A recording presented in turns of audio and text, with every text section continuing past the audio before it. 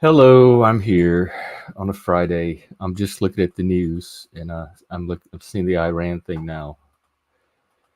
It looks like there's some tension between Israel and Iran that could escalate.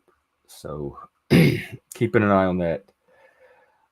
I'm just reading into it now, like this as recently as minutes ago is when I found out about it. Apparently, and this is why it caught me by surprise because I didn't know this, but a few weeks ago, Israel did some kind of strike on, hey Moose, some kind of strike on Iran's consulate in Damascus in Syria. And I don't know why this is the first time I'm hearing that. I did not know that Israel did this 2 weeks ago. It didn't show up in any of my social media. I follow a lot of Israel people because of the situation. It didn't show up there. So I'm curious why I didn't hear about it didn't show up in these conversations. Why I'm just now finding out about the Israeli strike, but then Iran vows retaliation for that strike. And so depending on the level of retaliation, and then Israel said, if we're going to retaliate back if you do something that fucks us up too much. So it's kind of in Israel and Iran's hands right now how they want to play this out. And then the U.S. is, what did it say? Sending some kind of warship to defend Israel just in case. So it may, like, somehow we could get pulled in. I don't want to doom and gloom. This is just developing. But I'm just, that seems just like I thought it was stupid for Hamas to go and poke Israel on October 7th. Why would Israel go and poke Iran like that? Especially in the middle of this conflict. They said it was like, that was the context for the strike. That they had increased since the Gaza conflict, or because of the Gaza conflict. I'm not sure which, but still, that seems bold and risky to go strike at Iran like that. So anyway, just that's the news. I don't think there's anything that's going to top that right now. So that's what I have for you there. Other than that, oh yeah, it's still open panel. Let me get my banner up. And as a lot of you know, Chris is really struggling right now. He could be facing possible eviction, and he just has a lot of life stressors piling up at once, and he's really the only one there to deal with. He's kind of in this alone.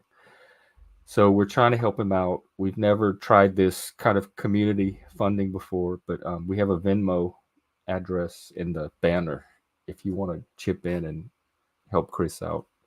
He did tell me that he thinks he found a used fridge for a reasonable price, but the problem is the delivery is like very expensive. So he's trying to see if there's other options for how he could get the fridge without using that delivery option. But he's feeling a lot better and more optimistic about, and I haven't even asked him about the pneumonia, but I'm assuming that's must have receded if he's like into all this. So that's the update. He may pop in here and there when he needs to. So outside of all that, how are all of you? What's going on? What's the tea? What's the gossip? What's happening in the streets? What's happening in the world? What's happening in your personal life? What's on your mind? Oh, just the person I was hoping to see. Yeah, I know. Just wanted to pop in here for a little bit. Well, I just found out about the Iran thing, so I wanted to check in with you and get your like barometer on it. Did you know about the Israel strike? Which Iran thing? The one that happened like a week ago? No, the one that's happening right now. Yeah, like a week ago. Yeah. No, like right now. Right, they're doing It's all over another the one. They're head. It's striking all another over embassy. hold on. No, Iran's about to retaliate for the one from a week ago, but I didn't hear about the one from a week ago until just now, in part as part of the Iran story. So, did you know about the one a week ago? What was that about? Oh, that was they struck an embassy in. In Syria, Was it Syria? Okay, yeah. it was a consulate. I could. Yeah, in Damascus. Yeah, yeah.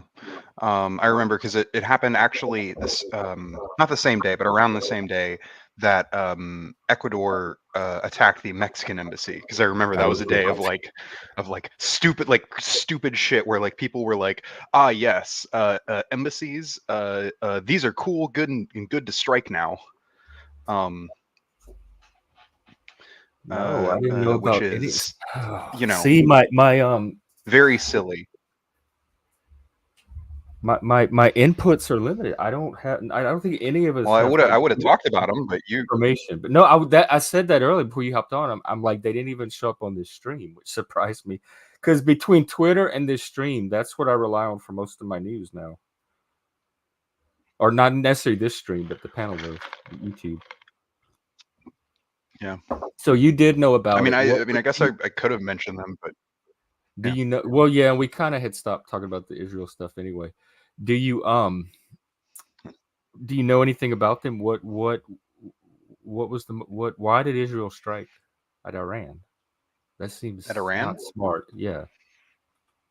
Well, yeah, it's they blame Iran for Hamas, which is actually makes sense. Iran does probably do a lot of funding for Hamas, but they decided that, I mean, Israel has never particularly been a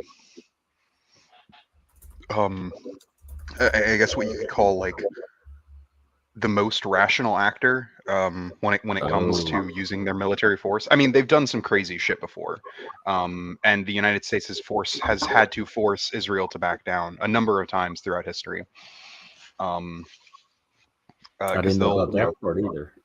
See, this is an example of new data coming in, and now it's starting to broaden my picture of Israel and give it more nuance.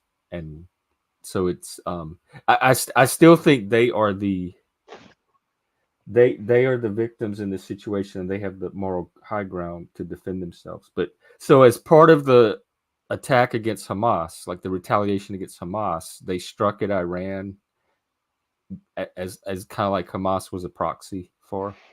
kind of, yeah. That seemed bold. That seems risky. Like Yeah. to decide to do that, they must either know something Well, or be feeling their balls or something. a bit of this seems to be that it's the Netanyahu administration. Netanyahu is, as a political figure, is kind of like mega fucked. As soon as he sort of loses political power, there's a lot of accusations of corruption and stuff like that, illegal shit. Like Kind of like Trump, like to a little avert bit, all that, yeah, he's trying to hang on to power. yeah. That's what the foreign policy experts who I follow have floated as a possible idea of a possible explainer for why Israel right now is acting. So there's no sort of official rationally. statement of why the strike happened. Like this is just people trying to like guess why it happened. I mean, yeah, like I mean, Israel But will like do, like the the United States thing. journalism, like whoever's Yeah. responsible for journalism nowadays hasn't put out anything like any kind of like I, credible or official account of it. We yeah, just I know haven't. that the strike happened. Yeah, I haven't. Well, we know the strike happened, and we know that Israel is saying, yes, we did this because And they're we using did this Gaza as like as a defensive. Yeah, okay. yeah. Well, they're saying that Iran funds, their enemies and stuff like that. That still The same seems reason as to like why, like the United States justified the killing of Soleimani and stuff like that. okay. It's, I mean, yeah. Yeah, I didn't know this. So yeah, like so that makes some of the things that you and Paul and Rowan have been saying about Israel and some of the concerns, not necessarily for the same reasons, but maybe the because I saw it as way much less of a threat. And and even the Netanyahu part. But I admit I didn't know much about it. But like, so maybe your intuitions were correct, like picking up on a danger that was there. But the Well, explanations, and the my rationalizations of them intuition were is not what was accurate. my intuition is also based off of the fact that this isn't the first time Israel has, done some like crazy shit. I mean, hell, they've targeted U.S. ships before, because they were pissed at us. Like that, Oh, it's not like Israel has only ever always done the hyper yeah. most Maybe I rational had thing. maybe a different picture of Israel because it was like this enlightened Western democracy. I expected more clear-headed thinking from them.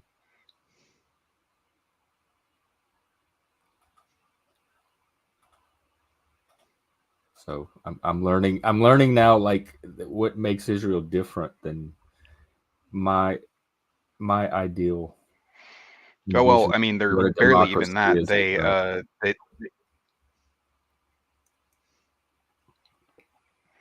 The Netanyahu administration has been pushing some more authoritarian measures within Israel, Yeah, like, but anti-free I speech stuff. separate, just like I can separate the Trump Yeah. administration from most of the American people. I can separate the Netanyahu administration from Israel itself, but they are the ones making the decision right now. So I just don't. It doesn't color my view of Israel as a whole, as a culture, as a It, nation. it, it, it is worth noting that before the October 7th attack, the Netanyahu administration did like receive a majority of the votes Yeah, but it's still for in their me. democracy. Yeah. I feel like I'm capable of enough intellectual complexity to contextualize Netanyahu and his group and put it in proportion to the larger Israel, and not the same way I would do with the Trump administration. I know for a fact Trump did not represent a large part of America, and that America as a nation should not be judged solely by the right wing extremes that got into power that year. So I still think, and maybe this is my intuition, but there's, when I hear these conversations, it still seems, and for a reason that I've never been able to pinpoint and no one's ever been able to articulate, that Israel is held to a different standard or a different level of scrutiny than every other political entity on the planet and in history. There's just some reason people are a little harder on Israel, and I I mean, there don't might be other people who do. I I feel like I've got it from you too, I do my best not to. or I've intuited that I've got. I mean, you can Are feel you like that way. conscious? Are you saying you're consciously aware it's something you have to guard against doing? Yeah, but that's largely Oh, okay. because So I I am think hitting on when something. There is something. See, well, I knew I was picking well, up on something. My yeah, spotty but senses are, they may be Jeff, imperfect, but they're, Jeff, you know the reason why, right? well, It's you're gonna tell. Is it what Frank's saying right here? no, it's the anti-Semitism stuff. It's because there are people who will be anti-Semitic about Israel rather than Well, view that's kind of Israel what I'm as trying to figure out, if that's yeah, what it is. There's yeah, there's a ton of something people that who yeah, a lot of people will be really anti-Semitic about Israel, especially here in the States. I don't care what a lot of people. I care about what me and you right now on this stream think. Yeah, we're not. I would like to think that we But are you like said, at least you just looking at said it it was as something that you consciously had to like be careful not to do. That, so you are aware, like whatever it is well, I'm picking not up to come on, and I off don't know as what it not to is. sorry. But you said Let me yes, you are. There is something there because you have to consciously not do it. well, I have to consciously be aware that people could interpret like when I'm talking about Israel that I could get lumped in with the anti-Semites because anti-Semites also don't like Israel, but they don't like Israel for very different reasons than I do. So I have to be very careful about the way in which I articulate my reasons because I don't want to be lumped in with them, but people who are But even dishonest or people okay, who what I'm saying is, even if your reason, it's something like Mhm. they're an imperialist capitalist power or something, even if that's your reason, it still seems like you treat them with this extra level of criticism than any other imperialist capitalist nation. Like Like what? What can you give me an example of another nation that I treat harsher, or they Yeah, treat less harsh than when Israel? it comes up, I will. Yes, next time it comes up, I will point it out. Hey, Chris, what is up? What's up, Chris? Going on? We were talking Didn't about end, Israel and Iran. Yeah, What's I going know. on with you? I didn't end up having to go all the way to Texarkana to get my driver's license renewed. I ended up finding a place along the way. That was cool. Ooh. So you got it renewed. So that's one thing Yeah. off your list. Yeah. Well, that's where. Now we're fighting traffic, Oh, trying to yeah. get back to home. So. And you said you think you might have found a fridge. Who? No, I think I have a plan to try to get one. I found a place to get a fridge for cheap, but the problem is the Okay. transportation costs and my ability to actually move a fridge and install one and everything is Right. very limited with my Is ability. that not something your landlord's responsible for? The fridge? That's your fridge? Yeah, well, see, like they kept. We had 4 fridges go out in a row back in, I don't know, like 5 years ago when we were living here, Yeah. and they just kept replacing the whatever fridge broke with a worse fridge, and so we were like, fuck it, so we bought a fridge, right? Yeah. So okay. So now we might be able to get them to put one of their fridges in, but right now everything is in like this transitional state and everything, and it's such a disaster. So I have to get everything cleaned up like super hard before I try to get them to come in to try to replace the fridge. So and the other thing I was thinking of, go ahead. No, that was it. The other thing I was thinking about were the roaches thing. Is the landlord not responsible for pest control, exterminate? Like, who's responsible for the extermination? The landlord's responsible for pest control as far as I know, being the property. Yeah. They're supposed to be, but Yeah. So if there was roaches behind the fridge, get the landlord involved in helping you get that fridge repaired. Yeah, because at that point, actually, the landlord should be responsible for the fridge itself, even if all that other shit happened in the past. Because the roaches are what stopped the repair crew from repairing the fridge, and the roaches are actually the landlord's responsibility. So honestly, it's all on the landlord as far as I see it. Yeah, you kind of hear right now. Are y'all able to hear? I can hear him. I can hear him. Okay, that's fine. I'll keep it going. It's like you're driving. He's a little soft, Sorry, but yeah. Oh, it's raining. Out here. Yeah. Now that I know it's rain, it's such a nice sound. Yeah. It is. I'm excited for it to start raining here too. Is it supposed to? No. Yeah, that's what I'm upset about. I mean, this is the Pacific Northwest. Yes, it's. Yeah, but it's almost summer, so it's gonna start getting. Hey, Lib, do you hike or anything like that? We do a little bit. We do a lot of walking because there's a lot of really nice parks around here and stuff like that. We are planning this summer to go do some hiking and potentially some camping out in some of the mountains. Yes, That's what I'm looking which for, is hiking and camping buddies. hiking, Wow, is that your place? Yeah. That's nice. That's what Seattle looks like. That gloomy gray, like nice 9 or 10 months of the year. Yeah. I mean, not right now. The sun's out. The sun's actually pretty nice out. Oh, it's today. cloudy here. Or I don't see I the don't sun. trust, There's I just like a wow, little bit of cloud moose. cover. Okay. I was expecting that. This is cool. It's cool. That is gorgeous. I personally don't trust hikers and runners and biking people. I like the old quote, beware of all ventures that require new clothes. Hey, I'm a hiker. What don't you trust? But do you have all the clothes and everything? Do you have the gear? No, I'm not that. No, that's what I'm talking about. The people that are way too into hiking, the people that are way too into walking or running or whatever. Those people scare me. Those people they're like part of a cult that has no like central, like a decentralized cult of some Well, sort. REI They, started up here, so they have a lot of them up here. Yeah. And I think now we have an North Face- REI here.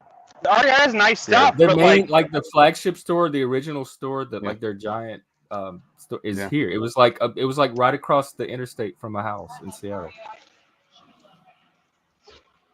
Lindsay got her Keens from there, and they're really good shoes. But the people that are really into hiking and biking and stuff like that, man, like those people are creepy as fuck. It's like that's like their whole life is suddenly like they're worse than like Jesus freaks, you know, or dog people. Like they're worse than like it's like they love running and biking so much, and they have to tell you about it, how great it is, and how you get this great runner's high. You don't understand the runner's high though, but the runner's high. And I'm just like, okay, dude, I get it. Okay, yeah, it's cool. I understand. Like you enjoy running for some reason. Where I always go back to the Wonder Shows and clip where like the puppets go around going, "What are you running from? What are you running from? Is it Jesus?" Chris, Let it out, sugar. Get it out. usually I'm an out- we run from the things we're afraid of. Chris, are you afraid of taking a lap around the track? No, I'm only afraid of becoming a runner person. I'm only laughing because I had that same thought while he was telling his story. Hey, Chris. Are you there, Chris? Yeah, easy on the I'm here. anti-outdoor enthusiast people too. It is interesting to hear an outsider's perspective on us, though. Although I'm not that bad. I mean, like Yeah. I don't mind being outside. I'm just talking about people that get really into it, like people that are like that live. Like, I'm their not whole one life of those people, but all the people I hiked in camp with, like a lot of them were, but they didn't bother. Like they were really good people. Like I'm grateful for those people, because if it wasn't for those people, I probably wouldn't go do those things. But because they enjoy it so much, I'm like, Yeah. fuck it, I'll go. So like that's where I Yeah, stand on one- that. Okay, Yeah, one of my that's fair enough. old roommates, he was really into like going outdoors and stuff like that, and he actually worked with a bunch of the local like he did like all the trail construction and stuff. But it was really awesome.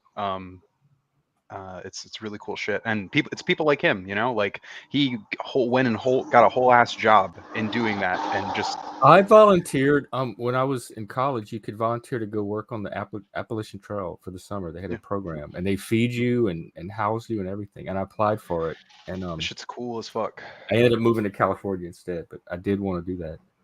Damn. Chuck has a Chris. question. Yeah. Can you What's hear up, me? Chuck? Oh yeah, Yeah. you're loud. And stuff. What's up? I was Chuck, having you are loud and trouble. clear. I was having trouble with the GoFundMe site, but I think it finally went through. So if you could let me know, thank that'd you, be sir. great. Thank you, sir. I'll check it out. I haven't even gone to the site yet today. Moose told me he donated some too, so I really appreciate it from both of you guys. It really is. It's very appreciated. And Yeah, it's very helpful. you definitely did. It went through, Yeah. Chuck. Did it? Yep. Took me about 6 times. I was about to throw my phone against the wall. I can drop the link in here, Chris, if you want to. You can put it. Mm, Oh no, you're Frank, driving. I'll drop it for you. Frank asked me if I have a frilly backpack. No, I do not have a frilly backpack, unfortunately. All right, I'm it's gonna just- I'm gonna need 1 minute, Lib. Your frilly backpack can come back to it. All right, so I'm gonna read this GoFundMe for you guys. So you got, Oh, please do. but You can actually, see cute baby Juniper if you click this link. Lib, if you take over for just a second, I'll switch back to Wi-Fi. Oh, okay. Oh, Back to Wi-Fi.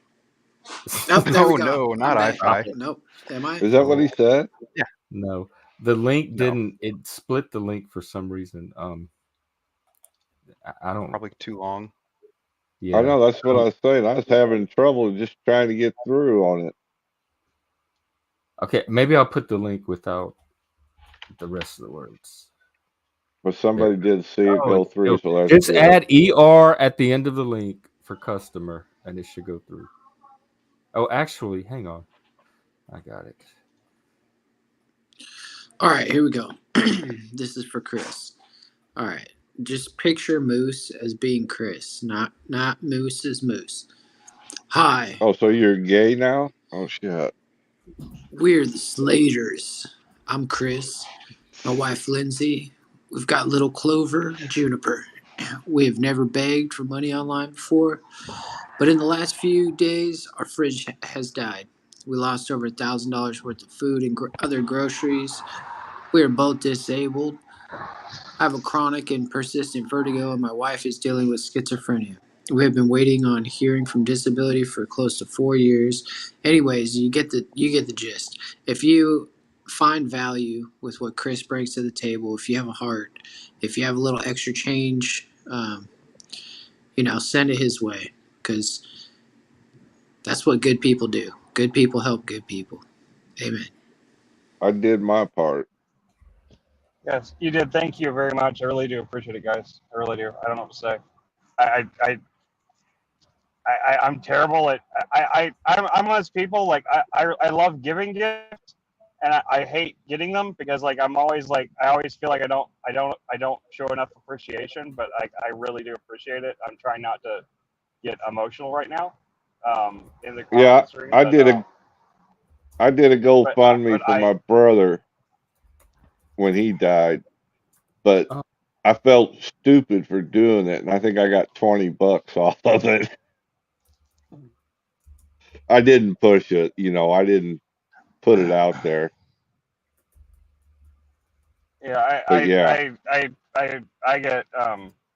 I get really emotional for that sort of thing. But yeah, thank you very much, guys. Sunglasses are Americans are hiding my rather eyes. giving. Americans will give in a time of need. And that's it's something that is something that's like, I don't know. Maybe they give like that in other countries or something, but it's not I've never heard that in other countries. But like, it is true. Like, I mean, like people, I've seen so many like GoFundMe's that were like scams and stuff like that, where people like donated so Right. much money to them and stuff like that. Like, and it always amazes me, like the kindness that people, like, even the people that, like, give money to like the panhandlers and stuff, like, like out here. And even though I live in like the areas where they are a lot of times, I know that they're professionals. They're not even like, these aren't even like homeless people, because like because like I've seen them go to their cars before. Yep. And like, but people still like stop and like, I've seen people give people like $100 bills and stuff, like, just like in front of me on the thing, and like it always amazes me, like the kindness of people, like that out in this, at least in Texas, and I'm sure in other states too. I swear I never saw, they were really harsh on panhandling in Vegas, so you never saw many of them, but I never saw it like that out there, but I see it a lot here in Texas. They'd arrest you for panhandling in Vegas. For doing what? For panhandling? Yeah, standing in on the Vegas? street. Oh, on the street. Yeah. Yeah. Oh, yeah. You can't even be Yeah. homeless on the strip. They sweep your ass away and put you in the suburbs. Yeah. They will straight up arrest your ass for like begging for money on the street in Vegas. So. Yeah, and they were. I remember when Oscar Goodman. I was living there when he made it illegal to feed the homeless. And then this news station went out with like donuts and coffee one morning to a park for the homeless for free, and he had called the cops and had him show up and try to arrest the newscasters live while they were giving the news. Oh, that happens in Florida. Orlando was doing that for a while. If you tried to feed the homeless, you get arrested. And I don't understand that at all. I don't understand why feeding them. I don't understand why feeding the homeless, like, because feeding the homeless animals, to me they're is human. fine. I think they felt it was bringing more people in that did, as opposed to letting the facilities, the soup kitchens handle it. It was starting to bring extra people in, I think, is what they were saying. Maybe. What's I don't up, know. TML? There were places like I used to work for I worked for a little while across from I worked at a calendar kiosk across from an Auntie Anne's pretzel company, and like they would at the end of the night they would bag up two giant hefty trash bags full of pretzels and pretzel dogs and stuff like that. And I was always like why can't you just go take this to the homeless shelter? Like, I mean, it's just like, this is like direct charity. You can give this to they're like, we can't. Auntie Annie is corporate. There's reasons they have their policies like they do. Yeah, they don't have I know. freedom to just say, "Oh, let's go give this to the homeless." But still, it always hurt me because like they would go take it to the dumpster and they'd lock the dumpster to make sure nobody get into it. Yeah, I was like, I mean, like it's just like wasting food like that, just like. Yeah, they did that at Amazon too. And if we had food that was too soon. Hang on, guys. Hang on. Steven is here, SanityMachine. Oh Lord. So whoever doesn't want him on, now's chance. Welcome, Steven. If you're soft, let him feel you now. The what?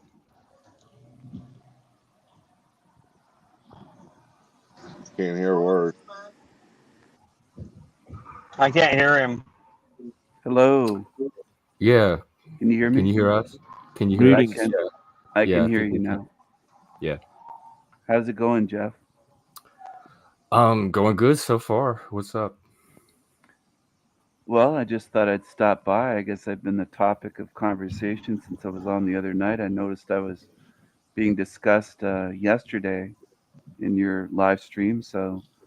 And I also heard you mention that you watched my analysis of the stream with Bex, and I thought that was great that you took a look at that and saw what, heard and saw what we were saying. And my perspective, Chuck said something like, I don't know that, Steven, but, dude, come on, let's be honest, Chuck. When I've gone on other panels, you've said shit like, he sounds like a dick, or why you sound like a woman, and all this stuff. you said things to me, dude. So I think that's because you were being retarded. Anything's fair game when it comes to. If I want to fire back at you, you fired at me first, dude. I've never fire away. But you're the one that came on. I'm gonna fire away. I think you're old. I think you're an old, ugly fool. Hey, okay, Steven, don't you? Okay, Steven, you can't come on, guys. Steven, don't cross lines here. That's what you sound like to me. You said you don't know me, but you've said shit about me before on other panels. As soon as I hopped on, you don't know me from Adam, but you've started shit. People that start shit with me, if you throw a punch at me in real life, I'm going to fire one back at you. If you did that in real life, you'd be picking your teeth up off the floor, buddy. You look like an old fool. So there you go. It sounds like there's a lot of people that start shit with you, or you draw a lot of shit. He didn't know me at all, Jeff, and he started that as soon as I hopped on Flow Stage channel. So there are quite a few. Only after you started. I don't know him at all, but I've said shit about him. There you go. After you started your shenanigans. I didn't start shit about you. So kiss my ass. You're a liar. Well, let it burn. I know that this happens in the streets. I don't respect liars. Sorry for interrupting. It takes one to know one, pal.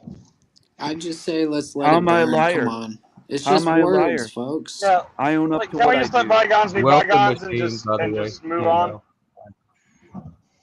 Yes, and it's so good to see you, Machine. I haven't seen you in a long time. Lib talked about me for hours. Lib's another Jeff, one. I'm going to step down so I don't interrupt your stream. Lib talked about me for hours yesterday, so it isn't bygones be bygones. I got a right to respond. For what it's worth, I didn't talk about hours. It wasn't hours. Oh, for how long then, buddy? You're confused about your gender. Okay, wait, real quick. Hang on, real quick. Hey, guys, we have Tuck Taloncock in the back. Does anybody know this person? Yeah. Or can you show us on your camera or type in? Yeah, that person's good. That person was on my show last night. You can vouch for him? Who is it? I'm not going to get porn bombed? Okay. Welcome. All right, go ahead. Guys, I just want to say hello. Hello. Machine, You know something. All right, go ahead, Lib and Steven, whatever y'all were talking about. Oh yeah, I mean it was. I don't know. I brought it up with Jeff just because I had Jeff had said that like, oh yeah, like I had watched Steven's video and so we were discussing that, and then after that stream I actually went and watched. I didn't watch your entire video, so I only watched the part that had sort of the Outliers in Exile, and then I watched some snippets of some other stuff just because I wanted to like get a better like sort of like vibe check, I guess.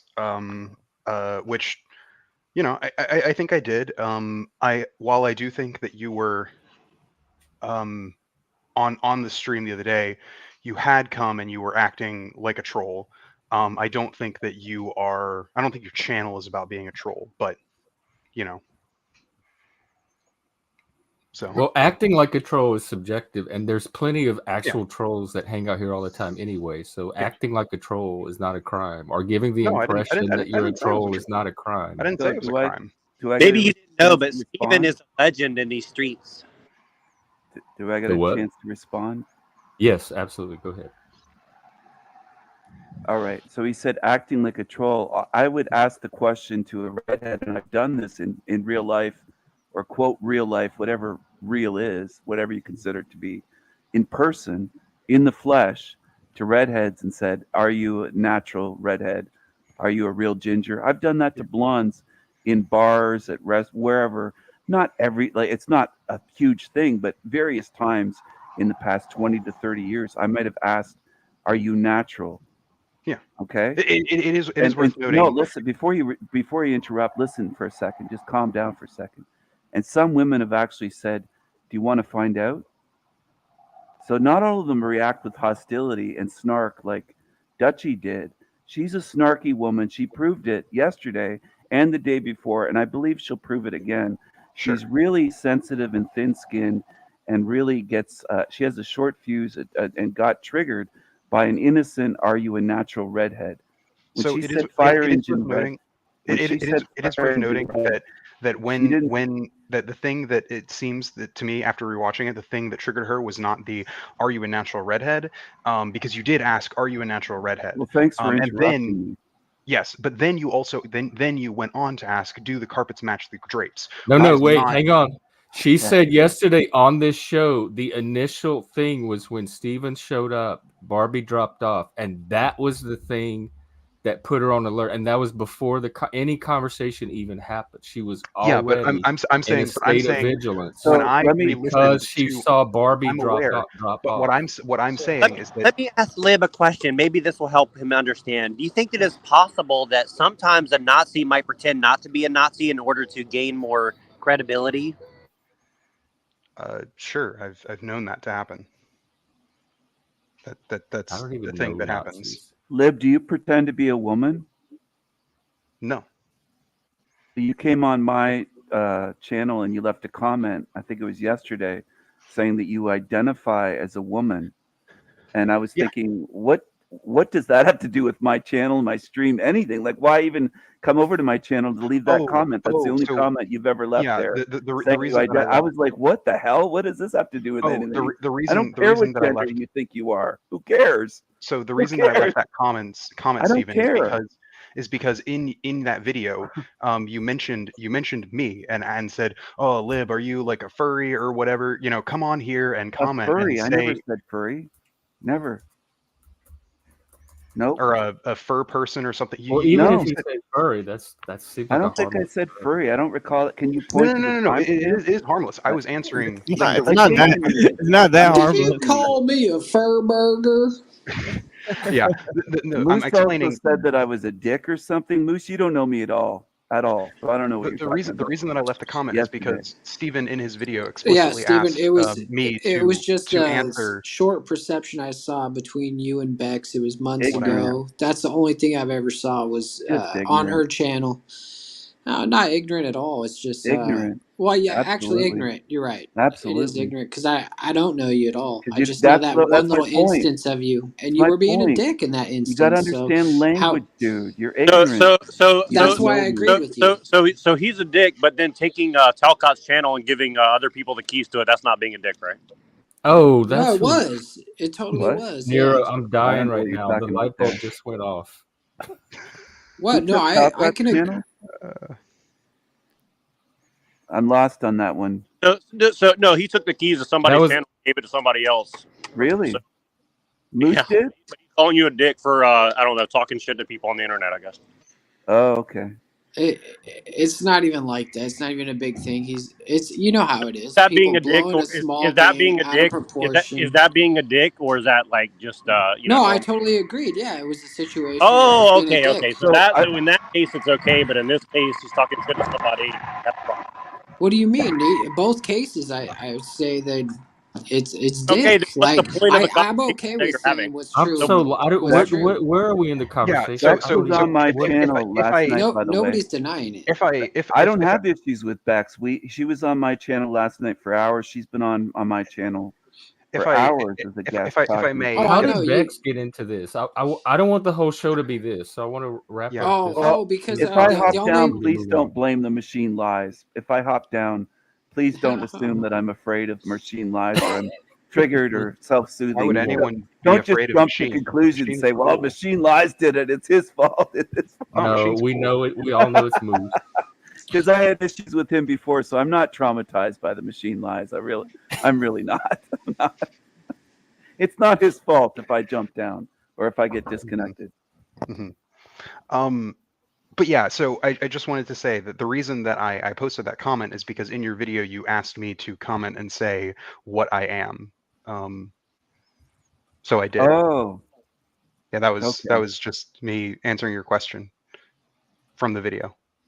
It just, I don't know. I kind of forgot that I had said that. So when I read your comment, I was like, why is this guy coming over to tell me he identifies as a woman? I'm like, what does that have to do with anything? I was lost. I read the comment hours later and I was like, I'm sorry. That is actually my bad.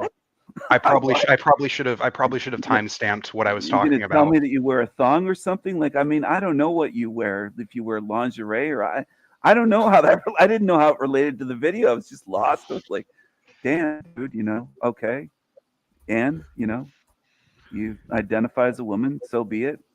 Great, that's Yeah, your thing. I answered Not your my question. thing, but you sound like a man. I just you don't sound like a woman. Yeah, voice training's hard. Voice training. Yeah. So are you transitioning? Have you had surgeries? Are you actually? No, I have not had any surgeries. I No actually top don't or really. bottom surgery. I actually don't plan on getting any surgeries. I do plan on, once I get some health insurance, getting HRT, but Do you know that they can't recreate a real vagina? That it's actually an open wound. It's a gash, and you have to keep it dilated, or it'll close up. yeah, you do have to keep you do have to keep it dilated. Yeah, but I'm not planning on doing that, so Okay. it's not particularly relevant to me. I'm cringing right now and closing my legs together just thinking about that. I don't know how people do that. I don't get it.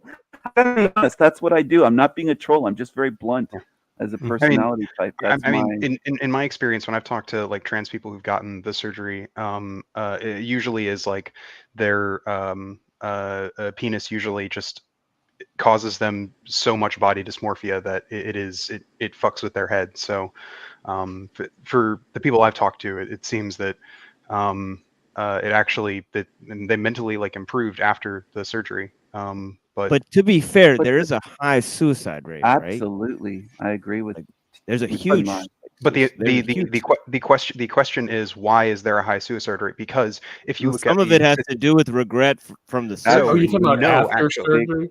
Yeah, because like you have like to be very frank, like they form a vagina thing, and sometimes hair grows inside of it. So if it becomes very uncomfortable, it's like it becomes like just a slit of skin. I know, but Machine, if you look at the studies, so the regret and I don't rate, mean to be that frank or to disgust anybody, No, but no, to bring the issue forward. I mean, it's a gruesome sort of affair. I'm aware, but if you look at the studies, the regret rate for the for trans surgery is actually significantly lower than it is for other kinds of elective surgeries that people get. It's actually way lower, the regret rate. And actually, if you look at it statistically, the suicide rates for trans people actually goes down after they transition. So Yeah, post I'm gonna transition. back Lib. Let me back you up on that. So, see, Lib is all about equality. Am I right, Lib? One of my things, yeah. So let me explain how this works. So essentially what it is, if you look at the statistics of suicide in this country, it's predominantly like 90+% like men, right? So what Yeah. you do is you identify as a woman and you bring those stats closer to 50-50. See what I mean? Sure.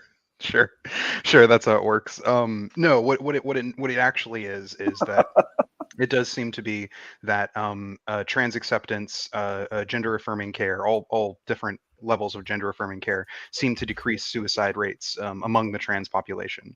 I just, I'm just talking about what the studies seem to bear out. You can call them like, oh, they're all like woke infected studies, but Check this out though. So like in Spain, there's this guy. I don't know if this is true. I read a story. So this guy, he's a soldier, right? And he didn't change anything. He just identified as a woman. His pay went up like 25%. He got private housing as a soldier. He got promoted. Based. How do you feel about that as a woman? I mean, is that equality, or is that like, scamming the system? Is the person actually trans? Like, do they identify as a woman, or did they just no way to identify because they didn't change anything physical or behavioral about themselves? They just kind of changed the paper. You don't have to change anything physical or behavioral to identify as a woman. That's kind of my point. That's kind of what I'm getting at. It's just the identification that makes you one. So but you're okay if other people don't see you in the same way, like it doesn't freak you out. How long do you need to, like, how long of a period does there have to be before you switch, because are you saying you can switch, and then how long, like, can you switch the same day? You switch up the same day? No, so it's not even like so much a switching up thing, right? So like, for instance, for me, from my perspective, just from my perspective, I believe that I was a woman basically when I started identifying as one, regardless of how hairy I was, whether or not I have a dick. However, so you don't believe it's a choice? Well, it is a choice to transition, but I don't think that. But you could so much as transition if you change your mind. So you could just change your mind today, right? I don't. That's think a good quick. Like, could you be a man right now? Could you identify as a man? I could absolutely go about my life forward and like sort of like, I guess, detransition insofar as I have transitioned. But that would be the choice. Or just stay like you are right now, however you are, but just internally, can you start seeing yourself as a man instead of it's a choice? woman?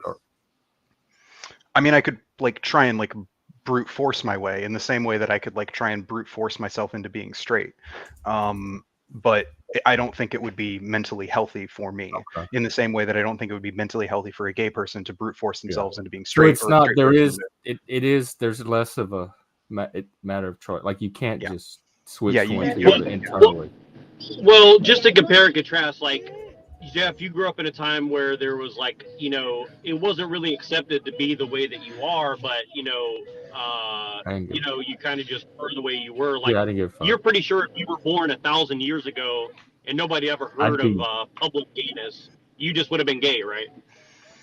If I had born 1,000 years ago, and what happened? Like, you would just still be gay, right? Like, you wouldn't be able to change. I would still be gay. I might not survive because I was never good. I'm not good at masking anyway. So hiding it was never an option for me. Gay. I didn't know that. Are you serious? Yeah. Oh yeah, I'm the autistic gay Satanist, apparently. Yep. And in actuality, but. Well, I remember a couple shows ago, I'd ask you about the rocking respectfully, and you said you've always done that since childhood, worn out rockers or recliners rocking and stuff, and it's due to autism. But I try not to assume things. I don't just I'm the type that doesn't want to assume things. Like, no disrespect towards Lib, but sincerely, like, could you identify as a cat? Like some people identify as an animal. Could you do that? And there's people that do that. They identify as a different species. Do Do you think that's legitimate, or do you think these people are just trolling or just faking it, or whatever the case may be? It kind of depends on the person. So like obviously I do think that someone can, as in like the can they do this? Yes, they obviously can. However, the important part is whether or not sort of society sort of recognizes it, because all of these things are like social constructs, right? Like I'll give you a good example just to compare and contrast. Like there's this group of people that, right, like they self-identify by blood, and then they kind of like self-associate, and they kind of have like a unbalanced number of people controlling certain institutions. But then they in their That publications sounds like an animal. But then to their general population, No, they say like white dudes. people are doing X, right? But then like if you look at the proportional numbers in any given country, like they kind of like have different categories depending on who they're talking to. So how do you really identify like what a person of their race would be versus like a Are you white talking person tiny versus hats? like? No, he's talking about Jews. That's what I meant. That's I tiny call them hats. tiny hats. That's the euphemism. Well, but my point is, Oh. like, how do you really verify, like, who's who and what's Yarmulke. what? And, Judaism. Hang on. Hey, their Let him markers finish. show up genetically, though. If you do a blood test and test DNA, they can say they can I mean, see. I could make up a test for anything genetically and say, well, see, I have the results here, and therefore I own this land. It's science. It's not a made-up test, though. I mean, I could It's do that too. Right? genetic markers. It's not made-up blood tests. Yeah, but my point is, you can make up a measurement of any marker in the genetic line and say, are you well, saying there's no I'm this difference much genetically banana, between? so. But are you saying there's no difference genetically between tiny hats and? I'm saying there's no way to say for sure that they have the bloodline of 2,000 years ago in Israel and whatever. Dude, I agree with that. I agree with that, what you said. But I would say just their nose shows it. Like, I mean, you can just look at the nose and say, but my point is, no. But my point is this: like they say white people are the problem, but then if you really look at like how many white people are controlling X, Y, Z, I mean, I don't know. Really he threw it off colonialism? Take care, Steve. I don't unless you want to come up and try to recover the conversation. No, but it's related to like intellectual. it's related to the whole thing of like trans, like who is trans, who is a woman, who is a man. How do you really know? There's no genetic test. There's no. I mean, even though that's I think it's bullshit. There are biological X markers. X is woman, for, X Y is man. There's chromosomes. There are genetic tests. What are you talking about? You lost me saying there's no genetic test for this. No, Come but on. I mean under Lib's view of things is what I'm saying. Under my view of things, what there are genetic. There are no categories. Like, the categories don't correlate to anything physical. Well, I mean, they sort of. So Judaism relates to three things. Really, it can relate to a religious group, a cultural group, or an ethnic group. And that ethnic group, that's the part that you can find the genetic markers, because that's all about like. I mean, not really. That's actually even more deeper than that. Because, like, for instance, I'm 0.03% Ashkenazi Jew. But you wouldn't be like, I don't have any of the like particularly traditionally stereotypically Jewish features. But I am a sliver of Ashkenazi Jew. So like, you know, most of the things that we associate with people being Jewish are socially constructed. They're usually in regard to like religion or the cultural things. If you're talking about ethnicity, I mean, you can do like a genetic test, but honestly, at this point, considering the fact that ethnic Jews have been displaced around the world so many times, there's a lot of people who have those genetic markers, like a lot of people, especially in Europe and America. Sorry, Flow State's comment had me laughing on the chat room. Yeah, my dad is a banker, so you know. Well, SH said male and female skeletons are different 100%, the skull size, brain volume. There's so many genetic differences between male and female: bone density, muscle mass, upper body strength, hips, pelvis differences. We're not the same. You can't just identify and all of a sudden change your chromosomes, all the differences in the body. Physically, there's physical differences that are not a social construct between genders, male and female. Between sexes.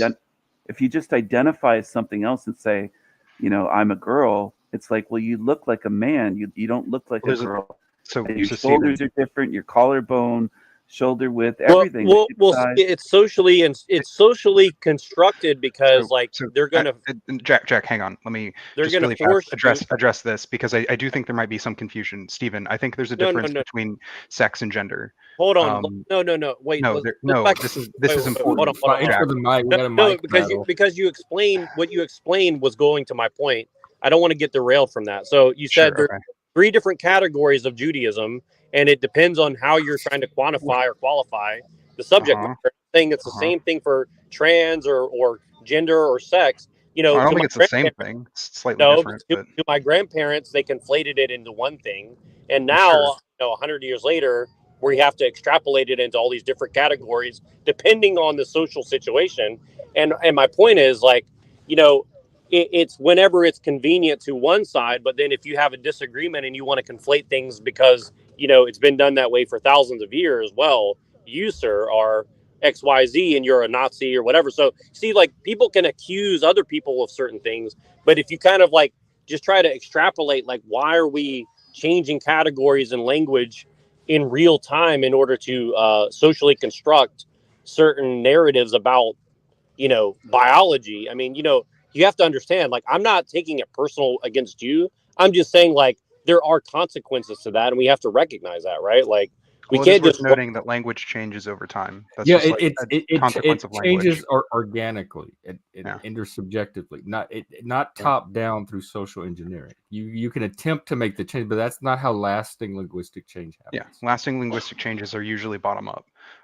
For instance, the word "ain't," which used to be not even a proper English word, which now it basically is, and a large part of that is because people used it, and that's sort of. I'm trying to get y'all and y'all. Well, y'all, I think is the next big one from the South. I think that'll enter sort of the English lexicon. Even Jackie Chan uses y'all. Look at Rush Hour. But look, hold on. Lasting technical linguistic changes are top down. Yeah, but technical. But I'm talking about in the language that people use. Right, but if somebody redefines what a sex or a gender is, that's a technical definition. That is a top-down change. No. When I say technical, I'm talking about grammar and stuff. That kind of stuff is usually top-down. But if you're talking about definitions of things, usually it's bottom-up. Nobody has. There's the common language that people speak every day to conduct business society. There's technical terms like academic jargon and stuff. We can see it with the definition of the V word. We can see it with the cause of inflation. These technical terms change top down. Right, and look, I've been to a country where there is an evolving language, and you go to one part to another part of the country, people speak totally different dialects, and they can kind of understand each other, even though it's the same language, but they have their own idiosyncratic definitions of words that change and they accentuate in different ways, right? So my point is that's a natural hundreds or thousands of years of evolution of a language. We're talking about in the span of 5 to 10 years, we've totally redefined the English language. That's what I'm trying to get at, right? In terms of sex and gender, because sex and gender have been changing terms for decades. It's not limited to that. But is it changing organically, or is it being imposed from the top? It's how the change is happening that's significant. It's an agenda. People are going to resist. Agenda-driven. It's ideologically agenda-driven. That's what So it is. from absolutely. my experience, I've seen it be sort of more organic thing. Like for instance, I used to No. view sex and gender as the same thing when I grew up in a very conservative Christian household. However, as sort of I grew up and then I sort of interacted with other people, my understanding of those terms began to change, and that was just through interacting with other Through people. public education and internet education, No, Indoctrination. online communities, actually, stuff like that. so again, it was Indoctrination. literally So just people talking with other organically people. came up with the idea that gender and sex are not correlated whatsoever, randomly all over the world for the last 10 Feminism. years. That's the feminist agenda and the rainbow crowd agenda. It's not that they're correlated whatsoever. There are correlations, but those correlations, like it's not. So first off, correlation doesn't mean that it's necessarily the cause. But also like, yeah. So what? They were in the past correlated. But my point is, there's a not. common thread between the people that have adopted your view of the world, and this is not personal against you. I'm just saying, like, you were educated to believe these things, you were indoctrinated into it, and that's not necessarily a bad thing, to be indoctrinated into a belief system. What I'm saying is, like, it's not like you guys just organically came to this conclusion on your own, right? Like, you didn't just redefine the English language. What do you mean? What do you mean? How can you give an explanation as to how it would happen organically to you? Because it felt organic to me. Yeah, but feeling is not reality necessarily. Right? I mean, I understand what you're saying. I actually do understand what you're saying, and I think that you actually have a point. And I'm trying to help you flesh it out. Like, I think what you're saying is, like, from your experience, you guys were just kind of finding yourselves through this ideology that helped reveal what was already there. Like, you're the piece of marble, and you kind of sculpted it. But it's like when a sculptor sculpts a piece of marble, they just find what's already there, right? And you're saying that the language helped you find what was already underneath, correct? No, it was not already there. That's the kind of the point of language. Is language is like this very fluid thing that, like, there's nothing inherent about any of the language that we use, because language isn't like, we don't discover the definitions of words buried under the sand. Like it's very cultural, it's very social. So I get what you're saying. You're saying language itself, like a word, is a canvas, and you can paint whatever you want on the word, right? I agree. I actually think that what you're saying is exactly what I'm trying to really say is a problem. Like, and not necessarily a problem. Like, I understand what you're saying. I think it could be, you could see it in a positive light, but what I'm saying is, like, it's not a positive or a negative. It's just how language works. Well, I just want to jump in here for a second. Sorry, but if language works that way, if everyone has a different meaning for an exit sign when it says exit, or a stop sign or something like that, then everybody's confused and nobody can even get out of a building or knows how to drive on the road. We have to kind of have a consensus of what something means. Otherwise, we can't function as a society. We do. So you can't just paint things as meaning different, whatever you want, because you can't fucking function as a society that way. It doesn't work. I didn't say that. In fact, like, people using words in similar ways is the way we have society. Yeah, I agree. Well, let's take it to a different level. I think the source of your argument, right, actually has roots, right, within the philosophical, like, trajectory, right? And actually it comes right from Foucault, right? This whole notion of sexual liberation, the notion of sexual plasticity, of these notions changing over time. He was one of the first people to coin this. And one of the ways he practiced his view is he went to Africa and he gave little kids AIDS. I mean, I don't know about that, but I do know Foucault is kind of a weirdo. So I'm not saying I don't believe you. Were the eggs brown or white? I got some on Foucault. Let me find it. Well, it matters, doesn't it, for context? I don't think so. Oh, it does. Lib's not big on context, really. What? That's one of the things that we get tangled in every time we talk. Is you decontextualize everything, and I. Well, it depends on your definition of big or context or. What the fuck are you talking about, Jeff? I do think context matters a lot. I'm saying that I don't think it matters whether or not Foucault went to Africa to give white kids AIDS or brown kids AIDS. It's still okay. weird. No, I was asking about the color of the egg, not the people. White so egg the way that people egg. use ideology doesn't matter. It just let's just assume that historically the ideology has root, and then also medically it has implementations that are necessary in terms of modern medicine, right? You would need that to accomplish your lifestyle, right? So let's just assume those two, that in a way it is imposed on a wide scale, A, by ideological means, and B, by technological means, right? Sure. So it's not organic. What?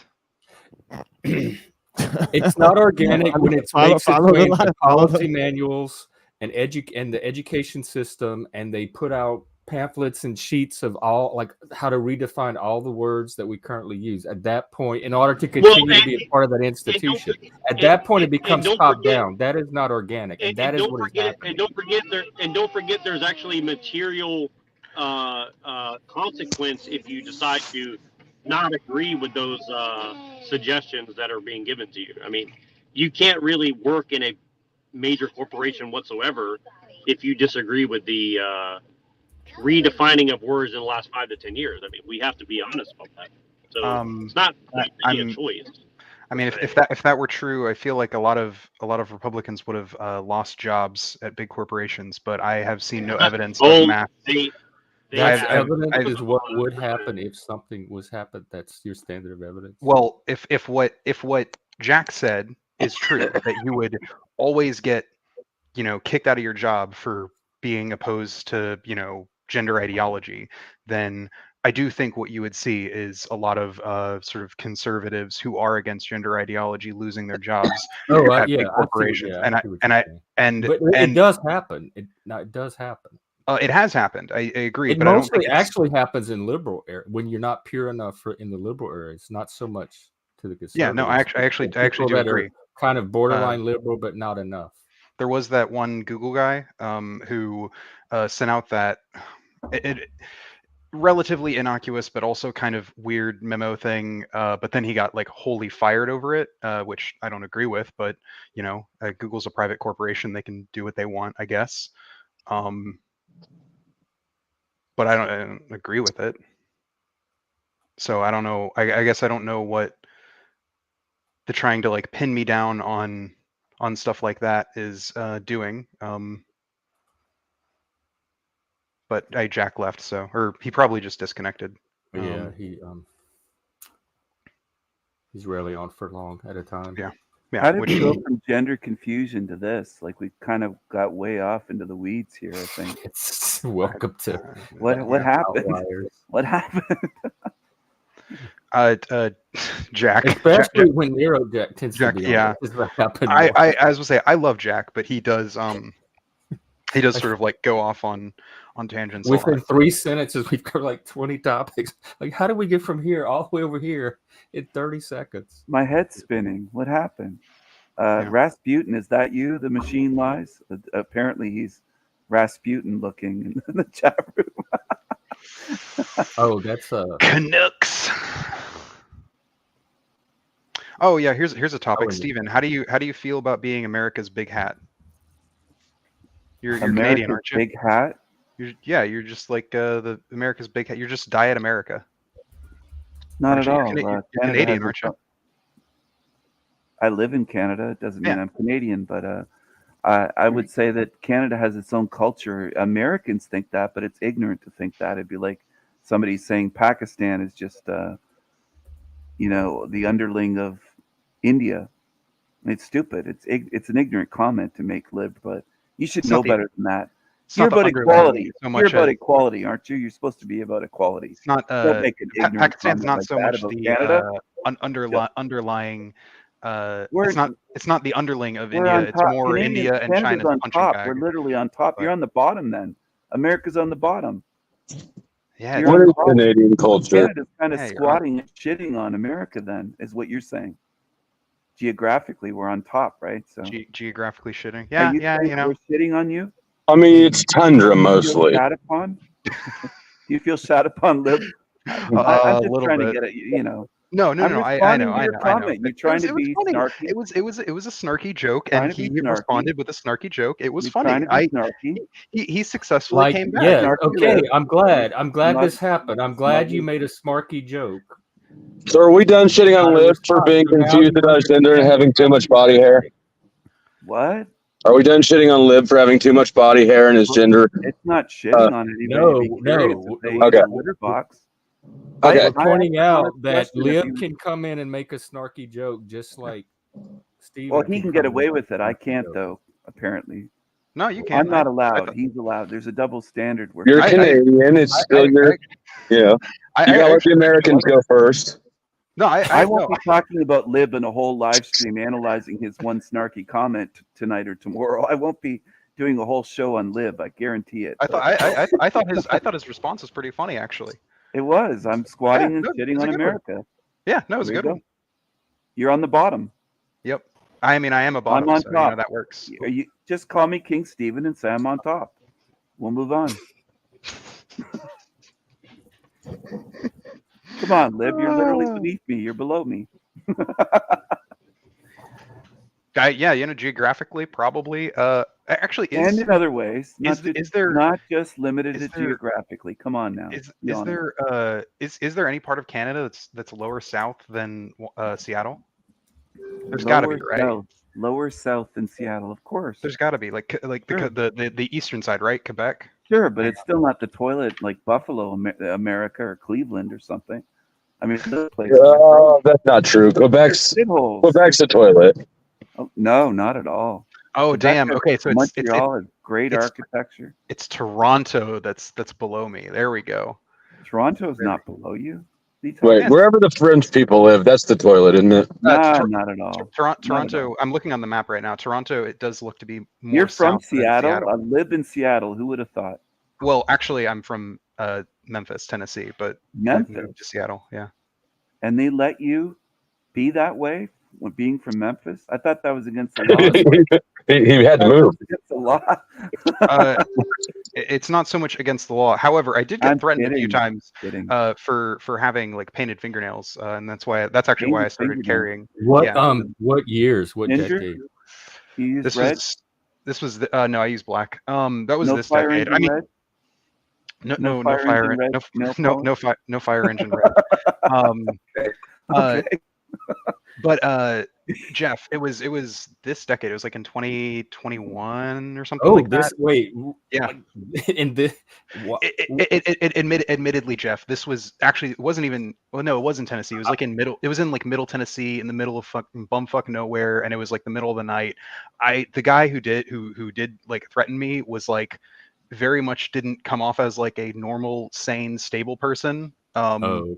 It was at a gas So it station was at an 2 a.m. outlier of a Yeah, different no. It was an outlier, but like because I interacted in those areas so often, that did make me feel uncomfortable enough to start What carrying. area? What areas? I noticed you left out. What was it an outlier style? Was it a like a convenience store or gas? Yeah, station? it was at a gas station.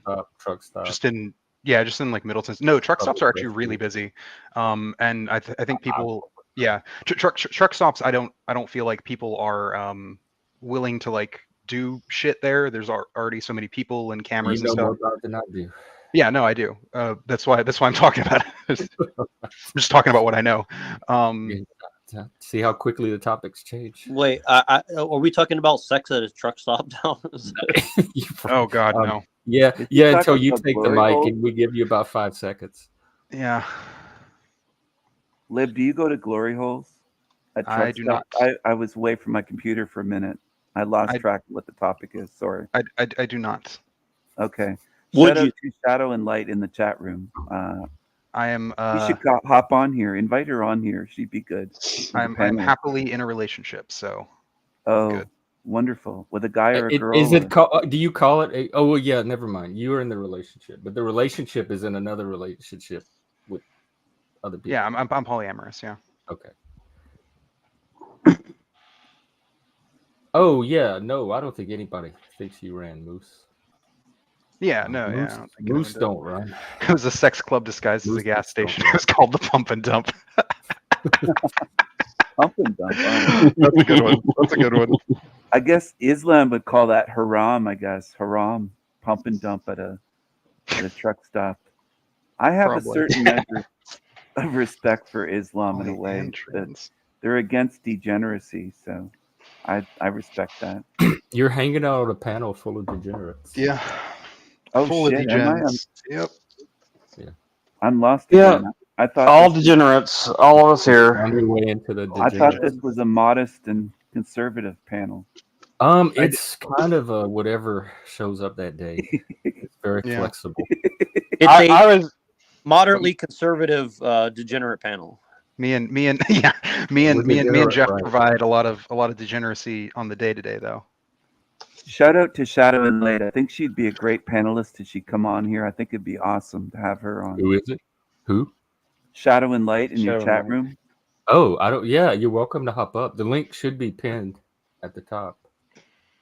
I have not had. Oh God, I just noticed, Jeff, you linked Foucault's interview on childhood consent. Jesus fucking Christ, Foucault. Yeah, You said it doesn't matter. horrifying. It's not important that they want to sleep with kids. It's not important that they went to Africa. Let's not focus on that. It's not context. He's such a fucking weirdo. I just want to say, when I said earlier the machine lies about the Foucault's Africa, I wasn't talking about the children. I was asking if the eggs he used were brown or white, not the kids. No, right. But I'm so confused, Jeff. Like, what do you mean by that? By what? By what you just said.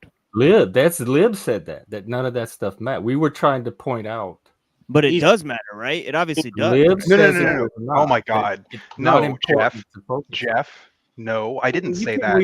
Yeah, I don't think that's you can rewind at all. And I didn't fucking say that, Jeff. So quit fucking saying I'm saying that. Oh my God. Okay, what did you say? Because that's Now Lib's sounding a bit like a woman. I got Jeff, say. if anybody's gonna gaslight around here, it's gonna be Lib. Okay, he's the communist.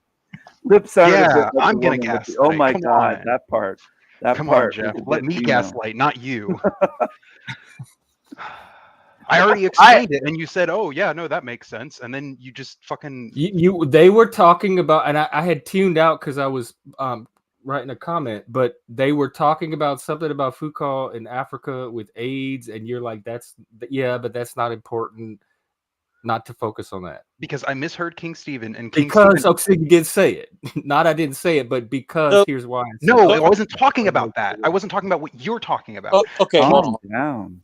So hold on. I think that I just want to do a little recontextualization just to kind of see where this because I think that you're actually Lib, like even though I disagree with you, I do think that you actually have some strong arguments underneath what you're arguing for, and so I actually want to bring it to the front. So that's kind of my goal, because I think that a lot of the attacks on your beliefs are not very strong, to be honest with you, and it actually makes your points look better than I think they are. So, no offense, but I actually want to bring them to the front. So here's kind of my point. So like, let's say like there's a difference between calling someone a woman and a lady in Anglo-Saxon, Islamic understandings, right? Like, you don't believe that a woman is necessarily like best served in a monogamous lifelong partnership with a male, right? Like, or if they can choose that, but it's certainly not something that should be socially reinforced. Am I correct about that? Or is it me? Yeah, what I'm saying is like you can be a woman, but you're not interested in being a lady in the sense of like Anglo-Saxon, Christian, Muslim, Jewish, I mean, there are certain aspects of it that I do, but not all. I mean, yeah, sure. Right. But you're saying, but what I'm saying is you don't think there's much value in trying to socially reinforce women to kind of like be with basically more or less close to one guy and stay in a lifelong partnership, have kids. Force sounds authoritarian to me. No, reinforced, like meaning like Okay. socially reinforced to do that. Is this what you're trying to ask? Let me see if I can clarify some. Can you real quickly just describe what being a woman means to you? What does that mean to you? Identifying as a woman. Right, but that's what I'm saying. What does identifying as a woman mean to you? I mean, what are the aspects of identifying as a woman? Wanting to be perceived as by other people as a woman. But you can't control that. Like that seems a strange thing. I mean, but like, is that mean like you rest your identification as a woman on? I thought it was internal, like independent of. Well, so what it is internal. However, like all the like gendered stereotypes that we have, I think are pointless that they're gendered. I think that gender is like a marker, a identifier, but I don't think that and I agree with that. I agree with that. Hang on. I want to finish so I can get the full.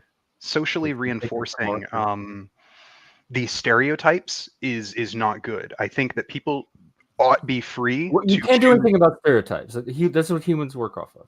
Well, but we can out of I'm arguing that socially we should not be enforcing these stereotypes on people who fall within the gender binary, but rather should be more accepting of people who fall outside stereotypes of we are nope, that's so much I agree, so much more tolerant now. Sure. But what does it have to do with what identifying a woman means to you? Well, that I think that right now, or at least the conception of gender that many sort of like conservatives want is to we're asking you to talk about yourself. Yes, I'm contrasting my perception of what I think gender is / ought be with what the people who don't follow my idea of what gender is / ought be want. As in, oftentimes what it is they want gender to be that people who fall within these gender stereotype, that the gender stereotypes. You're not going to answer, are you? You don't have an answer, or you're not going. I'm trying to answer more clearly because these like abstract societal issues. Hold on before we get too far off. Like I just want to make sure my point of bringing this up is clear to Lib, at least, because I think that this is kind of going to an underlying issue. Like, my point is like, if a woman, let's say that the society accepts you as a woman, but they say, it would be really better for you as a woman to be in a monogamous relationship and not in a polyamorous, do whatever the fuck you want kind of situation, right? And you said, well, I don't want to trade that off. And society's like, well, we're kind of going to force you to.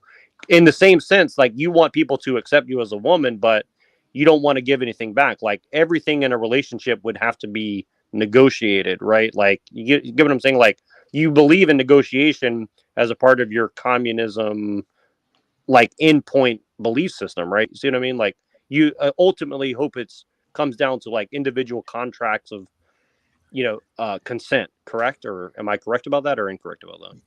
You're correct about that. I think that people should be free to pursue their lives in any way that they deem acceptable, as long as they aren't hurting other people.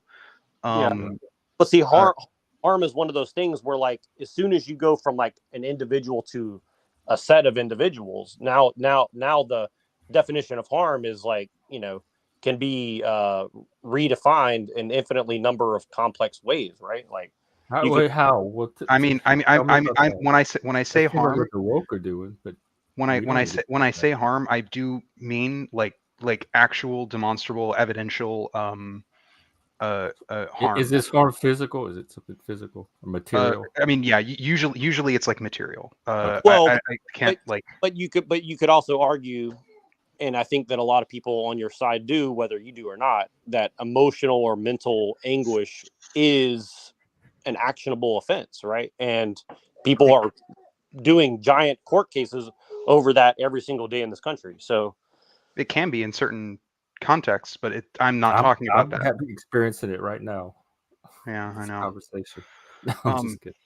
No, seriously, it matters, because this is exactly like what I'm saying is like people are thinking that a communist or techno-fascist, whichever term you want to use is going to come under the guise of like a giant boot stepping on your face. But the reality is it's happening in the court system. It's happening in the schools. It's happening in the corporations. And my point of bringing all this up is the fact that, you know, under your understanding of communism, do you understand that, like, if you were a elite class and you wanted to kind of Malthusian get rid of a bunch of people, you know, it might look something like the way in which society is evolving right now, right? And so wouldn't you kind of participating in their plan, if maybe you don't accept that it goes that high, but my point is, like, I don't think that our current social elite particularly subscribe to Malthusian ideals. Why? Okay. Why would you not think that they do?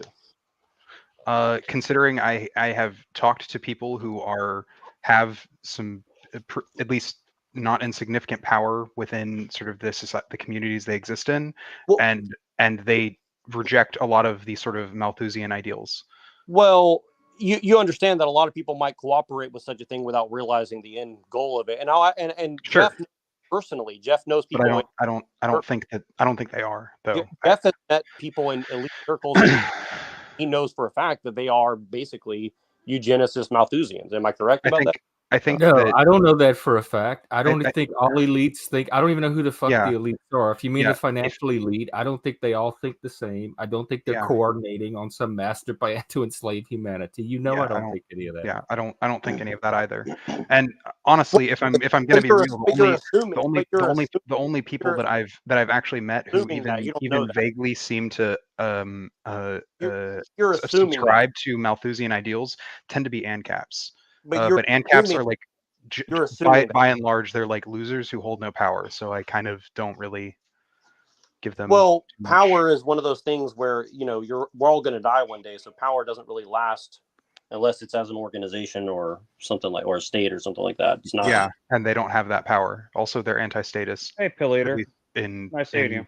Theory. So, what's up, Pilleater? Well, getting into the Malthusian. Oh, we have Pilleater. Welcome, Pilleater. Yeah. Oh, thank you. My chosen defender. Okay. I've seen you in other panels, and I've. Can I identify as a 100-foot tall giant? And if people don't perceive me as a 100-foot tall giant, can I get angry and offended? Can I control their perception? Get them fired and get them cast out of. I mean, you absolutely are free to do so. However, given that a giant nor being 100 feet tall are the kinds of social constructs that people social construct. Like, yeah, like identifying as a giant would be a social construct, because that would be like, yeah.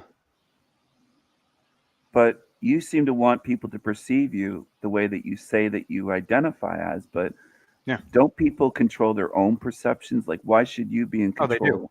I'm not saying I should be in control. They do, and that's the problem. Don't you understand? Even they should not be able to control their own perception. They need to be controlled by the state. I mean, communist. Nothing I have said has Is said that I want. Then are you for controlling others? No, I haven't said no such thing on the panel. And I believe Lib on that. I mean, I've had a lot of conversation with Lib. I mean, you know, Lib, you know, I care about you. Yeah, genuinely as a person, and like any question I ask you, I'm asking you in complete good faith. I'm not asking you to try to troll you or try to catch you in something. Whenever I ask you about the woman thing, I'm genuinely curious how you define it, because it's one of those things. But I mean, because like, here's my hot take about the trans issue that I've come to the conclusion over the last year or so that I really think it's a distraction. Honestly, I think it's a distraction of an issue. I don't think that it really matters one way or another. I think that we are all getting bogged down in a debate that's ultimately keeping us from actually, because I have more in common with you and with Jeff and with Machine and Jack and everybody else on this panel than I have not in common, and we have more common goals than we do, and we get bogged down in these things about like, but what is a woman and stuff like that, and I was trying to simplify it somewhat, try to get to the core of it, but I mean, like the argument over the trans thing, I just think that I think honestly, I think it's the thing that's going to really, if conservatives really give a shit about their movement or the conservative movement really going forward, they need to drop the trans thing entirely. Like it's killing any momentum they have, I think. Nope, because embedded in the trans thing is the queer theory thing. So I actually agree with Jeff. They're not probably not for the same reasons. It's because basically the way they gather support right now is with that culture war stuff. The thing that the Republican Party really needs to drop is their anti-abortion stance, because their anti-abortion stance is going to kill their chances in elections. I thought you would like that. Well, I'm just saying that no. And I think the Democrats have like a very extreme abortion stance that it would not hurt them to modify either. They would gain much more support. I don't think there's I think that there is a more of an issue with the Republican perception of what the Democrat position on abortion is than with the actual Democratic position on abortion. Well, or that they used a totally fraudulent court case to ram it through the court systems, extra legislative. Yeah, I mean, that's also a problem. I think with Lib, though, he tends to try to control other people's perceptions with abortion, with gender, with trans issues. He wants to control the way that others perceive what he believes. That's the pattern I notice here. I notice patterns, and that's the pattern I notice. I would like for people. No, you made an accusation, and I'm going to answer it. No, I'm not. I'm not going to. No, yes, you let people finish. Can you let me finish? You accuse me of talking over. You've been doing that since I've been on here today. You were talking about me all, I don't know how long yesterday on stream, saying I'm a troll. But I don't think you're a troll, but I don't think you're self-aware of how you behave. You're not aware of your own this behavior. is a neurodivergent space, and that happens when you put a bunch of neurodivergent. Our ability to perceive it and does, time, but like don't just accuse somebody. You know, like it's weird to do that. Like to keep accusing. I'm not a troll. He doesn't know me. I haven't called him a troll. And he said that I'm incapable of conversations and all this kind of stuff, and wasn't here to have a conversation. Well, I'm having one right now, and I had one last night on my live stream, analyzing what was said about me.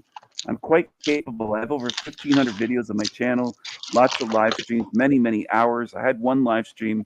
It was 144 hours, and I did that just for the magical 144. I've done a lot of things, dude. So, and I have 3,300 subs. I don't think you know me whatsoever, Lib. I think you got a big mouth, and I think you jump to conclusions about people, and you try to talk over them, and then you say that that person talks over, and that person's a troll.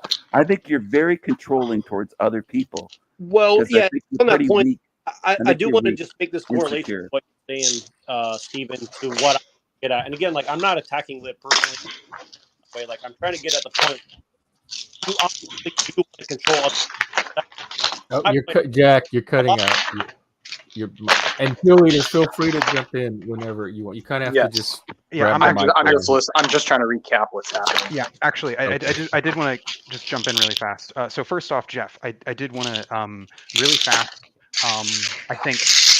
Can you mute the mic battery? I can't hear. Wait, hang on. What's that scratching? It's the pills. It's really, yeah, it's the pill. Oh, okay. It's the pill bottle. But Jeff, what you heard earlier was I heard King Stephen talking about the TML thing. When TML said that, and then King Stephen said, "Did he do it to brown or white?" And he cut out for a moment, so I didn't hear the eggs thing. So when I said it doesn't matter, what I was my meaning was that it doesn't matter whether or not Foucault was injecting AIDS into brown or white kids. That's still fucked up if he did that. Oh, okay. Then I apologize. You're right. I did mishear and misunderstand.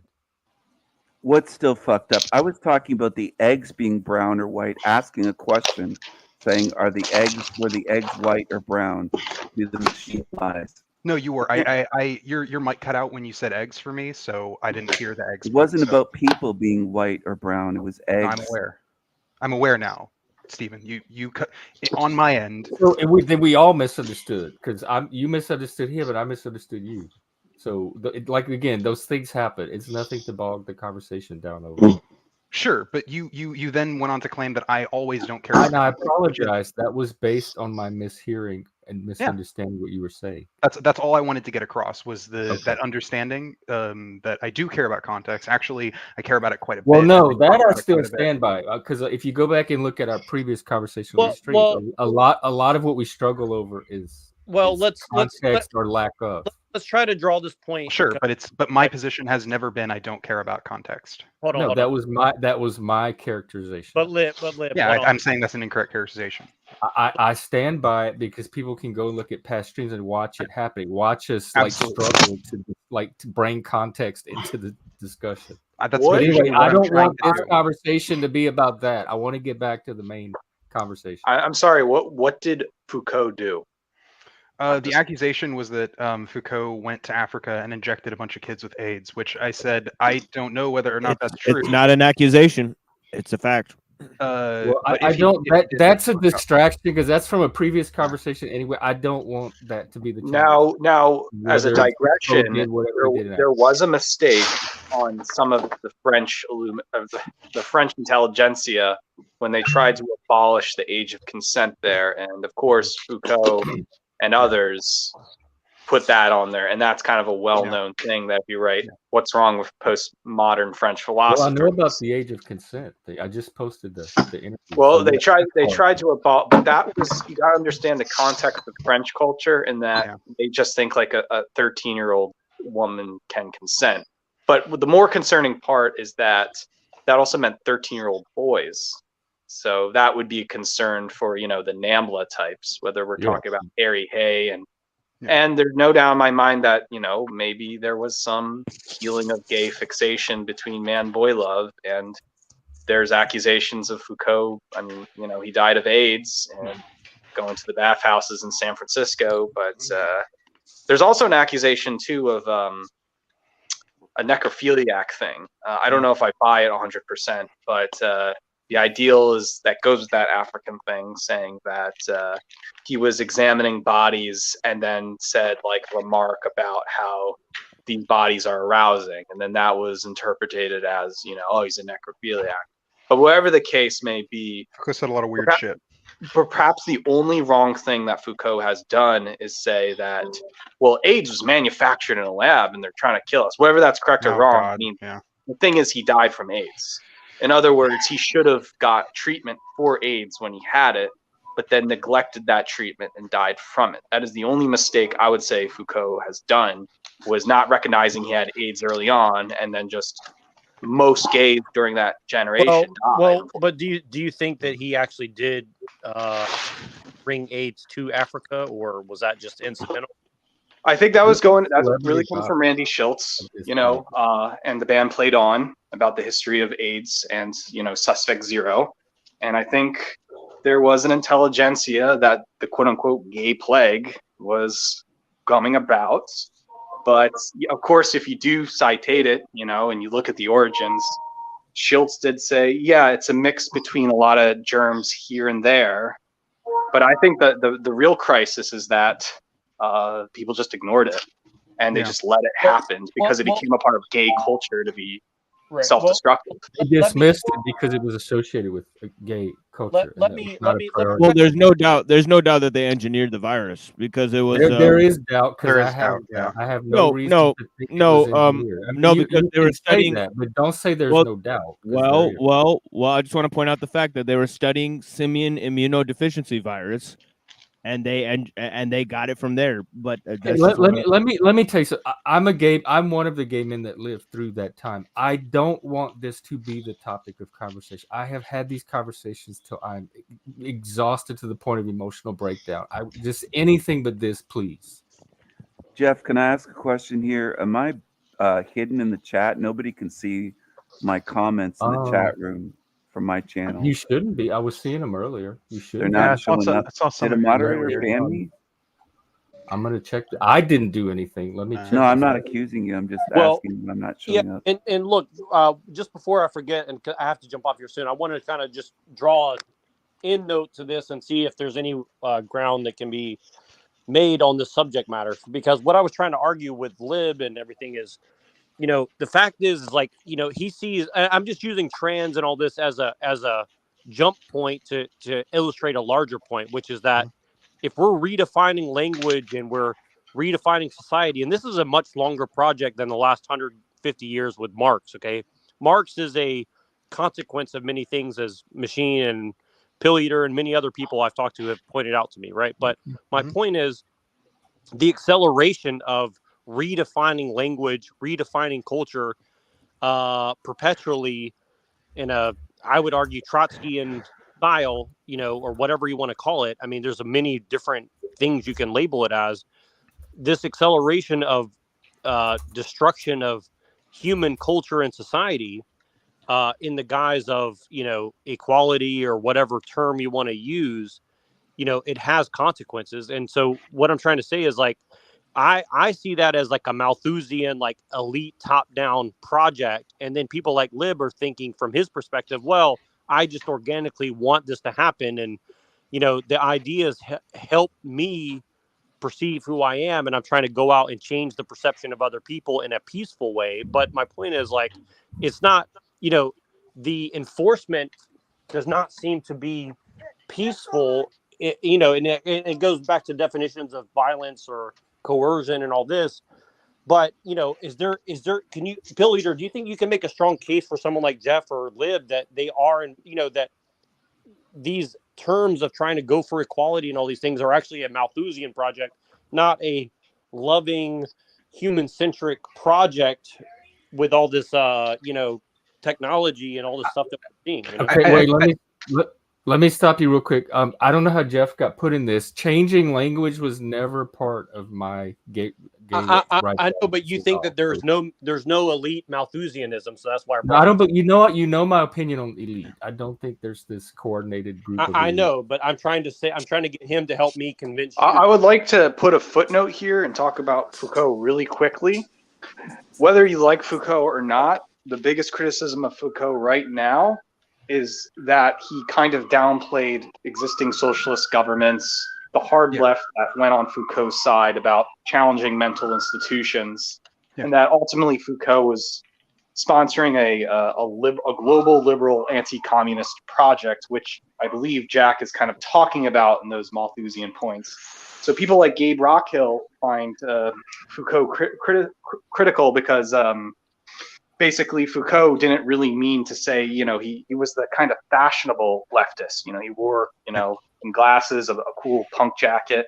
He said some things about challenging institutions, but it wasn't in the name of communism or socialism. It was, so he wasn't loyal liberalism. Pure enough.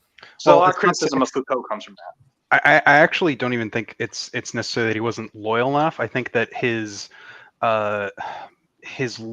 quote unquote loyalty was not to the particular leftist ideology, but more to the aesthetic of the leftist ideology, rather than the actual thing itself. Like I think they're like, if you want to like look at like actual examples of like genuine like more principled leftism, especially from like academia, you know, you can talk about like Howard Zinn or someone like that. I know you don't like him. He's woke. I'm not saying he's unprincipled. I'm not impressed with his narrative, but I'm not accusing him of being unprincipled. But I think the good part from Foucault is learning about kind of the myth of mental health and the ideal of how institutions really have the last say, and that the entire system gaslights you, quote unquote, into doing things thinking it's for your benefit. And I think there's a lot to say on Foucault. Was a lot of good from a lot of What's an example of that? I mean, I'm not aware of that.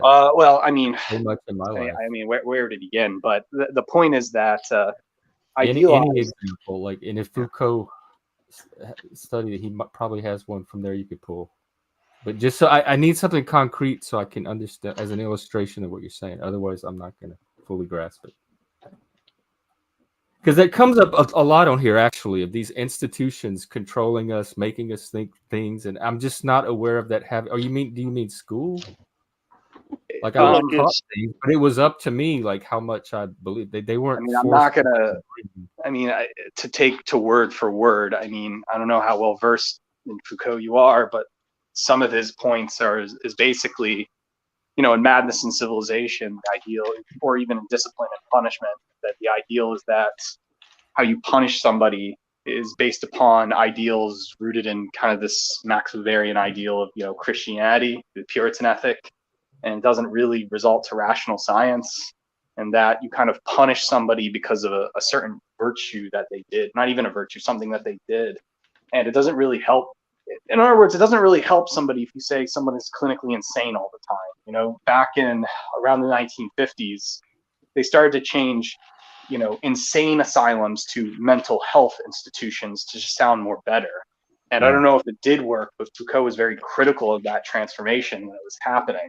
And so mental health is a new charade that the state does to say, oh, you could go crazy like everyone else. And that kind of goes back to this weird fallacy that supposedly everybody's inherently insane or something. Foucault was kind of noticing that the smart people were not insane at all. They were just unhinged and thought differently. I mean, I guess the word is neurodivergent, but that's a PC word. But again, I don't know where to begin on Foucault's words. He thought modern mental health was a conspiracy. No, not that's one of. I mean, that's one of Foucault's points that he. But others. Well, I mean, I work in this.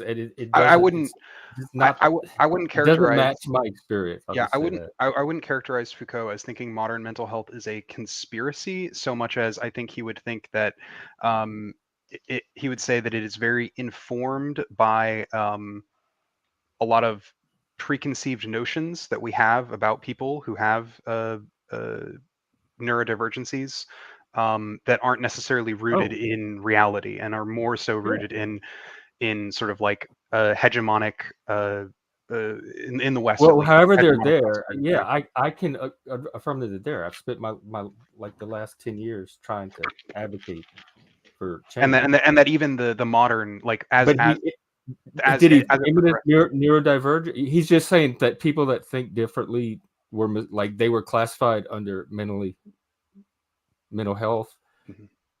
Yeah, and he's applying this analysis to. They didn't know it at the time because it all looked like crazy people to them. Basically, yeah, and he's applying it to the criminal system. You know, so he's like talking about justice and the law and sexuality and mental health. Like he's talking about all of these things on a spectrum and trying to collapse the meaning of all of these concepts. Now, the thing is, there's a good and a bad side of Foucault. So I want to make sure to say that, you know, the good thing, what we're learning is we should learn that not everyone's crazy, and if someone calls you crazy, that's bullshit.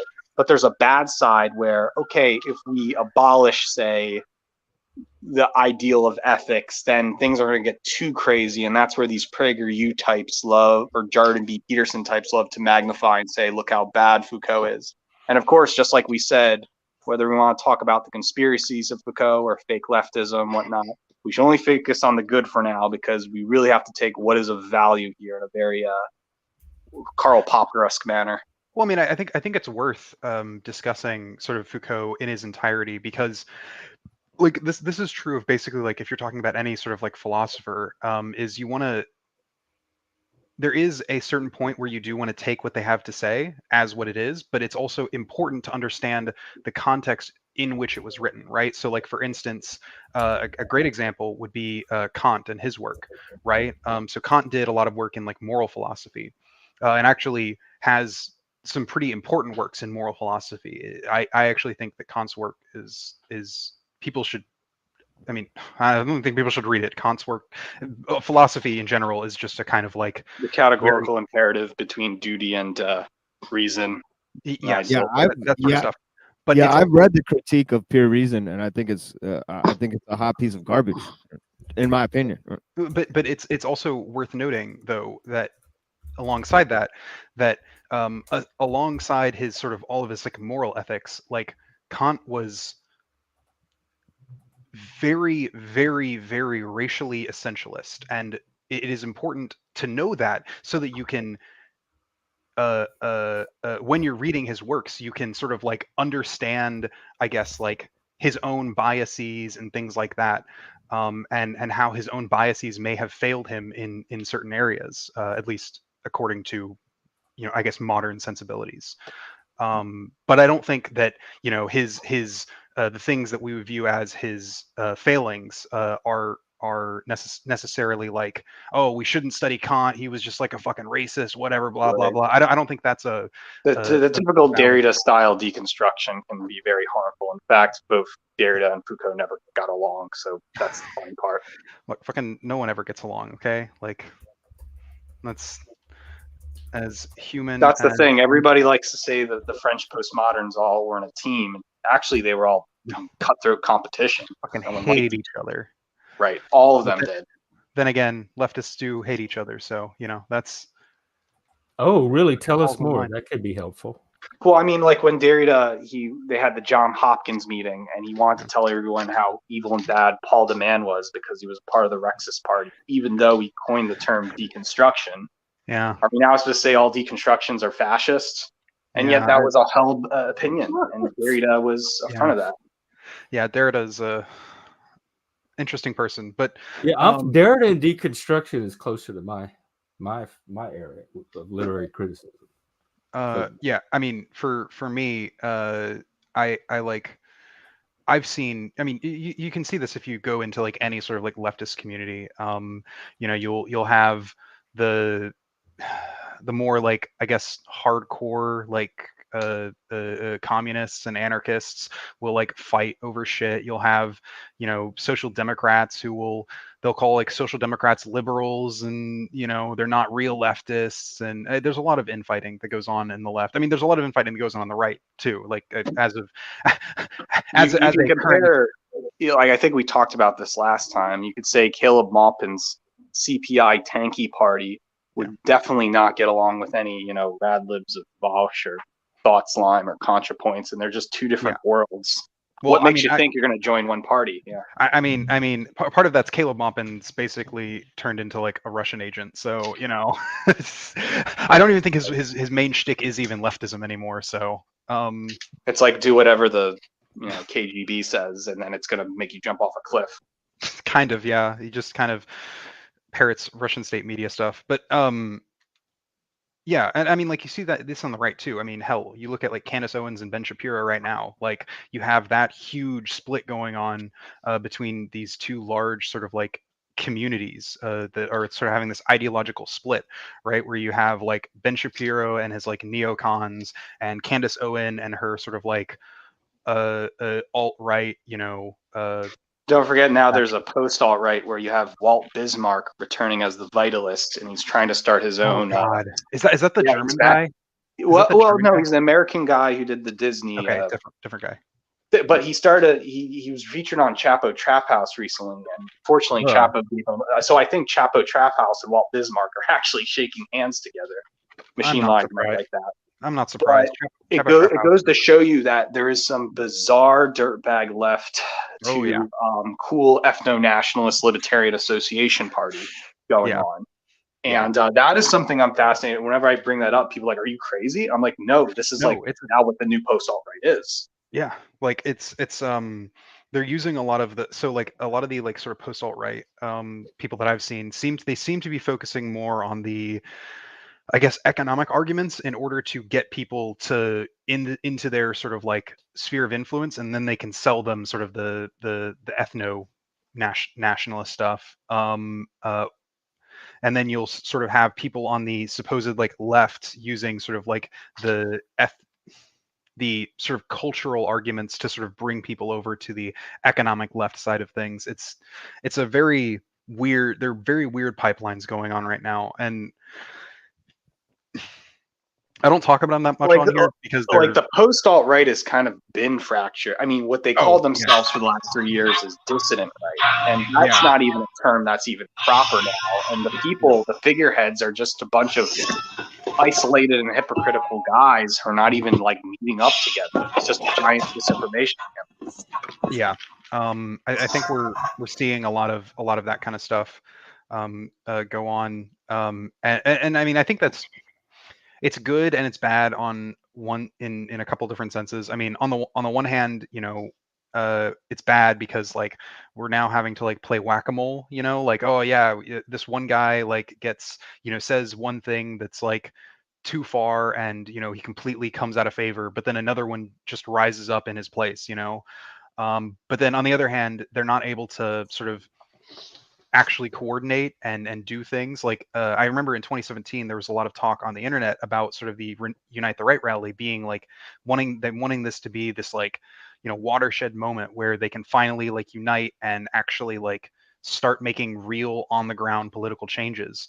But it turns out that their movement was already so fractured, and then they like, you know, fucked up and, you know, What's even interesting about that is after Unite the Right, everyone became the crypto anti-capitalists, and you had people like Keith Wood saying, "I'm a Marxist," but he wasn't a Marxist. No, yeah. And they just used it as a bait switch. And then now he's talking. He was talking about Kaczynski too. It was funny. Oh yeah, but then after post Richard Spencer, you now have dumb kids like Jay Burden and Thomas 77 who don't even know what happened in the last decade, and they're just cashing in on what was left of now what you would call an older generation of fans who miss the Pepe days of 2015. Don't call them older. I remember those days. Fuck no. I mean, that's what's going to happen. I mean, give it a decade.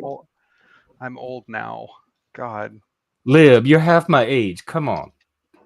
Enough with the drama. Well, yeah, but but 2017. I turned 43 tomorrow. So really, 2017 was 2 years ago. So. Yeah, I turned 43 tomorrow. Well, happy early birthday. Also, we lost years between 2020 for 3 years because of COVID. Right, we had a lockdown world. That is true. So you got to consider that. And so people feel slowed in time because no one was allowed to go outside for 3 years. 2020 was simultaneously 1 year ago and also 2 decades ago.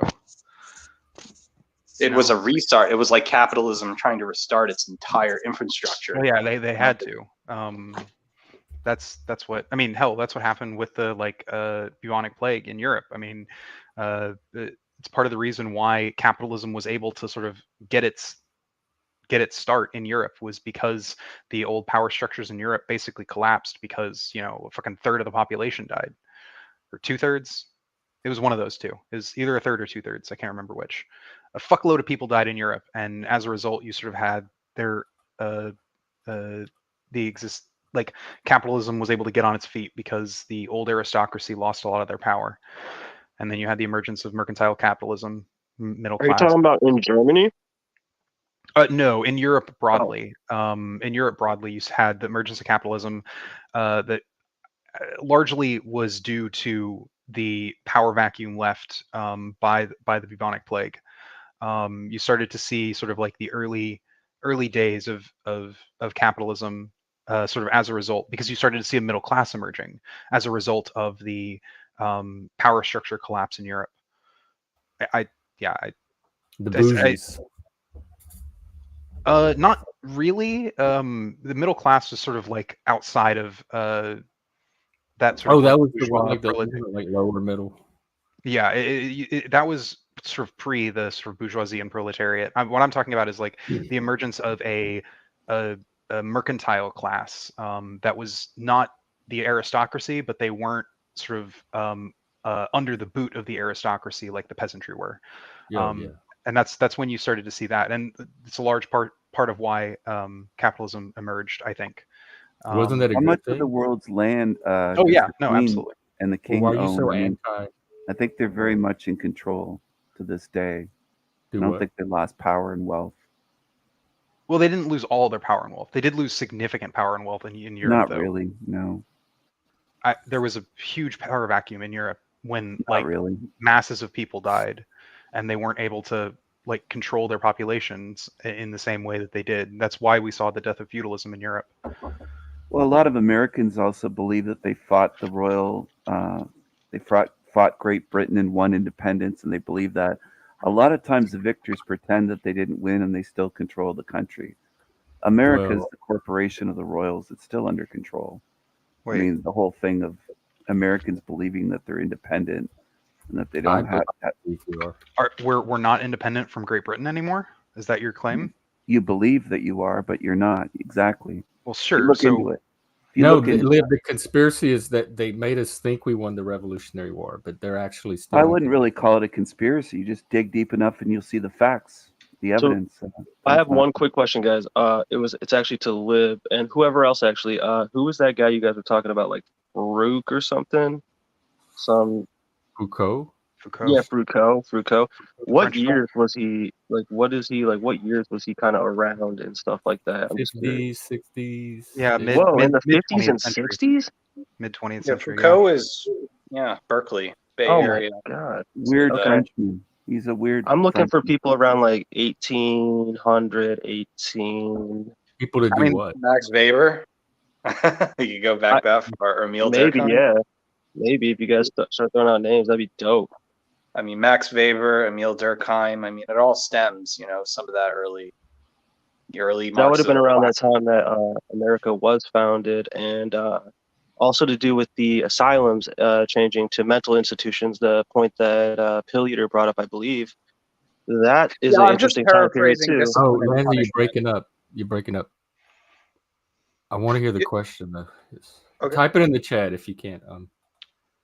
Connect. Yeah. How's it Well, oh, a little better. It's We'll not see. working. No, it's Talk. okay. Hello? Yeah, we can hear you. We can Maybe hear now? you. It's a little bit. No, but I'm just paraphrasing Discipline and come Punishment back by on if Foucault, so I just recommend that get it book. figured out. Yeah, Jeff, to answer your question, capitalism absolutely was a progressive movement at the time of its sort of emergence, because it was very anti-monarchist, very anti sort of the aristocracy. Did I go down? Can you hear me? Oh, my speakers went down. Hang on, I can't hear anything. Sorry. Oh, okay. Well, Can I say something real quick? Yeah, go ahead. It was just about the asylums changing, into mental or forming or whatever, changing into changing their names from insane asylums to mental health institutions. right. And around that time, like because that was an important time, I believe, like that's something I don't really know about, but I know that in 1819 there was this group from the UK, Ties, that is called the Odd Fellows, and they were actually the first group, like in America, to like be a place for to provide orphanages and like transportation and housing to women and children. And that's a UK thing, and that's like 1819. And like I do just so randomly, I happen to like look up the city that I live in, and dude, there's like Odd Fellows lodges around, so it's like different than like Masons, but like they were like 18, early 18s. Yeah, and mental institutions had something to probably, I'm not sure what mental institutions about years about that, but I do think around the 18s there was something with that.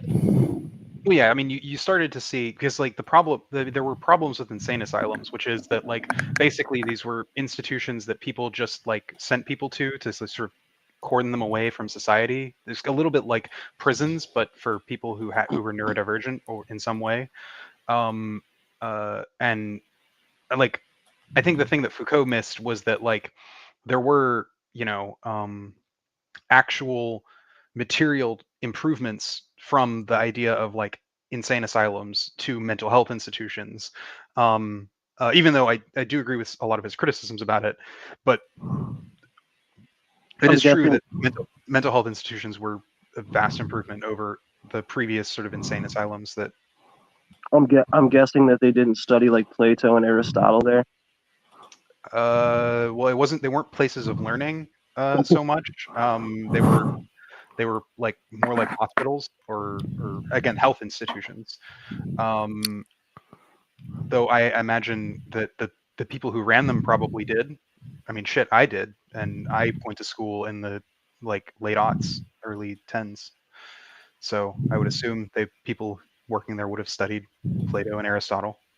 One time I dated this chick, real quick, last thing I'll say. One time I dated this chick, and she's told me she worked at a mental institution, but I just after a month I thought maybe they just told her that she works there.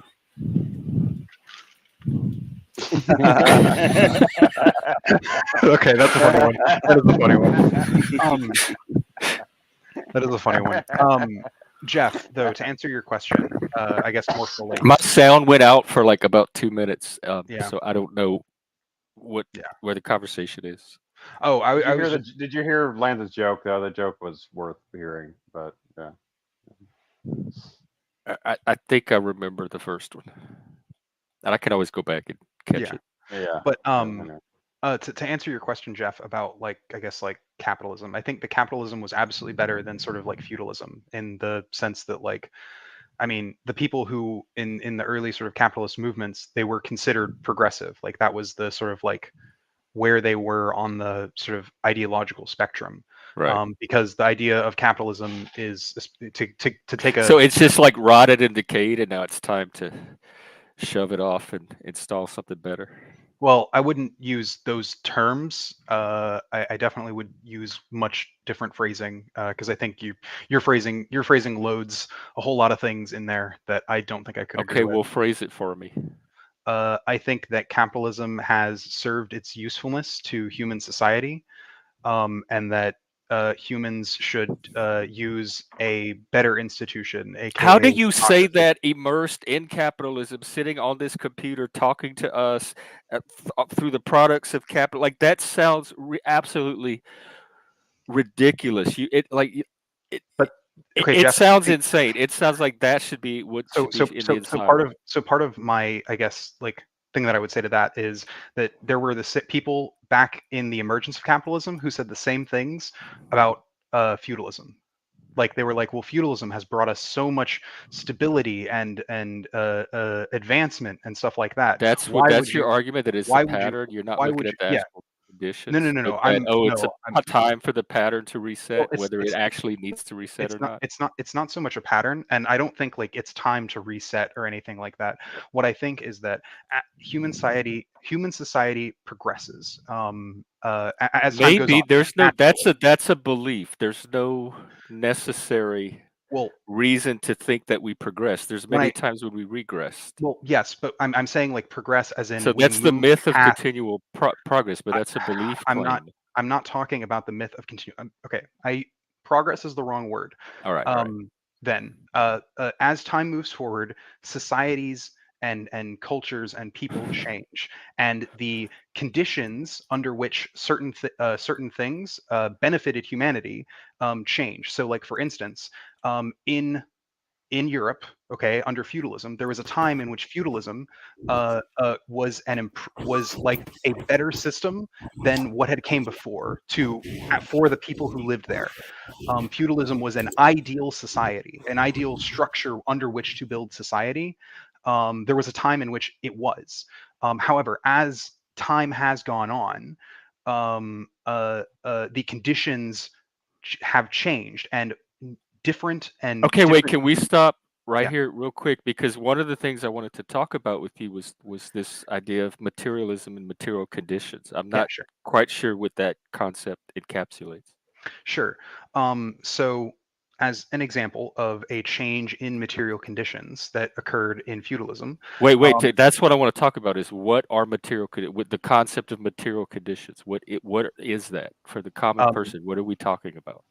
We are talking about the state of society and power within a society. Ground it for me. Words like better. You use words like better. We can build a better society. I mean, like those are all very, very, very subjective terms that a lot of people didn't really have a choice. Like, did people have a choice? Well, I'm just a pawn as a serf in the feudalistic system, and it's so much better than my great grandparents had.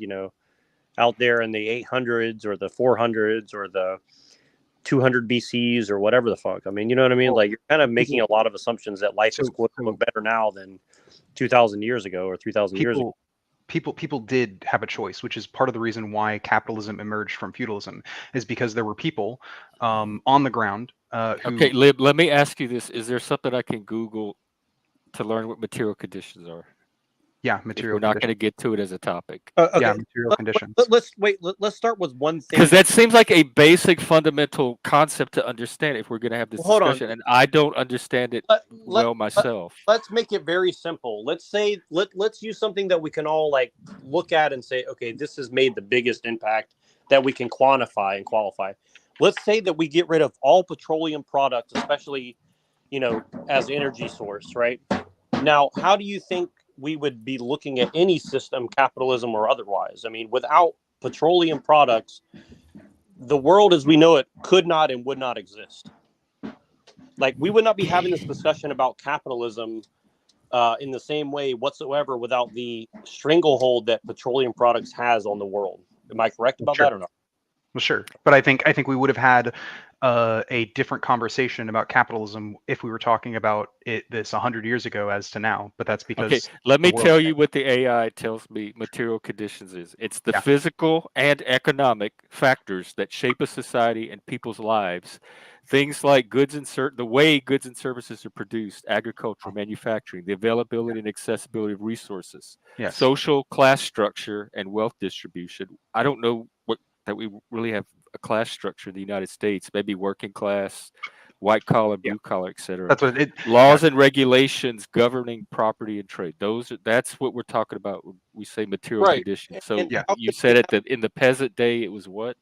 How can we never have an elite or class system with petroleum products controlling the entire planet? And we couldn't have a giant ecological system without petroleum, right? Can I just jump in here for a minute? I'm going to hop off now. My comments still aren't showing up in the chat, but I got to disagree with Shadow and Light. I wanted to say it in the chat, but my comments don't show up. She's saying she's a mental health and anti-bullying advocate, claiming that I'm not. I have been for over 2 decades. So she's lying, and she smears me all over the internet. She's been smearing me for about 5-6 months now. She's a complete fraud, a liar. She blocked everybody that came over from my channel over here. She blocked everyone so that they can't see what she's saying. And my comments are not showing up, so I'm not I'm not sure why. Who's the mod here, but my comments are not showing up. If I type something does right now. anyone know why someone's comments would show up? If you were blocked by someone, then it'll not show just the blocked comment. by someone. Okay. My people can't see my comments from my channel. I have a channel. I'm streaming this right now. Nobody can see you can't see them on your channel either. Is it a YouTube thing? It might be a YouTube thing. I don't know. Nobody can see me. I don't know. The only person that has a wrench here is me, right? Hey, look, all right. I am the Talk resident to our producer. I'm the resident manly woman. All right, I've got a whole bunch of tools over here. All right. No, I get it, Lib, but no, I wasn't messing with Steven, and you weren't messing with does Steven. YouTube do if enough people block you, then you get hidden or something? There's some chat programs that work that way. Really? I can't imagine that you do that. Can you hear me? Yeah. I just wanted to add in for Gen X Jeff that if you wanted to understand materialism in a different light, it's kind of difficult to talk about metaphysics and materialism because it has such a foundational basis. I would just say go fast forward and read Max Weber's the Puritan Spirit of Capitalism, because he basically investigates that possibly instead of a Marxist approach that we live in a material world, that it's kind of economics, there's a cause and effect, superstructure, all that. Weber just points out and says, hey, listen, there were values from the certain sect of Christianity, particularly in Germany, that made capitalism possible. And when you put it to other places that don't share those values, capitalism fails. It's very basic, very cultural anthropology. And I just always said that Does it make sense to you? What were some of the values?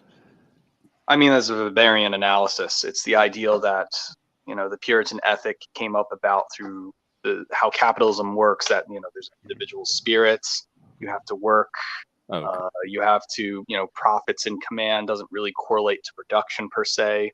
And a lot of those are just values that you kind of brought up rather than something scientific. And so that kind of leads into a whole area of the school that's not really materialistic, but into thinking, the origins of culture or something like that.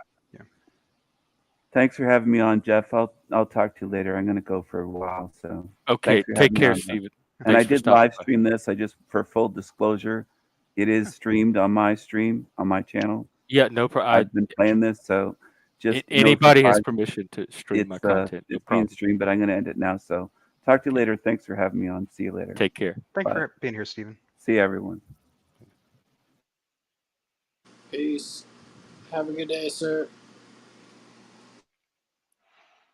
All right, we talk about the Puritan, like their little cultural value system, whatever it was aligned enough with capitalism for it allow them to exploit. Yeah, pretty much. Well, it's I just think it was to my understanding, the whole that idea of the Protestant ethic, and that it less so aligned with and more emerged from, because you started to see hang on, let me get my timeline straight. Capitalism was what, 14th 13th, 15th century Italy, the That's rise when, of the yeah, bakers and all, and then that's when you started to see it. Puritanism was when. Well, it's like Protestantism. It's like Puritan Yeah. Protestant. Martin Protestant had to be Luther scared of was. capitalism. We're talking about the same times, so.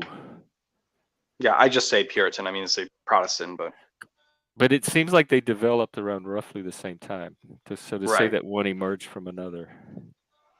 I'm actually trying to look for my copy of my book, actually. I'm talking about like that idea of like the Protestant sort of work ethic. I think The whiteness, like being on time and reliability and that kind of stuff. not Here, let me. You know what? Let me exactly. get. I mean, no, I know what you're talking about. That though, I don't think. Logic, reason. Not even that, really. Actually, that whole like whiteness thing, and they'll talk about like the Puritan or Protestant work ethic in relation to that, but I don't think that idea Those are that two is more. separate things. Yeah, they are. I'm looking it up now. It says working hard. Oh, working hard is a way to glorify God. So there's a kind of a religious basis to it as well. And focusing on achievement and success, which we see all over the place in the corporate world. And worldly impact, having your work make an impact on the world. So we do see these, except for the glory to God thing, we do see this in modern corporatism and capitalism. I don't know if it's unique to the United States and got exported, or if it developed independently in other places. Because I can't imagine that only exists in the United States. No, but like that idea, the Protestant work ethic and its sort of connection to capitalism is a very unique kind of thing. It's a very European thing, and it also sort of emerged from, I guess, actually the religious wars. So because a lot of the religious wars in Europe were between Protestants and Catholics, you also had, particularly, you saw this in the Netherlands, but you had sort of the Protestants were mostly sort of the progenitors of capitalism at that time. And so you had a lot of like Catholics being I thought it was like Renaissance Italy.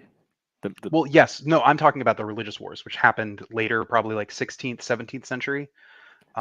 So capitalism we're tracing to Italy much earlier. So when you say capital, I'm in my mind is in that period.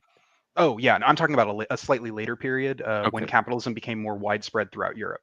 Okay. And because that's when you saw like all the like religious wars going on between the Protestants and the Catholics, and it was also, there was a sort of underlying thing where it wasn't just religious wars; they were also like almost economic, as in like the Protestants were the people who were pro-capitalist and they were for their time very progressive and that sort of stuff, and the Catholics at the time, they were usually the allied with the monarchy, with the aristocracy, and that was very sort of anti-capitalist, not necessarily pro-feudalist, but definitely anti-capitalist, because it was capitalism was the new kid on the block, basically. Right, and the church had all the wealth. Basically, yeah. I actually, if you want to like learn more about sort of like, I guess like the early rise of mercantile capitalism, looking at the religious wars in Europe is actually a pretty interesting way to look at it. I remember actually, even in my theology class when I was in like middle school, we actually had to have like that kind of discussion to discuss a lot of the early Protestant theologians, because those things were so like tightly ingrained. To your credit, this is the kind of context that really helps me, and you are providing it. So yeah, I hope. Actually, it was really funny. I learned, or at least what sparked sort of my interest more recently in learning about the connection between the religious wars in Europe and sort of the early formations of capitalism, was actually reading, wildly enough, a second edition D&D book that was like a campaign. Yeah, it was a campaign book about running campaigns in 15th century Europe, 16th century Europe, and they had whole sections on that. And then I went and read, and it's like the guy who wrote that book was pulling from I mean, at the time it was like probably an encyclopedia, not Wikipedia. You're But such a geek. That's, I mean, yeah. That's exactly where some of my rabbit trails started too. I mean, yeah, that's how all that shit starts.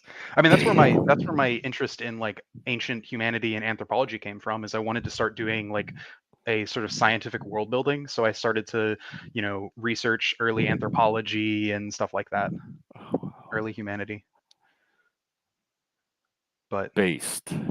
I mean, yeah, it's just for me. That's how a lot of my interests sort of begin. And look at you now. And now I'm a trans commie. Who'd have thought?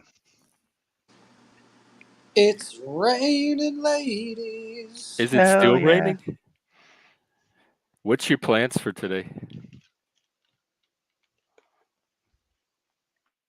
Wait, what? Who was that for? Lib or me? Moose or anybody really. I'm just making conversation. Oh. Yeah.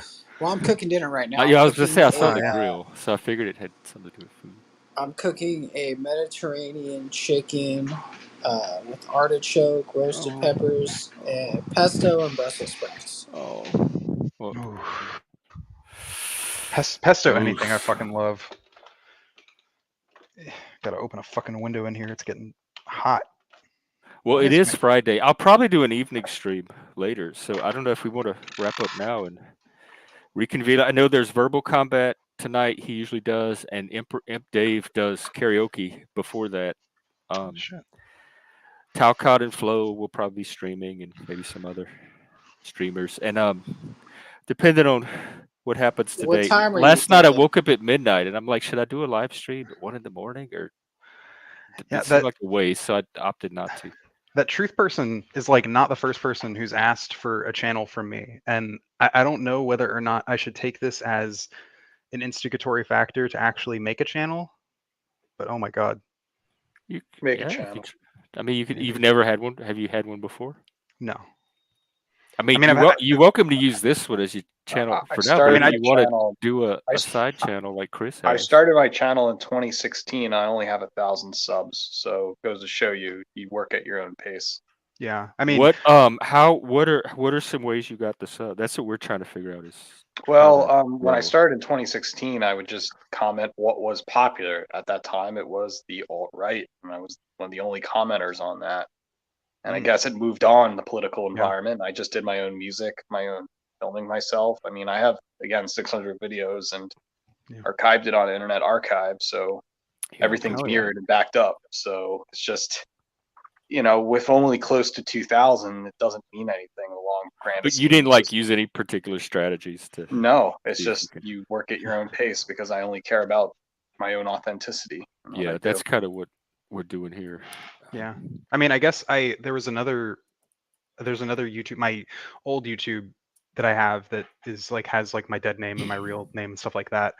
I have one video because I wanted to teach my players in a game of Pathfinder how to make a Pathfinder 1E character, but that wasn't it wasn't I didn't make an actual YouTube video. I just was trying to use a screen to explain to people how to do that. On my main website, Pilleater.com, and on my channel, I've made a link page, so all my game design and board game stuff is there too. Where, if you're talking about Pathfinder, yeah. And if I want to talk about Homeworlds and Andy Looney, then I'll go on an 8,000 word rant there because you do game design. Hell yeah. Yeah. So I'm trying to tell you, you got to do more than just transhumanist communism. You got to reach out to all the categories, and then you can relate it back to transhumanism. There you go. And relate it to trans communism, but first take baby steps and then relate it. And that's what I do. So if I'm talking about game design, then eventually I'm going to be talking about Foucault, but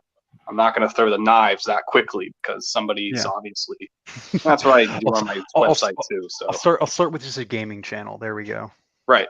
And that's what I did for a bit. I had some gaming 2018 videos that I thought people would watch. And then there's one video that I got 10,000 views because I argued that Ars Magica doesn't have a game, or I argued that, what was it? It was a 2018 video and I was critical of Ars Magica because Ars Magica, if I remember correctly, people assume that there is no game master, but there is a game master. because everybody has to have their own responsibility of being a game master, and that's like a workers cooperative. Yeah. As crazy as that sounds. No, and I got a lot of flack for that. I get that. There's a lot of games that are also similar to that. Was it Microscope? It's kind of similar. It doesn't have a game master, but it does have a game master. In Like that that's the thing. The big fallacy I'm just remembering in Ars Magica, everybody has a turn as a game master, but everyone's celebrated as if there was no game master. I'm like, no, somebody has to know the rules. And then it's like, you can't. And then guess what? We're arguing about techno AI singularity and McLand after that. So I'm just telling you, it gets really cool because that's what I would like to do is write 5,000 words on the fallacy of Ars Magica and the anti-game master. Everybody's a game master. You can't just learn the rules before you're born into it, and then you have the extreme leftoid game types say, no, you can. I'm like, no, we're not software. So I don't know. There you go. Lib, we had talked about live streaming a game. Yeah, no, I was doing a bunch of work for it, but like I ran into a couple like blocks at the time. I was going through a fucking weird period, and then I moved and all that other jazz. My main block is still up there, which is music. Having music in the background. I don't know That's what's how holding up the game.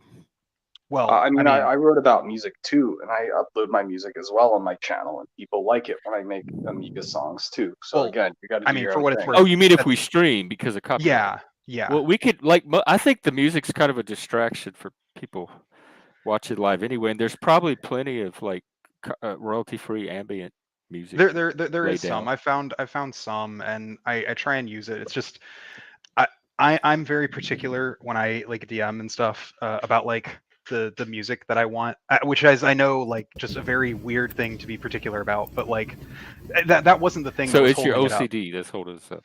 I mean, a little bit. Also, the fact that I, was going through a move at the time and all that other jazz. But because we're also going to try to do Tabletop Simulator and get some which we could do still. I still have Tabletop Simulator. I just got to figure out how to work the damn thing. I have a Cosmic Encounter. I'm the same way. I have a Steam. Want to get going.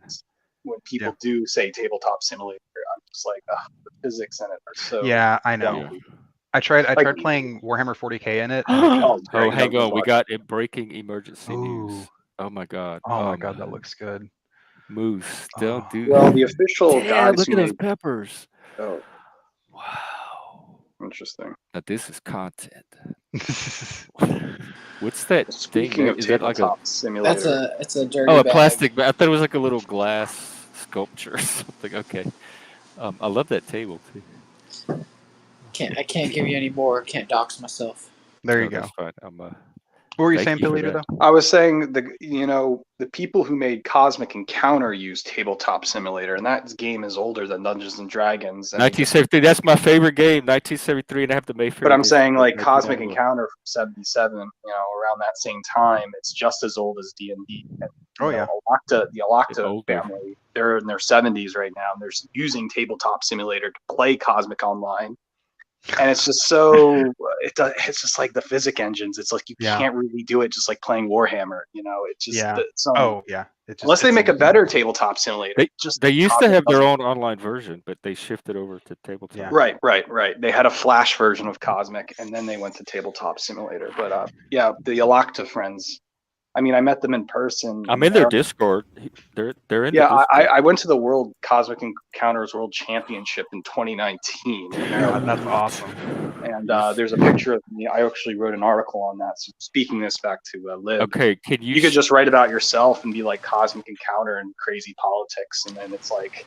Can you share that article? I'm the biggest. Yes, it's called Cosmic Encounter and Future Pastimes. It's on Pilleater.com. I'll have to link it in the chat. Oh my god! But if you go to Pilleater.com, you go into Art and Culture tab. Not worthy. And let me go find it. Right, it's under the Games and Play tab. Should go on the stream run by a Game Man with Antlers. It was accurate. Yeah, no. Daniel, that is priceless. Daniel's fortune. It said something about going into a room of gay men run with antlers or something. I don't know. That's just pretty funny. Do you want me to share it with the chat? Sounds like a D&D game I've played before. All right, I sent the link to you, Gen X Jeff. That's Okay. the so You there's want a me to picture share of it me with the and main? Yolocta. It's Peter Locta, Greg. I'm a D&D nerd too, Are unfortunately. you really? We were trying to Which, get a game. wait, together. which Look which at which this, edition? Would Which you Well, say edition is second? yours? Which is your Second I would edition. say I'm not like a like into like normal D&D like Neverwinter. I think it's 3.5 Yeah, second. rules. Yeah, or second 3.5. I edition. like 3.5. Oh, yeah. Okay. Well, second and 3.5 are a little different. Oh, look at Pilleater. I actually like 3.5. Second edition's okay. It is still a little. It has a lot of I like holdovers the skill from set AD&D. and talents. That's why. Yes. It's like a little beefed up first edition. I Yes, like the clone versions. I like again I like OSR, old school Yeah. role playing, where it conserves the rules. Yes. But my mind gets foggy at third edition, to be honest. When they reverse the armor table. This is when they reversed it. See, Yeah, I'm that's the different. biggest crime of all time. When anything became additional, now it's the highest number in target. I'm like, that's a crime. See, I'm a little different. Maybe because I'm younger, but I started with Pathfinder, which is basically 3.5 but fixed. So like when I like try and go back and read second edition stuff, I always have to like as I'm reading it, I'm like, okay, wait, hang on. AC6, okay, that's decent, but it's not great. But okay, because like in my mind, I'm thinking like AC6, damn, that's a low as fuck AC or AC1. Right. Once you program your mind that it's the target number is equal to or less than, then it's okay. But when you say equal to or higher than, then you're in a different world. And I get if you could play Pathfinder and Castle and Crusades, but I don't know, different world. Yeah. I mean, I also like have spent a lot of time playing D&D 5th edition, which I have. Is that the one we were gonna do with your game? Yeah. 5e? I have problems with it, but I do. I still want to play a black woman. Yeah, sure. Go ahead. 5th edition is though easily one of the most accessible D&D versions. I think. It doesn't require you to have a full knowledge of the rule book to even begin. You can like a lot of that's automated nowadays, right? They have the what is it, Roll20 site? Well, yeah, but you still have to know like, oh, hey, what actions can I take? What do my skills cover and stuff like that. And also like the numbers, right? So like part of the thing about 5th edition is that it kind of the numbers increase in a almost exponential manner. So you start AC 20 is sort of like the benchmark of like really good AC, and basically starting at like level 3 or 4, that's when players can achieve armor class 20. And it's not until much higher levels that so it has this like jump, right? So like you start, your max AC is basically going to be 18, and then by level 5 your max AC is 20, but then it's not until like level 10 that you start getting even higher ACs, and then, so it has that sort of like 5 level groupings of high rolls and stuff like that. So the numbers don't get astronomically large like they do in Pathfinder or 3.5. They just get larger more slowly. But then they'll have like these big. I feel like we've reached peak nerddom for the stream. Oh no, we haven't reached peak nerdom until you get me well, on. One role playing game I really enjoyed was Steve Jackson, even Livingstone's fighting fantasy role play system. Because that's really, I remember really GURPS, but I don't know the not GURPS, like fighting fantasy. It's an English variant where you have luck, skill, and stamina, 3 statistics. Oh yeah. Okay, I guess we didn't equal to or less than the target number, and it's a very basic game with 3 stats.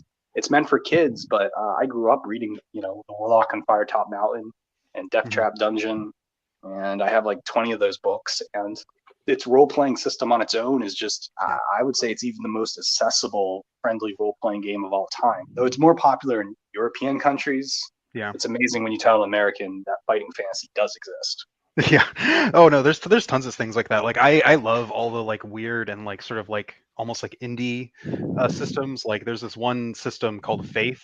Yeah, Chris was gonna run a game with that. Yeah, on socialism and comedy. We were gonna try to like role play it out. I'm also an Amber fan too. Diceless role playing of Amber. Yeah. Pilleater, do you know about the Jeep Forum games from Scandinavia, that genre of role playing? Yeah, I've been wanting to try them, and like I can't ever find anyone to try them with. But again, Amber diceless role playing, as weird as it sounds, I think the entire role playing market right now seems to be just derivatives of Amber over and over again because everyone's afraid to roll dice or something. Yeah. And yet, I don't know. Like there was Fudge, if you remember, that was the plus and minuses, and then Fantasy Flight's Genesis. But again, it's like, oh, how much story can you tell? Well, why would I do that when I could play Dixit or Once Upon a Time or you know?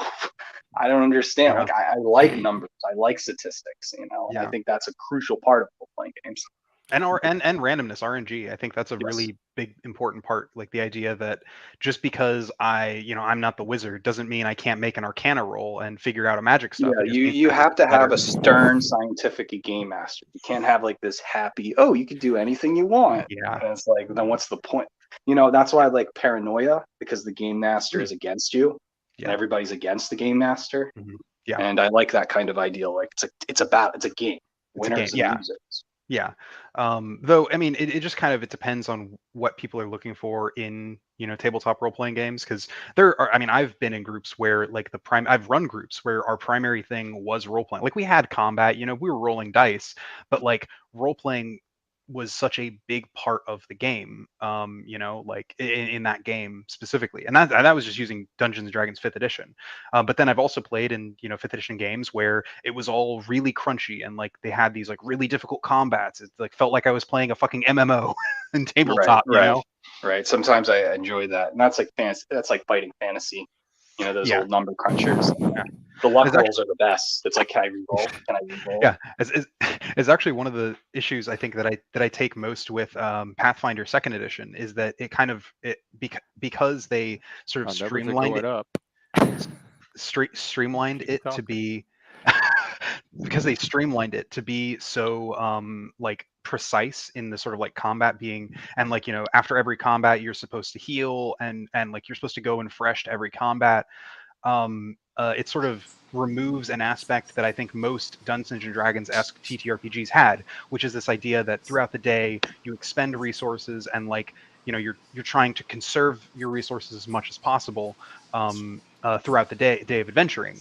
But then, what do you do when you have like a dungeon master who like you're walking through the forest and all of a sudden you step on a trap and then you hit the spikes and you're dead, and you've been playing for like 2 years. And I think a lot of that has to do with like the dungeon master knowing the table and because like again D&D and most role-play TTRPGs like that are sort of like collaborative games, especially when the game master isn't explicitly against the players, right? So like for instance, I like putting challenges in front of my players, but as the game master, like I can put whatever. I could put a dragon in front of a just going back, it's like Ars Magica. Everybody has a turn to be a game master, and then that's the unorthodox. Play it now.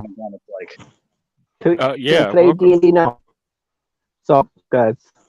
No, I heard D&D can be played anywhere. This is the D&D nerd hour. Yeah. Another thing too. You can play it anywhere. You don't need a board. Mic is coming. You're roboting. Yeah. Better now. I took it off. We can't hear you now, Sean. You're not. Hello. Hey, we can hear you. Oh. Anyway, I'm going to take over the show now because I'm the boss. Okay. There you go. So let me speak. Okay. There you go. There you go, Sean. You're the boss. There. Joking. Okay. But anyway, so D&D, you can play it anywhere. There you go. That's my bet. All right. There we go. Yeah, you can. Like that's one of the things is you don't have to have like a board or anything like that. I mean, I think that D&D games often are enhanced by having at the very least some sort of visual representation. But you don't have to like have like a gridded board and stuff like that. You can do like theater of the mind stuff. Played with your mind, yeah. Yeah.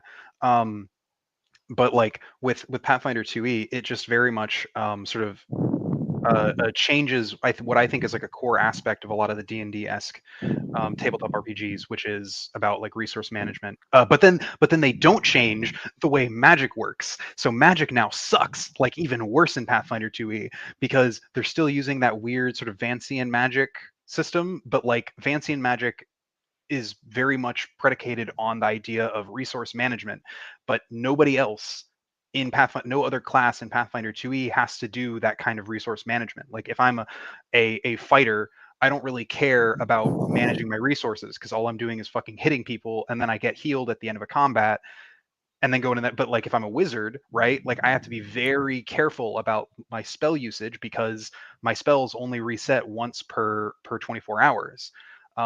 Whereas basically every other class, all their stuff resets basically every combat. So I think there's this like weird disconnect where I think Pathfinder 2 would have benefited from moving away from Vancian magic system, a Vancian magic system.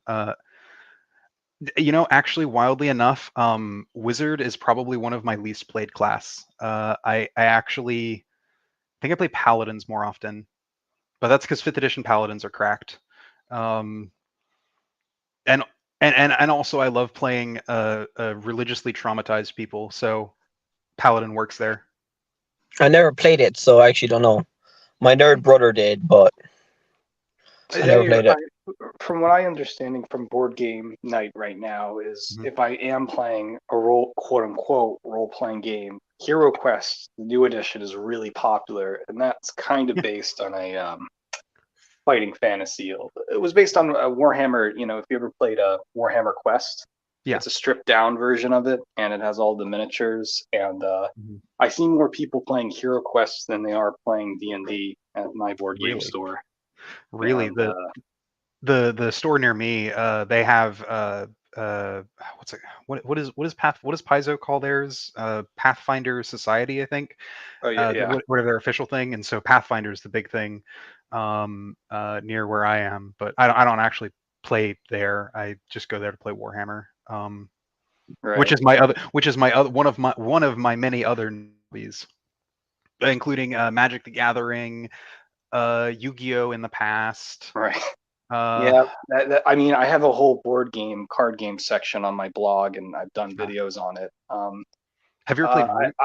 I've played a majority of collectible card games, but in particular, I was really invested in Netrunner. But hey, Netrunner's cool. I've always heard a lot of really cool things about it. I'll tell you this: I have every single card, and I've done a podcast with the World Championship. Yeah. Hell yeah! So That's I awesome. have, if you look up Joe Nally, my real name, I have some tabs you'll see from Philadelphia to California that I used to play that 10 years ago a lot. So oh god, yeah. I don't know. It's just if you want every single Netrunner card now, it's $6,000. Oh yeah, I think that's growing too. So yeah, I think that's one of the, I guess, I don't want to say failures of CCGs, but like CCGs don't have the longevity that I think trading card games have, just because of the fact that if you have a CCG go on for long enough, eventually like people won't be able to get access to the older cards and stuff like that. Whereas because Fantasy Flight, they're kind of no longer. I mean, they just doing Star Wars now, but there were a time where their games, their fixed games, or just I had all those games: Warhammer Conquest, Invasion, Netrunner, Doomtown Reloaded, Game of Thrones Second Edition. Hell yeah. Yeah, all that stuff. That's what I would play, is all those fixed games.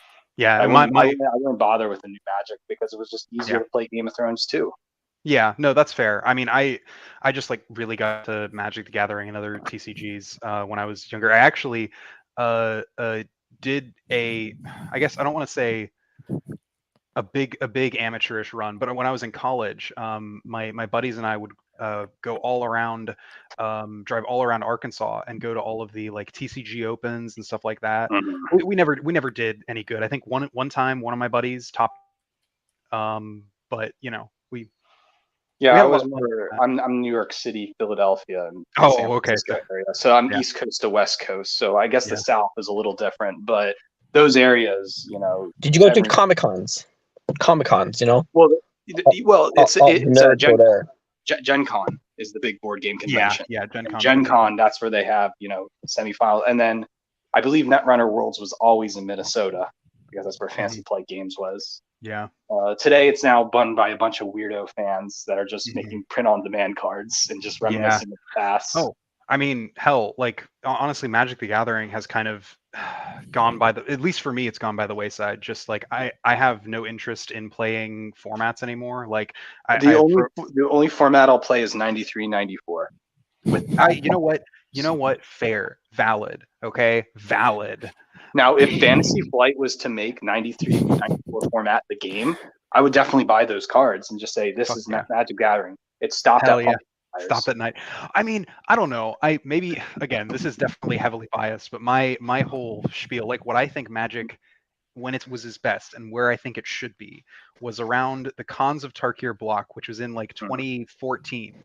That's I think the zenith of Magic for me, because that was like when the standard format was like ideal. Like it was standard decks were relatively cheap. You could get a budget deck, but they weren't like too expensive. The format was relatively healthy. There were a bunch of different decks you could play. Modern was like at its peak. This was like right before Splinter Twin got banned. Legacy. Well, I mean, no one really cares about Legacy. This was when Commander first started getting big. Like these were all like the best times of Magic, and then like in early teens, every trading card game had a Commander card at that point. I mean, the Netrunner, it's like you need an identity before you make a deck. That wasn't a thing prior before then. So now every trading card game has an identity card to build a deck around. Yeah, that's the new paradigm. As a format, I think like it's fine. Like I actually still will like play Commander with people, just because Commander's very much more like a not as competitive, more like kitchen table kind of format. So it sort of allows for, even if you're not playing the, most competitive Commander deck, you can still have fun and dig around. Like I love playing like battle cruiser Magic, is what a lot of people derisive, which is very much more like 93, 94 Magic. I like simplistic Magic. I like read the card. That's what it does. Very much like Flux. So if you play Black Lotus, turns into a Fireball. Yeah. Turns into Dejam. Everybody here, turn on your cameras now, you pussios.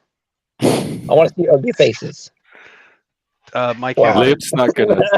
I doubt Lib cams. Can we get a boob, like just a little? I already film myself all the time. Just don't bother putting my camera on, because it's like there's already pictures of me on the internet, so it's like whatever. I want Lib's face. I want to see his communist face. We haven't ever. I don't even know what he looks like. Chris is met. He's got a He's beard. The only one. I bet he's got a beard. Well, to go back on politics, I have Martin Gardner's Fads and Fallacies in the Name of Science, where he talks about L. Ron Hubbard, Wilhelm Reich, the lost city of Atlantis, flying saucers. It was written in 1958. He seems to be kind of a Philistine type, where he doesn't believe in these things, but he does it in a very funny, skeptical way, where it's like, ooh, did you know about Wilhelm Reich? And then he's like, I don't like him, but you might find him. Organon. Yeah, the book I have near me is I have a copy of the Iliad. I'm rereading through the Iliad just because I like it. I was reading the Iliad a few months ago. But yeah, Machine Line would like this book, Fads and Fallacies in the Name of Science by Martin Gardner, because although Gardner's like our whole audience. The thing is like, okay, Gardner is like a really uptight liberal who like believes in God and just says like, well, that can't be true. I don't like Charles Fort. But the fun part is we do like Charles Fort, and we do like eccentric theories, and it doesn't matter. And Gardner might be a killjoy, but it's a fun survey from 1957. So that a little bit reminds me of fucking, what was it? Who is J.R.R. Tolkien's buddy? C.S. Lewis. C.S. Lewis's A Mere Christianity. Which I remember reading through that, and it just, I don't know. He kind of wrote himself an L. He was like defending Pascal's wager, but like in a very silly manner, and was like, yes, non-Christians atheists can't answer this simple question. There's my copy of it's one cosmic. I got Decipher. Wait, let me see. What? Go back up. I got these are Peter Aloctica games, so I got Decipher. That's the new version, the new editions. Right? That was Fantasy Flight. And then I have Borderlands: The Gear Worlds. Have you played Rex? Yeah, I played Rex. You gotta play that. What's your thought on that? I have the game, but I have yet to be able to play it because I can't find enough players. Well, the thing is, they updated Rex was 10 years ago. Now it's actually Dune, the board game reissue, where they got the license, and there's the movie edition and normal edition, and Now the guys I had no idea. Is it so how Rex does it Rex is compare to like Cosmic? Dune, the board game, is more akin to Cosmic in a war game Risk-like faction. Rex is Fantasy Flight's interpretation of a symmetrical warfare, meaning that it's cutthroat. Rex, meaning that you do something, you die. It's unfortunate. And then Dune is more like, well, you have a chance. It's more randomized. Okay. So, but yeah, the Alaska friends, I recommend all their games, whether it's, well, they also have Dune Arrakis, which is a Dune reskin of Borderlands and Gear World. And that's like, that's like Catan war game, and I prefer that. So whenever somebody says, let's play Catan, I'm like, no, let's play Gear World, Borderlands, Rex, Dune Arrakis. It's like Cosmic with I love war games. Basically, any tabletop war game is like my shtick. I love I never actually got the models, but Bolt Action. A lot of the Bolt Action games, they're like all like. Remember Memoir 44 by Days of Wonder. Memoir 44. Memoir 44. It was Days of Wonder who did Ticket to Ride. This is like 20 years ago, and it was a hex game. It was meant for children. It's meant for like 10-year-olds. Teach them hex games. So all those figurines are like $200 for pop. They're really hard to come Memoir 44 figurines. Yeah, I remember because they had like really, really good models. Like for just like a board game, it had some pretty good fucking like models. Days of Wonder was a really different company 20 years ago. Like when they first released Ticket to Ride, they had the Alvin and Dexter Alien and Dinosaur expansion that just made the game so much better. Now you can't even get that expansion anymore. Yeah. I like Ticket to Ride though. It was a fun game. I'll only play Ticket to Ride with the Alvin and Dexter, where there's a dinosaur and alien on the board, and we're playing and then you just use the dinosaur and alien on everything, and the game's just so much better. I like oh god, what was the D&D game? Lords of Waterdeep. No, not Lords of Water. No, it wasn't D&D. Sorry, when I say D&D, it's like you go around the board collecting shit and Dungeon. No, it's a much newer game. Ouija board. Ouija board. No, there's Clank, which is like Dominion and roguelike. It's a Dominion rogue. Clank. It is kind of a roguelike. So it's not Clank. That's like Dominion plus. No. Okay. Guys, did you ever play Hotel? The game Hotel. On it's a class game. It's like Monopoly but better. Yeah. No. You mean Acquire? That's Monopoly but better. That's by Sid Saxon. That's like where you build a bunch of apartments and hotels and invest. That's like if you want to be a true capitalist, play the game Acquire. They have a Cosmic Monopoly version on the internet. No, if you want to be a true capitalist, you want to play the original Monopoly. That's what you want to do. I hate Monopoly. I never win that game. Here's the thing: in Acquire, you have choices through your investments, and you punish those in bad investments. Oh god! I mean, and Monopoly, original Monopoly. Mm-hmm. Believe it or not, there is a skill set, but the skill set is trading off the oranges to the yellows because there's a higher probability of going on orange to yellow, which I forgot those streets' name. So whenever they have Monopoly World Championships, the guys are usually selling orange and yellows first. Oh, I actually, I'm not talking about that. I'm talking about the original Monopoly. All right, the one that was made by the landowner's game, where it teaches you, where it's like socialism and it's teaching you, like you. I'm talking about Charles Garreau's design variant. Yeah. The actual Monopoly game, yes, which is actually really fun. I've watched. Wasn't it a communist that invented that game? It was a socialist that invented that game, wasn't it? Yeah, it was a socialist. Yeah, I formed formed a dialectic in my mind. I'm sorry, I'm actually got a call from my Turkish friend there, but cool. he's my good friend. I've known him since middle school, so I had to take this call. But this dialectic in my mind between like transhumanist, like liberal theme, and then like also like the Dungeons and Dragons like conservative theme from like J.R.R. Tolkien, like how like it seems like the people who like C.S. Lewis type of shit, like they're fundamentally like derived like from the Christian ethos. Like people who like medieval shit, they follow like right wing, and then people who like transhumanism, they're like left wing. Like, what do you guys think of that? I actually don't even think of that. I think like tabletop role-playing games is actually a relatively like left-leaning and like progressive. I mean, there are definitely people who are politically right-wing who love tabletop role-playing games, but like by and large, if you look at like the bigger companies and stuff, and like the vast majority of people who play these games, they tend to be more progressive, more left-leaning. I don't think it has to do with like. I think it has more to do with like the demonization of D&D from like the 90s than anything else. The 80s, Satanic Panic, and the 80s, yeah. There's a classic game by Sid Sackson. It's right here. It's called Hell yeah. I'm the Boss. Hell and yeah. this is an evil, backstabbing Machiavellian game that everyone. Do they have an online version that we could play? Tabletop Simulator. Tabletop Simulator. It does have it. Oh, okay. Speaking of which, this message doesn't look left wing. This is a bunch of white collar Machiavellian. I hate you. But the genesis. But here's why I'm the Boss is really well liked, is because like Cosmic Encounter, everybody has a term to be the game master, and victory points are determined through nepotism and giving them out. So you're basically, you have to constantly make monopoly trades in the game. I'm the Boss, and it's basically a role playing game.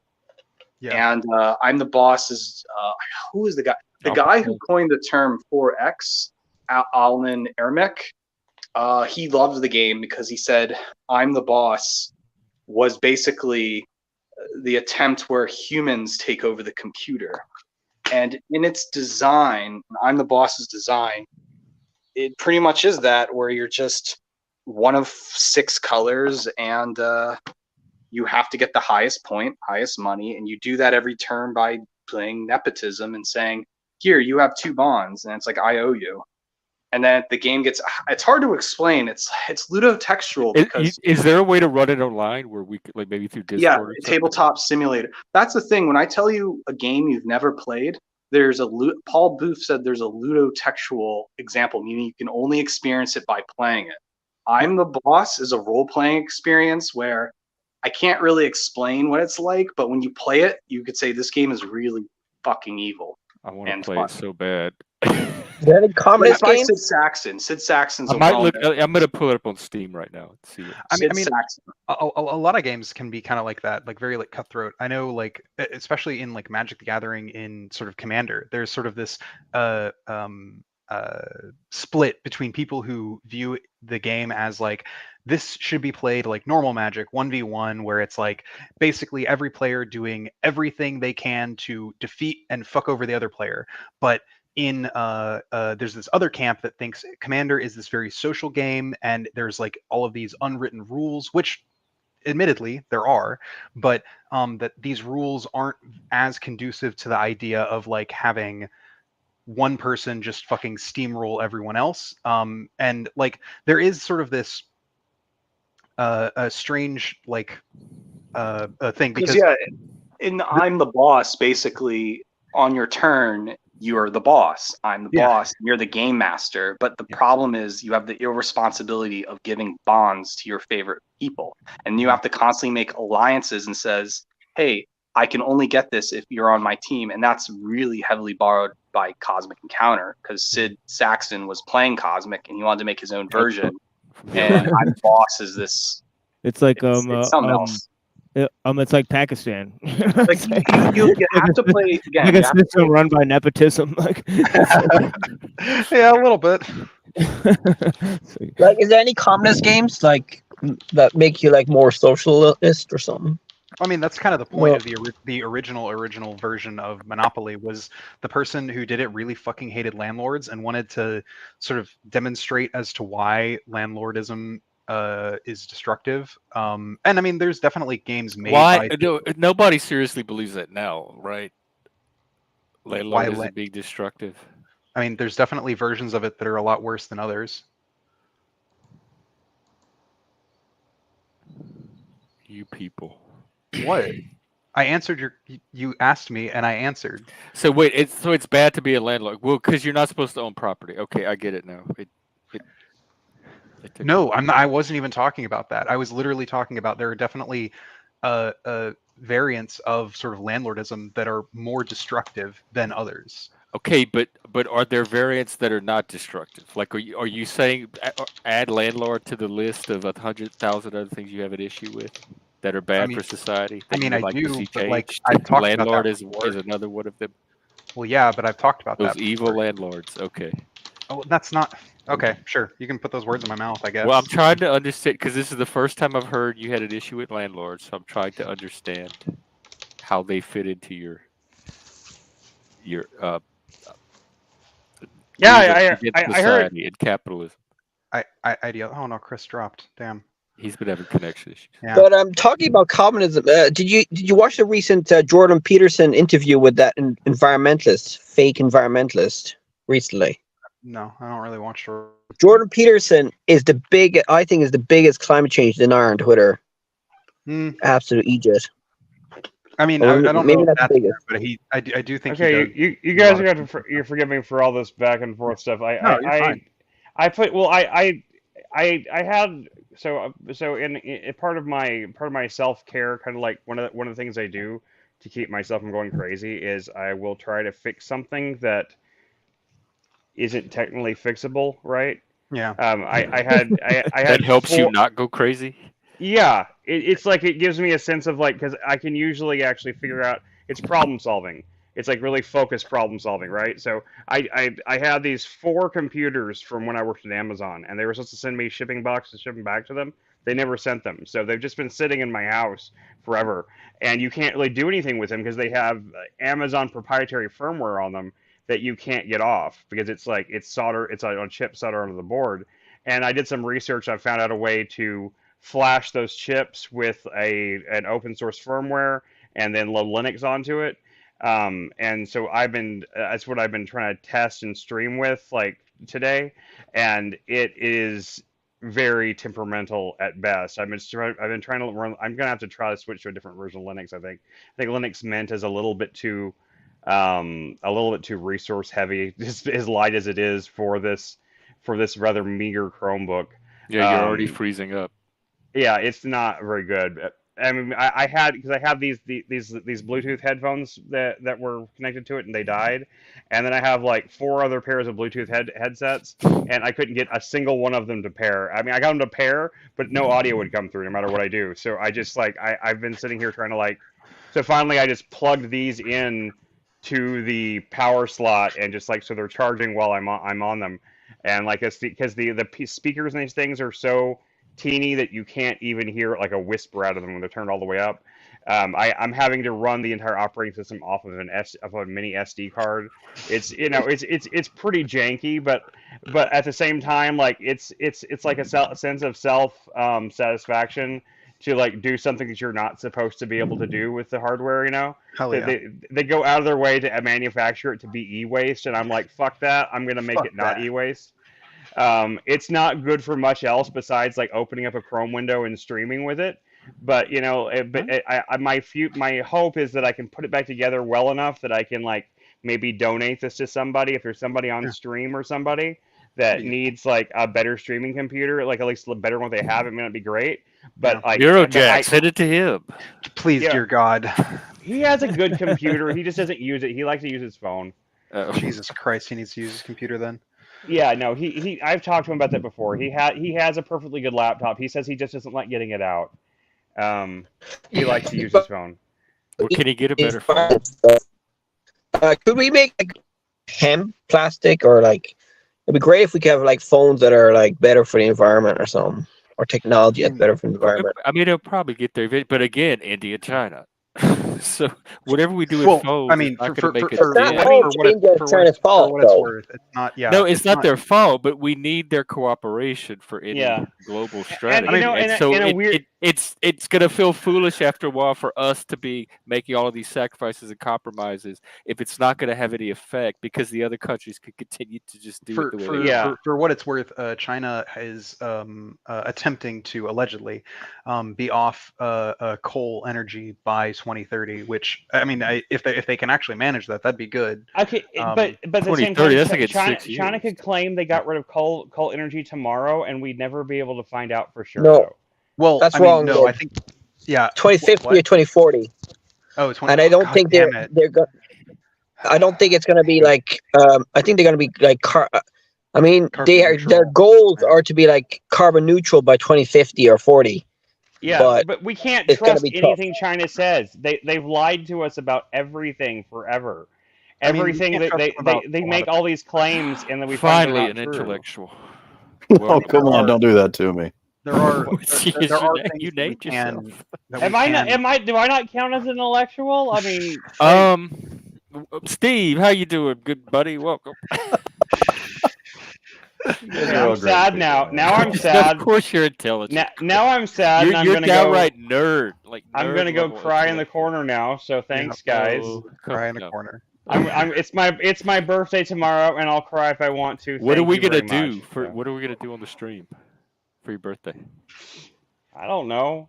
We'll have to. I'm turning 43. What? There's not even a significance to 43. It's like just getting another year older. All right.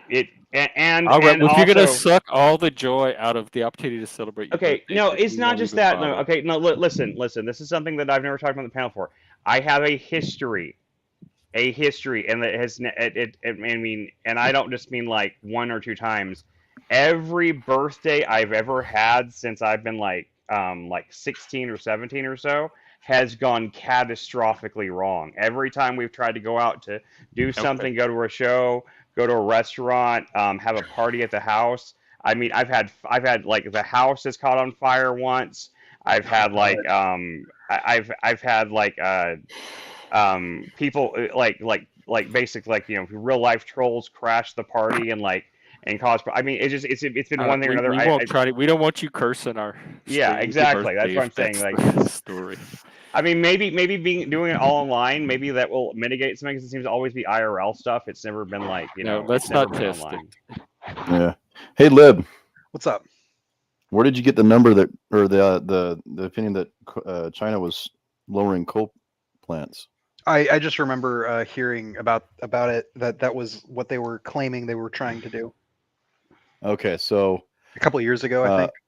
I was going to roast you for a minute, but I'm not going to hold you to that. But I was just reading, it was on carbonbrief.org that, if I remember correctly, China accounts for like 2/3 of the global rise in coal plant operation. Oh, yeah, no, that doesn't surprise me. And they're building more, like tons more coal plants. No, I know they are building more, but like so part of it was that they were alleging that like they were trying to get, because like it is possible for countries to get off of coal. We know this. The fucking UK did it. So smaller countries. Well, but economies of shit today, economies of scale are it is relevant to look into like economies of scale, right? Yeah. So like No, can I jump in there? I know this. Yeah. The UK went coal free because they destroyed their heavy industry. So they brought it to Asia basically. Yeah. Their electricity is gas and nuclear renewables. Yes. But they got rid of coal. But they also replaced a lot of their coal with biofuel that comes from wood from America. They cut loads of forests in America and they bring it to UK to burn to make electricity. So the UK, they say they're all great and stuff, but they're not that great.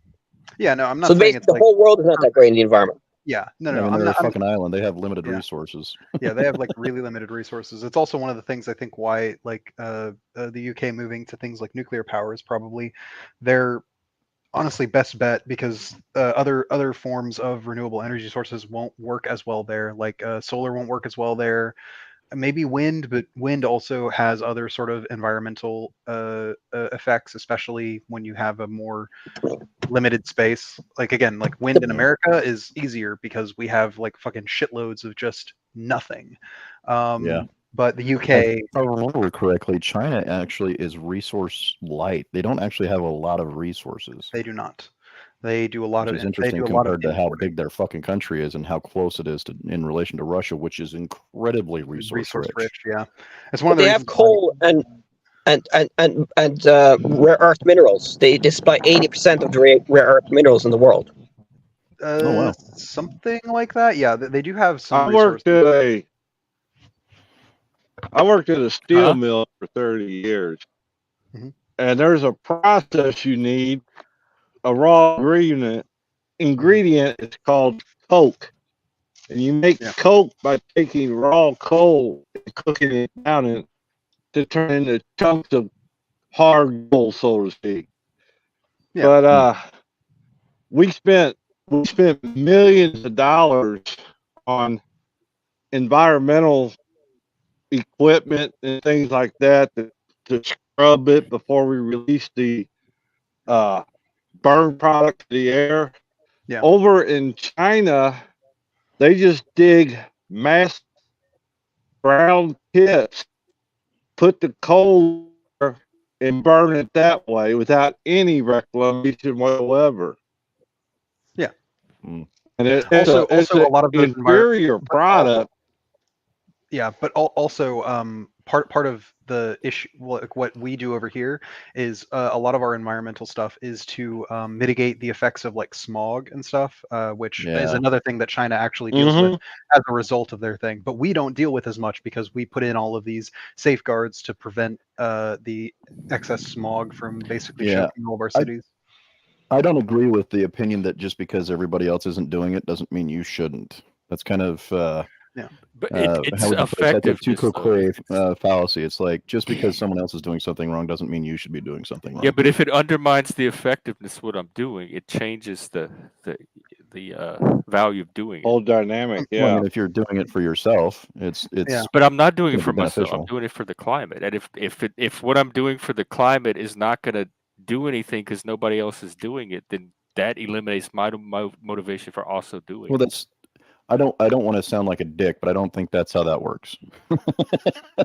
Also, that's the argument for India and China. Also, it's not. So that the people that have put forward, that's how they say it works. Yeah. So I would say that, let's say that I'm going to just pull some numbers out of my ass because this is not my fucking specialty. But if you had a company that was producing 50 billion gallons of CO2 every year, right? Like, let's say China, and we produce 10 and we just say, fuck it. And just let the fucking chains loose and start producing 50 billion, gallons of CO2 every year. Now you've got, 100 billion gallons of CO2 every year. You're not helping, right? Well, that's but not the if you at least we're talking drop about, it down, right? If you at least are responsible, you might not be decreasing the number, but you're not adding to the number either. Yeah. Also, not all of the environmental things that we're like talking about are about necessarily mitigating the effects on the climate. A lot of them are about mitigating the effects on like the immediate areas, right? So like the smog issue that I was talking about. Yep, like Salt Lake City, dude. Salt Lake fucking City. I went through this last fucking time, dude. Like our fucking smog is fucking atrocious. Yeah. There is a great short documentary you can watch on YouTube called The Reality Check of Renewable Energy. It's by a Scottish physicist who says that all these environmentalists that say we can replace coal and fossil fuels with renewables are not realistic because it'll take a lot of land, it'll take a fuck ton of nuclear power to replace all that fossil fuel. So what we need to do is actually have a reality check and say we'll have to reduce our standard of living, which I think is going to have to happen because I don't think renewables and nuclear are going to be able to do it. Much lower. I don't think it's so much of a reduction of standard of living as a changing of the way we interact economically, right? So like a part of this is the fact that we buy, as in the West, we import shitloads of cheap plastic shit. And those things are a huge issue with both waste and the carbon emissions that it takes to produce them. However, if we stopped using and buying the masses of cheap plastic shit, that would disincentivize places like India and China from manufacturing cheap plastic shit because they produce it and then send it over here. The best thing you can do for a renewable resource is not make it renewable, make it permanent, make it something like steel, like a steel glass, right, or a steel drinking receptacle, right? Yeah. You never have to. It doesnings break. It might bend. You can bend it back. You can reform it. But you won't be able to transport, things in those types of items. I think the reason why they have plastic or they sell plastic so much is because it's one of the main items used for international trade, right? So it goes back to what Sean was saying. It's going to have to cause, because if we're moving everything to steel and then we're moving things around in steel containers. Well, it's just going to have to be that you move around less shit, right? Eventually. Well, yeah, sure. There are costs to everything. I don't think though that would. I don't think that changing the way that we produce things to be more long lasting is a necessarily like what I would consider to be a reduction in standard of living, more so just a change in the way that we produce and use things. Because a large part of this is that economically, people, companies aren't motivated to produce long-lasting items, right? So, like, if a shoe company sells you a pair of boots that'll last you your whole life, you're only going to ever buy the one pair of boots.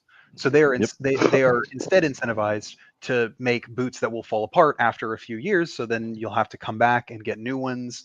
And so a lot of this is like a result of the incentives that we give firms, and we need to change incentives in order to change the actual actions. That'll reduce a lot of jobs. You'll have to accept that the jobs will have to be cut down.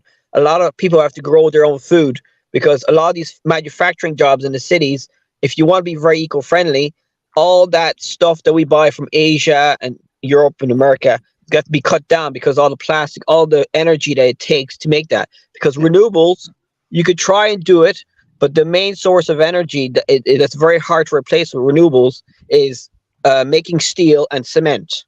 And that's very hard to do with renewables. You'll have to build loads of nuclear power plants, loads. In America, let's say, you'll have to build, I'd say, another 200 nuclear power plants. Well, and in America, we are, I think, very well situated to actually have a diverse range of renewable energy sources. There are places that we can use solar and wind and nuclear and hydroelectric even. Here's the thing though, is and I think this is the most inarguable part of this discussion, is that if you don't have a way to store that power, it's all fucking for naught. You know what I mean? Yeah. The biggest thing that we could do to improve the ecology of the planet is to like 10 times the investment into battery. Yes. No, I agree. Figuring out better ways of actually holding that fucking power for use, because the way that we have batteries now is we're so far behind on battery technology, thanks to the American automotive industry, that we can't even produce the batteries without a massive amounts of fucking negative emissions. So if we could actually invest in batteries and their capacity and their discharge rate and their recharge rate and everything, and get those up to par, I think then you could actually start making an actual dent in the problem that we're talking about. That's my personal opinion. I'm open to being challenged. The efficiency of wind and solar is so low that it makes no sense at the present moment. That's not the case anymore. Sure it is. That's without batteries. If we have batteries, I'm talking about the efficiency of a solar panel is only maybe 12 to 20%. 12. Okay, compared to what? Of what it takes to achieve that electricity from that solar panel. No. The conversion process.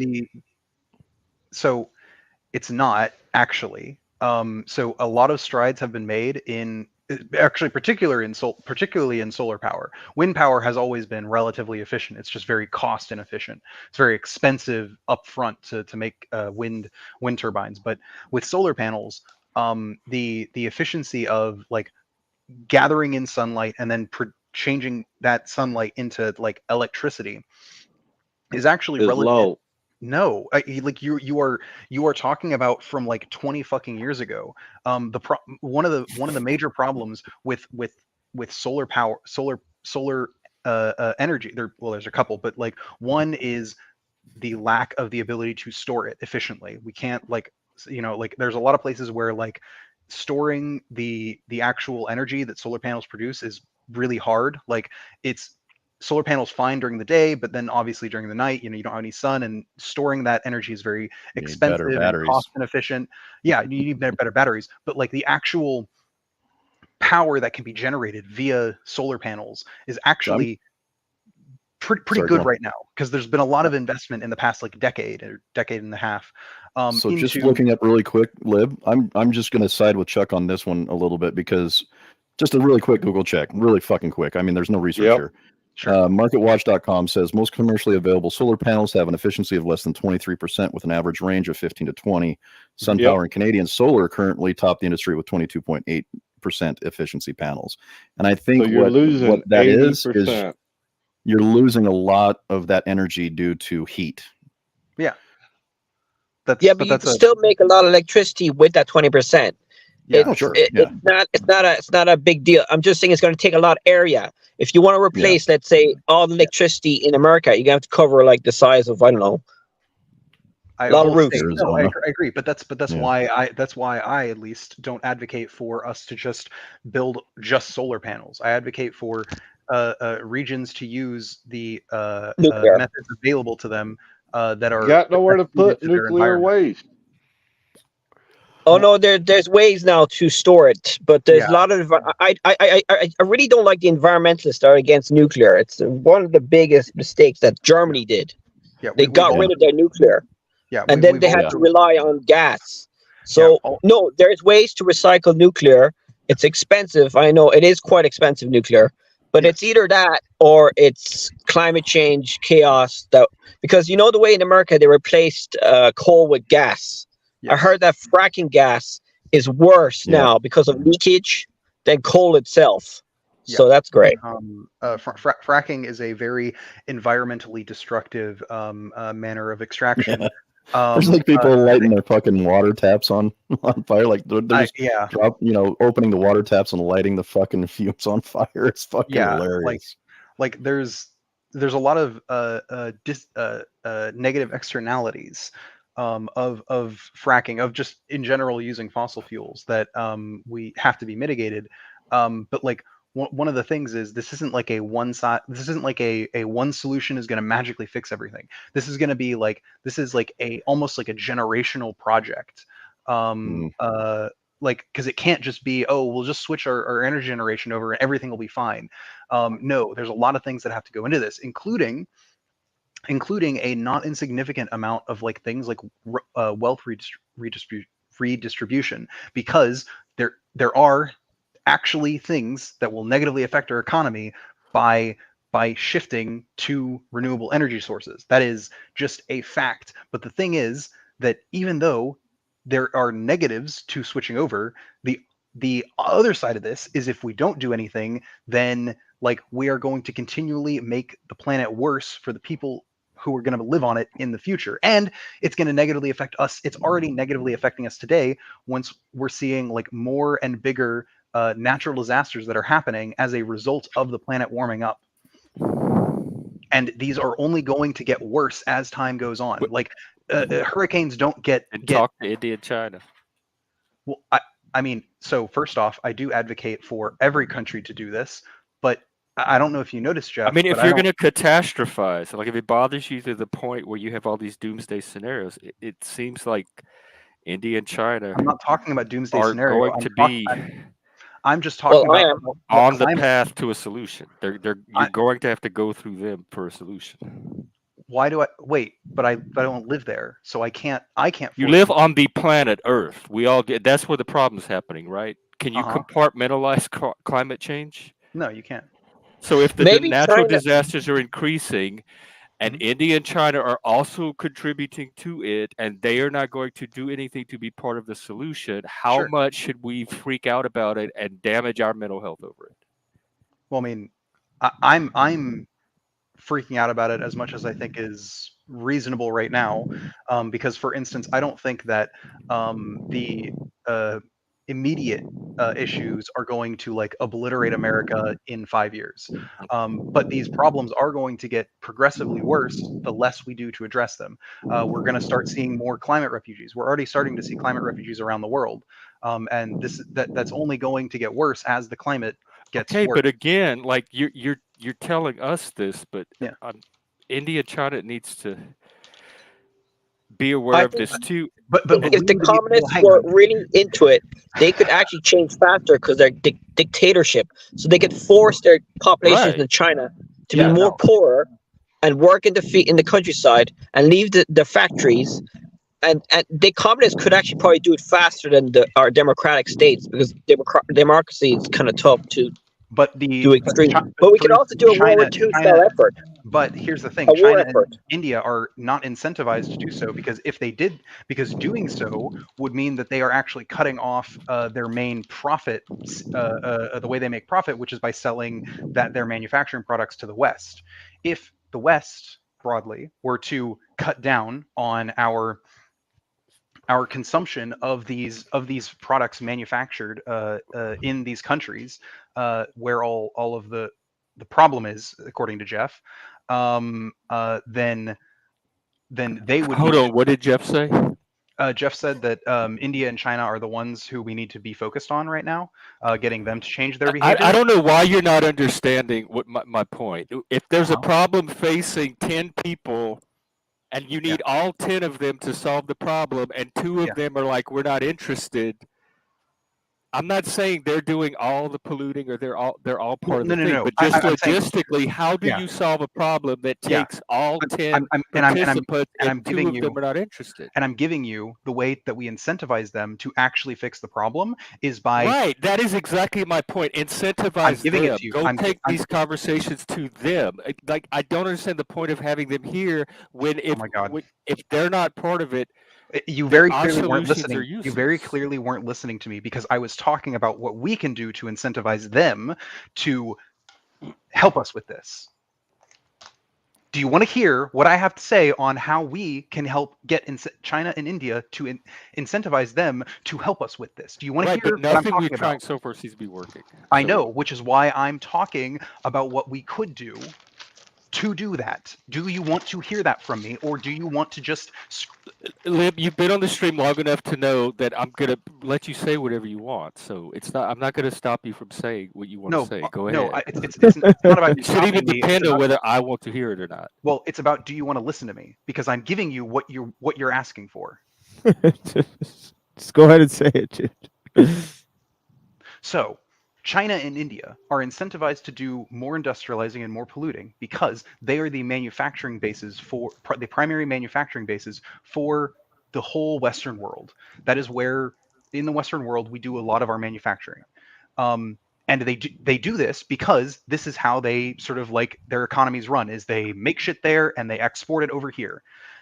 If, for instance, the Western world were to consume less manufactured goods from India and China and to find other alternatives, then that would disincentivize China and India from doing this big manufacturing thing, and we can actually remove their incentive to continue polluting, and instead begin incentivizing them to actually get on board with addressing climate change. Are you talking about economic embargoes? Not embargoes. I'm just talking about the ways in which the West utilizes manufactured goods. For instance, if companies were to begin creating more longer-lasting and durable products, then those goods that would be manufactured might still be polluting. However, what's to incentivize them to do that? Oh, because we buy the stuff from them. So if we only buy stuff from them, that is, we can buy a little bit of it, and then like we're good for a few decades, and we can just buy less of it. So they will be then incentivized to produce less, which will then in turn have them polluting less. And then once their whole economies are no longer fully dependent on manufacturing cheap shit for the West, then we can then get them more on. It will be much easier to get them on board with actually doing these things and addressing all of these problems when it no longer goes counter to their economic interests. Yeah, and the reason why I'm so panicky about climate change, guys, you don't know the science much. You should research it. It's very scary what's going on now in climate change science. So what's going on now is that it's warming more now than usual. Some theories are saying that it's warming more because there's less aerosols. So Europe right now is like warmer than usual. I mean, the Amazon. Oh, I heard that the coral reefs in Australia have the worst deaths of corals this year in the history of coral reefs. You know, the big coral reefs. Yeah, I mean, the forests in Canada could burn way more, and that could cause a lot of smoke everywhere. So this is serious, a serious problem. This could make the collapse of human civilization climate change. So I mean, all the conservatives and all the people who don't believe in climate change are going to we're going to find out the side effects of climate change are going to be so bad now that everybody's going to have to do something about it, because we're basically like dumbass animals that we only react in the last moment. But climate scientists should have thought about this like 100 years ago. But we're so short-sighted and greedy now that the side effects are so bad. Now we're going to panic. It's like an animal that doesn't think long term. You know what I mean? Well, yeah, you're not panicking because like the issues aren't like the world is going to collapse in the next 5 years, which I have never said the world is going to collapse in the next 5 years because of climate. Heard you say that. I do think though this is a long-standing issue though that if left unaddressed, we won't be able to like. I don't think it's being left unaddressed. I think the solutions are. I think there are people working on solutions. Yes, the solutions though currently are wildly insufficient for because of the cooperation of India and China. Like any solution is going to have to involve them to be completely effective. Yeah, but so what did you think about my solution for trying to get China and India on board? So to stop consuming as much so that their manufacturing slows down to less, and that's going to convince them to get on board with climate change. Yeah, because it's all economics. It's all like it's all about economic incentives. If we reduce our consumption and cause their manufacturing to drop, and they're all of a sudden going to feel good about that and say we're in, guys. Well, I mean, I'm talking about more of a long-term thing because like this isn't something that I think would be addressed over like a very short period of time. This would be over. Well, according to y'all, we don't have long-term. This is a crisis. Like it's happening tomorrow, and so yeah, I think we need a war effort. I think we need a war effort to solve this problem because it's going to cause a lot of suffering to humans. Famines. There's going to be migration because of this. So we need the whole world is going to have to like work like war effort on this problem. Not. You're saying force them. Force the world to do this. So climate war 2030. Part of this issue is I think you are lumping me in with other people who you're seeing, and as you just said, I don't think that this is going to collapse our world tomorrow. So why, when you're talking to me, are you saying that I'm saying that the world is going to collapse, or people like me are saying the world is going to collapse tomorrow? Well, no, there's some scientists that are saying that it could be getting worse, and we could be getting big famines in the next 20 years. Like, yeah. So no, I agree with I'm that, just saying that if you follow the science, it's not good. It's not looking good, guys. So I think governments are going to panic and they're going to be forced to do extreme things because we've delayed it for so long. If we started 100 years ago and did it slowly, it wouldn't have been as bad for the economy. But since the whole economy runs on fossil fuels, we're going to have to collapse it. It's the only way. It's like in an emergency situation when you're injured. The whole economy relies on fossil fuels. We're addicted to it. And now, since the climate's so bad, we have to go collapse down again, solve it. You know what I mean? It's gonna be bad. Well, I mean, it's a dilemma, basically. It will reach. There will, if we don't do anything to address it, or do insufficient things to address it, then there will come a point where that will happen. But I don't think that's going to happen. Probably not even in my lifetime. You talk about famines. Famines will definitely get worse in my lifetime. But here in the West, we won't feel the effects. Oh no! But I mean, essentially, it's happening right now in Ireland. I mean, essentially what Sean is saying. Yeah, I mean, essentially what Sean is saying is correct in my opinion. You know, in terms of, you know, I don't follow the climate change narrative, but I do understand that if they want to change the fossil fuel economy into a different economy, it is going to cause a lot of global change, including possibly warfare, you know, and that those changes can't really happen otherwise, you know, than a kind of a sort of a collapse of the current global economy or whatever, you know, in terms of moving forward, you know. That's why I'm advocating for transition into these other things, because but that transition is like unlikely because of the because of the changes and like lack of incentive to make those changes, and also the global conflicts that are emerging because of the you know, But that's the why fuel economy.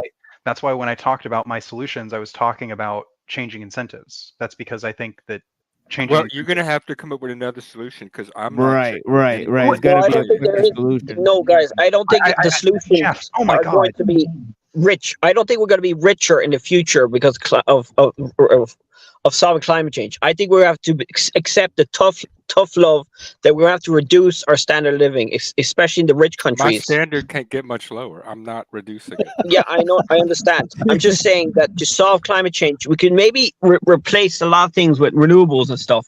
We can do a war effort for that. Tax the polluter companies to shit, and then use that money for renewables or nuclear. Well, But the problem, Sean, is that we've been doing that, and that doesn't actually work. And some of this, I think, has been the way in which we've been taxing them. I do think the sort of like transferable tax credit thing is like, that's a fucking joke. That's like, that doesn't actually do much to actually disincentivize companies from polluting. But Jeff, again, like, why do you think my solution is so unrealistic and doesn't make any sense? Can you explain it? Can you Because explain to me? people are not going to stop consuming. It's ridiculous, and they're not going to want their manufacturing to suffer because we stop consuming. They want the prosperity that comes from our consumption. That's not going to incentivize it. Like letting them know that we're going to reduce that is not going to incentivize them. Well, I think let me see if I can cover this. If you were to offer someone a product, right? And this product was cheaper, it was better, and it was better for the for the ecosystem, right? And you put that next to a product that you know and that this person knows is fairly expensive, it's not renewable, and it probably wasted a lot of energy to be made, whatever it might be. I think most people would choose the better product that is more renewable, that is most likely less expensive and more useful to them. I think there's definitely a way that Liv's argument can be applied here. I don't know anybody that's not going to want a better product for cheaper. I mean, right? I think most people But just his go like, argument, if I understand it, or maybe it was Sean's, was to not better products, but to reduce the amount of products you currently consume. yeah. Well, I mean, if you look at why people buy the shit they buy, it's usually like, oh, I've been buying this brand for years. Well, I so buy whatever's cheap. a part of this is that we can make products what that I are mean? better than our current products that are Yeah. cheaper for the person like buying the product. For the consumer, these things are cheaper. For instance, like a glass, having a glass cup is cheaper than going out and buying plastic cups from Walmart, because you can reuse glass many more times than you can reuse plastic cups. They are You started to sturdier. remind me of the people that banned plastic bags in Seattle at the grocery store. I don't I'm like not you talking people. I about. don't want to live in your world. I'm not doing your Okay, ideas. well, when did I advocate for banning plastic I'm bags? just Jeff? saying it reminds me of. I'm making an association between Yeah, what you're you're making saying an and what I've inference into what I'm experienced saying. Yeah. firsthand in Seattle from You're this. making an inference that I'm like those people, but I'm not, because I I haven't. didn't know. You're It sounds like inferring that I'm Liv is. making that inference. I am just drawing a parallel. I'm making an association in my head. Well, It is not an don't inference that associate you things are with one of me those that I. people, and you I think know we should better ban because you plastic know products. me by now, and you know the discussions we've had, and I don't do shit like that. So quit accuse me of stuff that you know I don't do. Except when you do. You're being a drama queen. Now go on with the conversation. Yeah, speaking of plastic products, 2% of all the oil or gas, fossil fuels, is used to make plastic. They're saying it's going to double in demand by 2050. Plastic, so it's polluting the oceans. All the fish have plastic in them. We swallow a credit card worth of plastic every week, and it's going to affect our health. I heard there's chemicals in plastic that are causing health problems in humans, and PFAS. Oh, you're talking about So I'm just saying. microplastics. Yeah, so I'm just saying that maybe we should probably ban. We should probably do more extreme things for the environment, because if we don't do extreme things, I know this is tough love. The people who want their luxuries, if you either want to starve to death in the future in the next 50 years, or have extreme like reduction in lifestyle, but you'll still survive. I mean, I'm not saying ban capitalism. I'm just saying we'll have to tax those polluter companies, like the cigarette companies. We could do like advertising or like labeling on the product that this product is very bad for the environment. I like to guilt them into not buying it. Okay, yeah, like Jeff, cigarettes, you know. Let me Yeah, I'm not try doing and any of that. let me try and frame it this way. So I do my best to not associate things with you that you haven't said. And I do fail, and you pointed out when I fail, and I do self-reflect, and I do try and not do that going forward. You do that a lot, and when I point this out to you, you just like get all defensive. You're like, There's no, an I'm echo. not. Hang on, there's an echo. Is it Chris?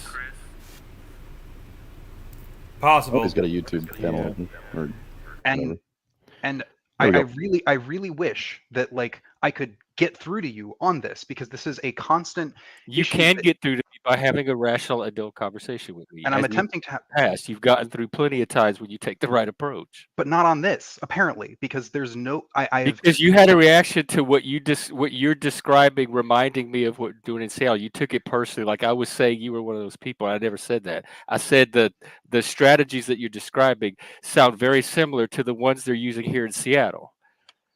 And then you had a moment.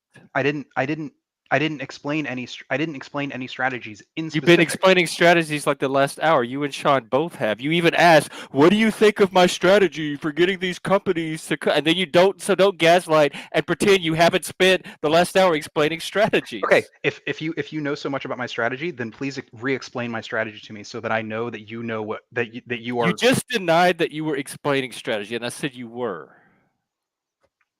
I was not talking about banning plastic bags. Nowhere in what I didn't said. say you were. Do you know what remind means or associate? What you were describing reminded me, call to mind, in my mind, is similar or adjacent to the plastic bag issue.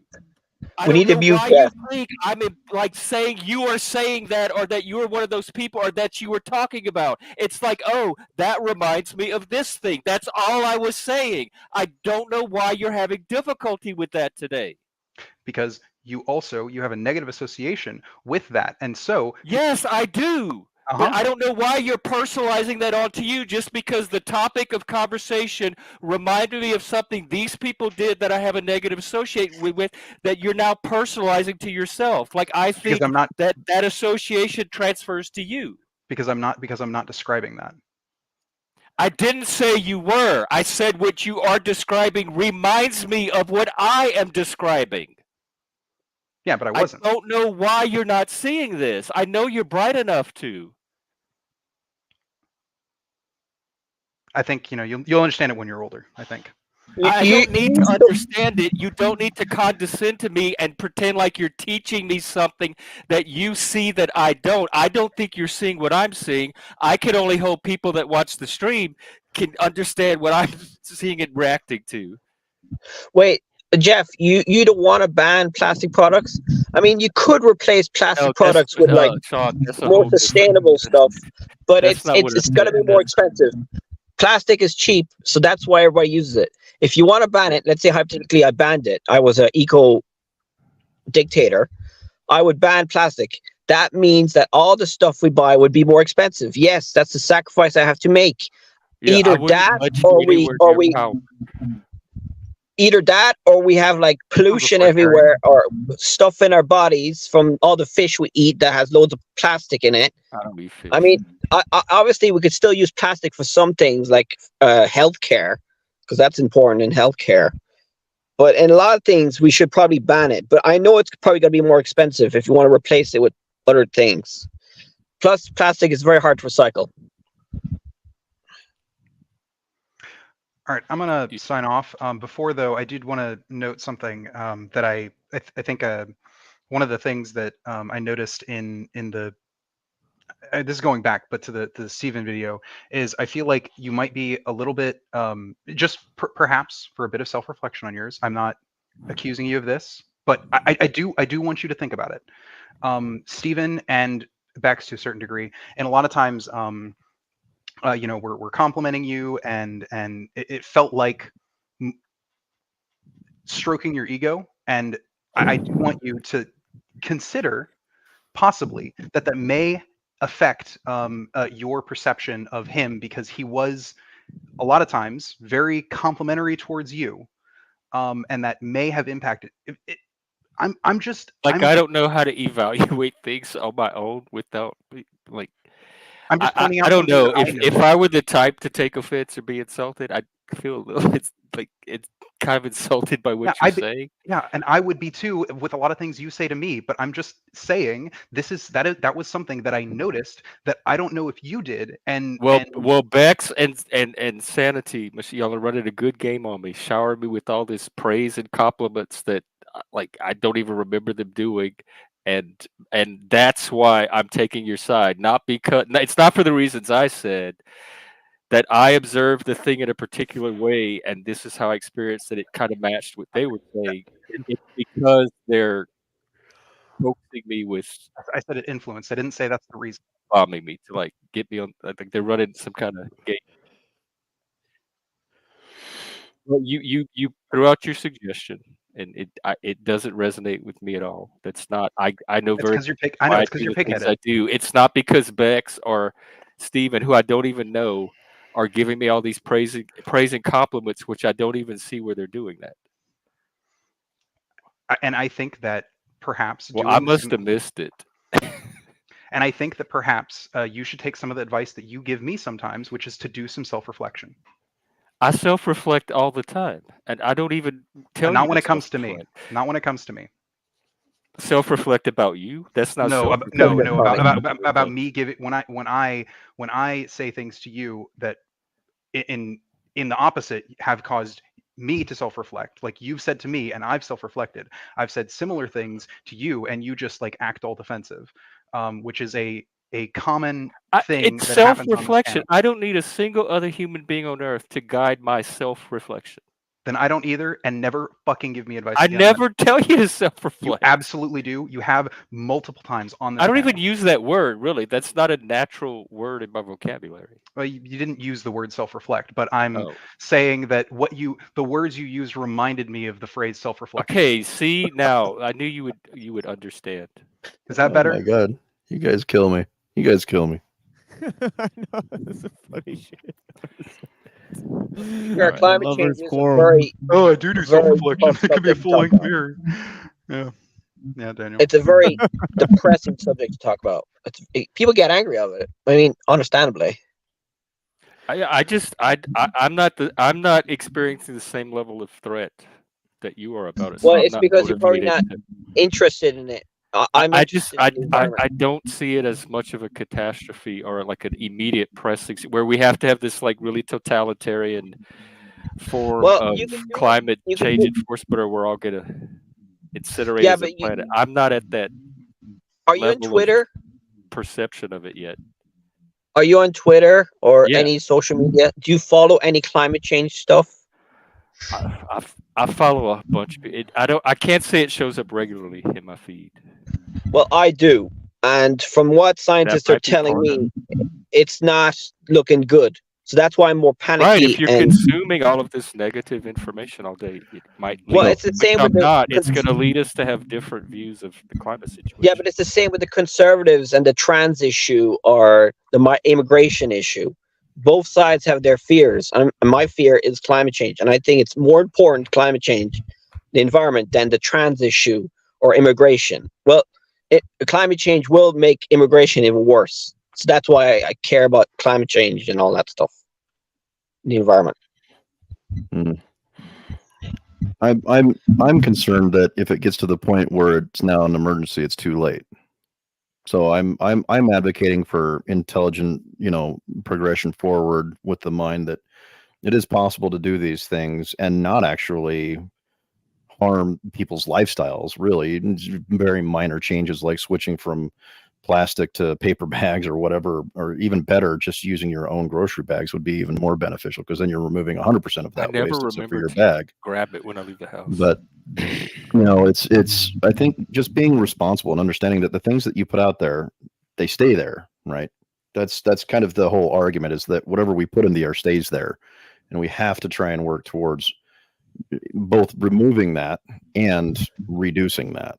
And I think it's a reasonable argument to make. and just because something doesn't seem like it's pertinent at the moment doesn't mean that it couldn't be pertinent in 5 to 10 years. And right, but that by also that doesn't time, mean is it's it a is it too 5 late? alarm fire. Sure, but do we want to make it to a 5-alarm fire though? Well, the problem is that the global, it's a global issue, and that's going to cause a global solution to emerge. And since the problem is technological, the source of the problem is technological, the solutions are going to have to be technological. Now, global scale technological change is obviously going to be extremely difficult to organize. And then on the other end, it's going to be extremely impossible to calculate, because technological innovation, nobody actually controls the speed and pace of technological innovation. That's the first thing. And then also, technology is what got us into the problem, I have to reiterate. So technological solutions are hard to come by, right? Because it's going to be like, that's why we have to reduce our technology. We'll have to reduce our Exactly. demand for stuff. But that's Yeah, gonna that's why I like how you said that. I'll have fun reduce it. I'm not doing that's it. why there's a conflict between the left and the right, because the right know that if we want to solve climate change, it's going to cause a reduction in lifestyle. Yeah, it's not whether you want to, Jeff. It's gonna you're gonna have to. It's not. It's not a choice. Well, watch I'm gonna what? argue it. Watch what? Like the same way you use the things that you can now, right, that you're able to use because of the situation we have, with the level of technology we have and the environmental change that we have. Like you're forced to comply with the needs of the society you live in. Like it's not I'm your not choice. forced. What do you mean by force? Yeah, Someone's you gonna are. come to my house and force me to do something? Yeah. Well, they haven't yet. Well. For example, When if you just when get they rid of, show up, I'll deal with it then, I guess. well, you have to get a car and a cell phone to go to your work, right? I don't need a car. I haven't had a car in He doesn't have a 15 car. years. I'm doing my part. I don't even own a fucking car. My carbon footprint could You need not be lower. I probably have you the need lowest modern carbon you need footprint of you need anybody. modern transportation. You need modern communication to go to work, right? Yeah, but that's no one's coming and forcing So me you to do rely it. on it. Right, but you said someone's going to come to my house and force me to do something. No, it's not. It's not that Did you're say forced to that? do it. Did you not say that? What? Well. Can you stop doing that? Is it a choice for you to stop doing that? I don't have a car. I told you I haven't had a car in like almost 2 decades. And I included modern transportation and all of that in. I'm I not just walk talking about most cars. everywhere. And if I need to occasionally take a bus, I do. And you're But that's not. No affected one's by. coming to my house and forcing me to do anything. I think I would argue with the less technology. Wait, what? What was that? I would Sorry. argue that I would argue that we need more technology, and if I can explain why, it's if you look at innovation, let's say you take the automotive industry, and it took Henry Ford building a car that was actually mass producible, that caught on so much that other companies started to create these cars. It was more. By the time we got into the 1950s, it was more efficient for most Americans to just drive to work rather than to horse to work, right? I think there's a good argument here that you could say. Has been forced on us. Wait, let him finish. Well, I'm not talking about convenience. My point that I'm getting to is that if you innovate well enough and you create a product that is better than your competitors at a lower price, they're going to come to match you. Otherwise, they're going to go out of business. This is the capitalist model, right? So if we can innovate more, if we can innovate better batteries here in the U.S., say, so just as an example, it would possibly force China to make even better products. Right, but it's the way you said that. If we can innovate, like innovation is not a choice. Like you do understand that, right? I think in some degrees it depends. Like what part of that? Like what part of that don't you and Jeff understand? Like Jeff, you do understand that, right? I didn't Innovation say is not a choice. Are we talking about society? Technological innovation is not a choice. You do not control technological innovation. That's not your choice. That's not your freedom. That's not your free choice. Sure, yeah, I can agree with that. Okay. But I don't understand what the so you don't choose what technologies you use. You don't choose that. It's not your choice. Brain power and influence to a certain degree, and sure. You can do that within a certain limitation. So there is some kind of human, within certain human limitations, agency involved in this innovation. It doesn't just happen passively while we're all sleeping. Yeah. Some innovation I would volunteer for, some I wouldn't. So it's just kind of, I mean, it depends on where we're talking about it.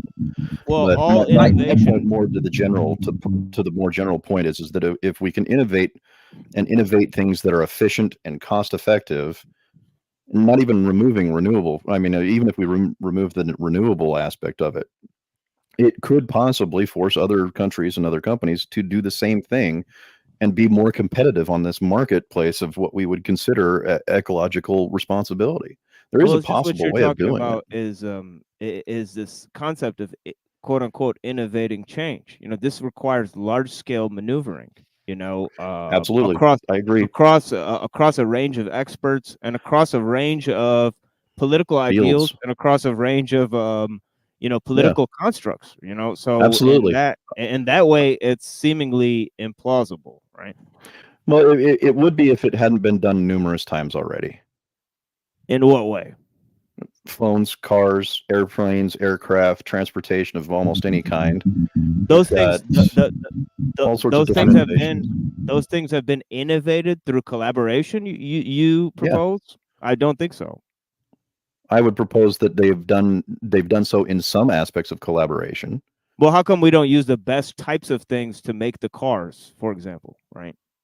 Some cars do, some manufacturers do. But it's overwhelmingly wasteful, right?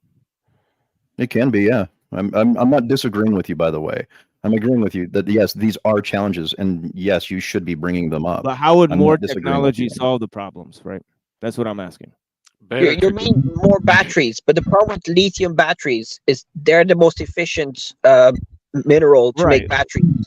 Right, like to power the solar panel, right? You need the lithium battery. Am I wrong? Yeah, and the efficiency we can get with lithium, there's no better. Lithium is the lightest mineral out there, so we can maybe get cheaper but less dense energy storage wise. Like sodium ion batteries, they're cheaper, but they don't give you as much charge. Lithium is the best in physics that we can get. We won't be able to get any better. We might get a bit better, but there's a lot of innovative research going on right now that are finding a couple of different materials that are actually better and less harmful to the environment, like lithium. Because lithium is incredibly expensive and incredibly cost ineffective when it comes to ecological damage. So you need innovation and you need technology to find out better ways of doing things for less money and better ecological responsibility. So that's my argument, is like, if you can build something cheaper, better, and is more renewable, people will buy it, and that will force other people to come down and do the same exact thing for a competitive edge on the marketplace. That makes sense. It's not far-fetched. Is that currently happening? Are people trying to? Tesla is the pioneer. Tesla were the first to make electric cars more popular, but I'm still saying that there's 2 billion cars in the world right now, and if you want to replace 2 billion cars and growing in the world now with electric cars, it's going to take a lot of mining. It's going to take a lot of destroying the planet. So I'm just saying we'll have to reduce our energy demand as well. We'll have to build more public transport, because public transport uses less energy per mile to be more efficient. That's not going to fly. We don't have big cities everywhere. Right. It works for some areas. So like a combination of more Teslas and more public transport. Yeah, I mean, the U.S. is a huge fucking country with a lot of nothing in between. Yep. You know what I mean? That's where we're gonna have a real fucking problem here in the larger countries like the U.S., Canada, even Mexico and Southern America. You're gonna have massive fucking struggles. So I'm not saying that Machine Lies is wrong. I actually agree with most of his counter argument. Yes, it is true. These things are going to be incredibly fucking difficult to do, but we can't ignore the conversation. We need to have the conversation at some point in time. Don't go too fast there. I support Kaczynski, so it's gonna be like good. Probably not. Probably don't agree with me too much. Oh Lord, well, I'm gonna agree with you on this because I think you're right. I think you have a valid argument, and I need to acknowledge that. If I'm a person of integrity, you have a valid argument, and I appreciate it. Yeah, bless you. I've got to get going. I got to take my son to his mom's for the weekend, so I will catch you guys later. Good to see you. We'll good to see you guys. Nice to meet you, guys. Yeah, have a good to see you. Yeah, John. All right, see it. What'd you do with the trans guy, No, Jeff? he left. He suggested that the only reason I agree with Steven and Bex is because they say nice things about me and blow smoke up my ass, not because I'm critically evaluating their position like you've seen me do 100,000 times with every other person on this panel. Oh, I'm not going to touch it. I'm not going to touch it. I'll leave that alone. Yeah, I think I'm gonna. I mean, I pretty much left it alone. I do think I'm gonna wrap up, especially if I end up doing an evening stream. I'm gonna. Oh, you're going to go tonight? What time do you think I you might go? I'm gonna recharge and maybe try to get a nap in and see what happens. What time you think? If I wake up too late, I won't. But if I wake up early enough, I might try to do one. But if What not, time we'll are you definitely be looking at? here tomorrow. This is an important subject, and it has to be talked about because it's going to affect us all. Yeah, this is one of the main issues on my show. I'd love to have you come and talk to me about it, Sean. You're welcome to do that if you want to. Here, I'll put Machine's channel in the. Yeah, I mess with this topic a lot, especially the technological aspect of this issue. That's the main concern on my channel is the problem of technology and what it has to do with all of that. Well, yeah. Think about it, TML. A flip of the switch and nobody's got technology. Exactly, right? We wouldn't be able to see each other anymore. Convert everybody over to a digital currency, turn the switch off, and nobody's got nothing then. Yeah, but that's not likely to happen. They're probably going to go out of their way to put so many checks and safeguards in place. Well, do you remember how they blew up the Nord Stream 2 pipeline? Yeah, kind of, sort of. Yeah, vaguely. Okay. Well, the same is true with the transatlantic cable that runs under the ocean that provides internet between us and them. There's thousands of miles of underwater cable that at any given time somebody could do their dastardly deed. Yeah. All right. And I'm not there's points of vulnerability everywhere in our system that could, but again, I go with like the possible and the probable. I just worry about what's probable. And I'm not a huge conspiracy nut. I can't bite and chew every one of these conspiracies I've heard the last 4 months. You do agree that the right don't like climate change at all. They think it's conspiracy. No, well, a more nuanced position would be they're not catastrophists. Like a lot of them don't necessarily deny it, but they don't think we don't have to. We're not at the phase that you are, where it's like. Yeah, Al Gore didn't help the cause any with his movie. What is it, 7 years or Greta whatever it Thunberg was? is not helping it much either. Neither are those idiots Exactly. gluing themselves to paintings. Exactly. So you need to get They better didn't help spokespeople and reps for your movement if you want to change hearts and minds. So you think we should not be saying all the bad things? We should say the positives of solutions, not the catastrophizing. Where's the catastrophe? Whatever you think is true are important to say. Yeah, where is the catastrophe you're speaking of? That's what I want to know. It's going to be affecting us the next 50 years. Let's say it's going to be more natural. I'm talking right now. Yeah, I'm in Ireland right now, and the farmers are all complaining because there's record rain in Ireland, and all the farmers don't want to have the environmental stuff. They're all complaining about the environmentalists trying to make more biodiversity in agriculture, and now they're complaining because there's too much rain, and the rain is caused by climate change.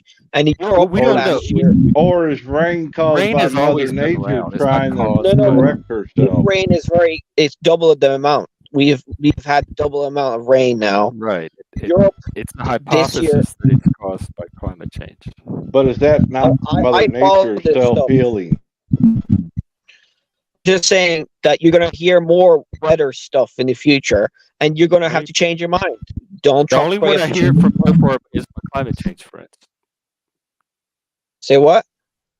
The only more weather stuff I hear so far is from my climate change friends. Everybody else, pretty much, the weather's the same level of topic it's always been. Well, this is just one example of whatever input. Like you're getting this from sources, whatever they are, and it's in response to that, you're building a picture and telling yourself a story and reacting a certain way. And that's what social medias do. There's like a fire hose of information on any subject, and if we don't know how to critically filter, we could come to conclusions that lead to reactions that are not necessarily in proportion to reality. Yes, yes, exactly, Jeff. You know, there's a large amount of people, which surprised me, that think the entire weather system is controlled by the governments of the world. Yeah. Yeah, that's quite frightening. And a lot of them are conservative. A lot of conspiracy theorists are conservative. Like my But father Sean, was you were big talking about the you were talking about the aerosol levels in the right? I mean the ozone layer, right? They measure the aerosol levels in the ozone layer, right? So they do engineer it to some degree, right? Yeah, that's how they figured out hairspray was bad. I don't know that you can engineer a natural force. The scientists now are thinking about geoengineering because of the climate change. So they're thinking now. I call it influence. You can't engineer weather. It's existed before humans. We can guide and influence. We can't. We're doing it anyway with climate chanch. We're geoengineering the climate change anyway. Well, with maybe it's semantics, and I just have a different connotation. I'm just saying that aerosols from planes. I don't think it could be cooling down the temperature a bit, the aerosols from planes, but it's not deliberate. It's just the smoke that comes from the water vapor that comes from the engines. You can do geoengineering, but it'll take a lot of effort. It'll take a lot of technology basically to apply. And they banned sulfur in shipping containers there 2 years ago. All the shipping containers in the world had to stop burning dirty fuel that released sulfur, and they banned it. And I heard that increased the temperature of the world by a tiny amount. The biggest cause of cooling the atmosphere now is actually all the smoke from all the pollution we're causing. So if we were technically to stop releasing all that smoke, you'd actually increase the temperature by 0.1 or 5, I heard. So the dilemma is, if we want to solve climate change, we have to stop polluting, putting all that smoke in the atmosphere, but that's also going to rise the temperature as well. But I think we should still reduce the pollution, but it's going to be tough. It's not going to be fun. Humans are not going to like it. It's not going to be a good lifestyle. But it's either that or starve to death on immigration. We spent billions at that steel mill I worked at in order to fight pollution. We put the money into it. Why did it close? Is it closing down because it's not economical? Because China is taking out all the jobs? No, it's the one I worked at is still going. But we updated and upgraded and installed all the latest scrubbers and cleaners and monitor systems, the whole 9 yards, so that we didn't pollute. Yeah, but you're still releasing CO2. You're not releasing the sulfur and the bad stuff, but you're still releasing CO2, which causes climate change. Yeah, but you know who else is releasing CO2? India and China. I know. In massive amounts. And what so let me just ask you this. If Why? India and China keeps doing what we're doing, and then we switch to the way you're saying and reduce and make all this stuff, is that going to be enough? And Jeff, India and China can continue to just pollute? No, Jeff, that's like eating a Snickers bar and drinking a Diet Coke, thinking they offset each other. Exactly what you're describing. Yes, I don't understand how, without India and China, we're supposed to take any of this seriously or as a credible solution. Because when we can get stop all the polluting we want, and if India and China is still doing it, the problem's still going to persist. No, the problem is that if, let's say, Europe and America get really eco-friendly and become like hippies and like Amish, basically, we have to go back to the Amish lifestyle or hippie, whatever. That's not going to happen. People are not going to give up. I don't know what world. I don't know what Ireland's like, or what part of Ireland you live in, or what you have on your TV, or what world. But have you seen the world the rest of us live in lately? No one's going back to fucking Amish. That's right. I know that's the problem. That's why I'm so scared. It's not a problem. That's the reality of the human species. The problem is you cannot accommodate yourself to that reality. I just hope that humans are smart enough to do the sacrifices. Because if we don't do the sacrifices, you have a plan B. I would not make that my plan A. I'm just saying that we'll have to do sacrifices to solve this problem, and China and India will do the sacrifices because they have leaders that care about this stuff too. No, I mean, look at our climate czar. He flies around the world in a private jet more than anybody else. What's his name? John Kerry. Yes, you're right. I mean, I'd rather you pollute to solve the problem. Like, if I were a politician, I would probably use Zoom. If I were the environmental guy in politics, I'll use Zoom. Exactly. I'll be an example. But he probably needs it because he needs to be face to face. It's better communication being face to face or something. I don't know. But does he have to take a private jet? Little advantage you get from being face to face. It seems like you're undercutting your own message. Yeah, I mean, he's a bit of a hypocrite there. He should probably, if he really cares about it, he should probably lead by example and not do the things that we need to do. But he probably deep down knows that if we really want to solve climate change, we have to collapse the economy. So he basically is in denial. He's delusional denial. You cannot collapse the economy without creating a massive civil war. Yeah, it's either a civil war with climate change or it's civil war with solving climate change. So it's a dilemma. That's why I call it a dilemma. But I think humans are smart enough to solve it. Climate change, but where is it? You probably don't see it in your own small area, but if you look at the bigger picture, you see more. Like in the Amazon last year was record drought in the Amazon, record wildfires in the Canadian forest this year. The permafrost is melting. Could it be Mother Nature fixing herself? Mother Nature is basically kicking our ass because we've been too greedy, and so she's reacting and she's kicking. She's saying, "You're too many of you," so she's reacting and trying to kill us all. There's so we not have that to many people. There's more open space than you can throw a rock at. Yeah, I think some of it's propaganda and misinformation and radicalization. So I'm going to do my part to help climate change right now and end the stream so that it reduces the energy consumption on this one little laptop. Oh, okay, Jeff. I'll let you go. We'll see you tonight if you come on. Have a blessed day, brother Jeff. Thank you so much. Okay. Yep. Take care, everyone. Bye. See you tonight or tomorrow for certain.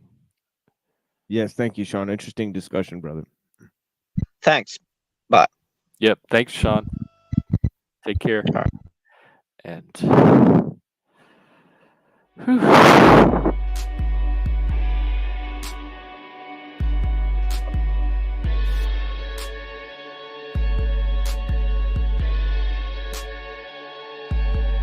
all right, good stream, guys. Thanks for showing up and hanging out.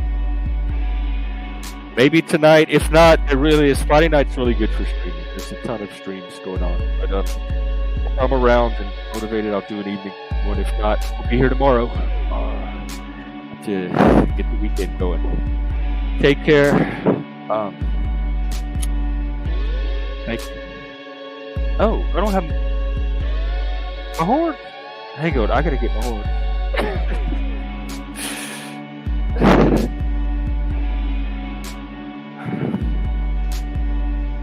I didn't even notice they weren't on. Now they're on.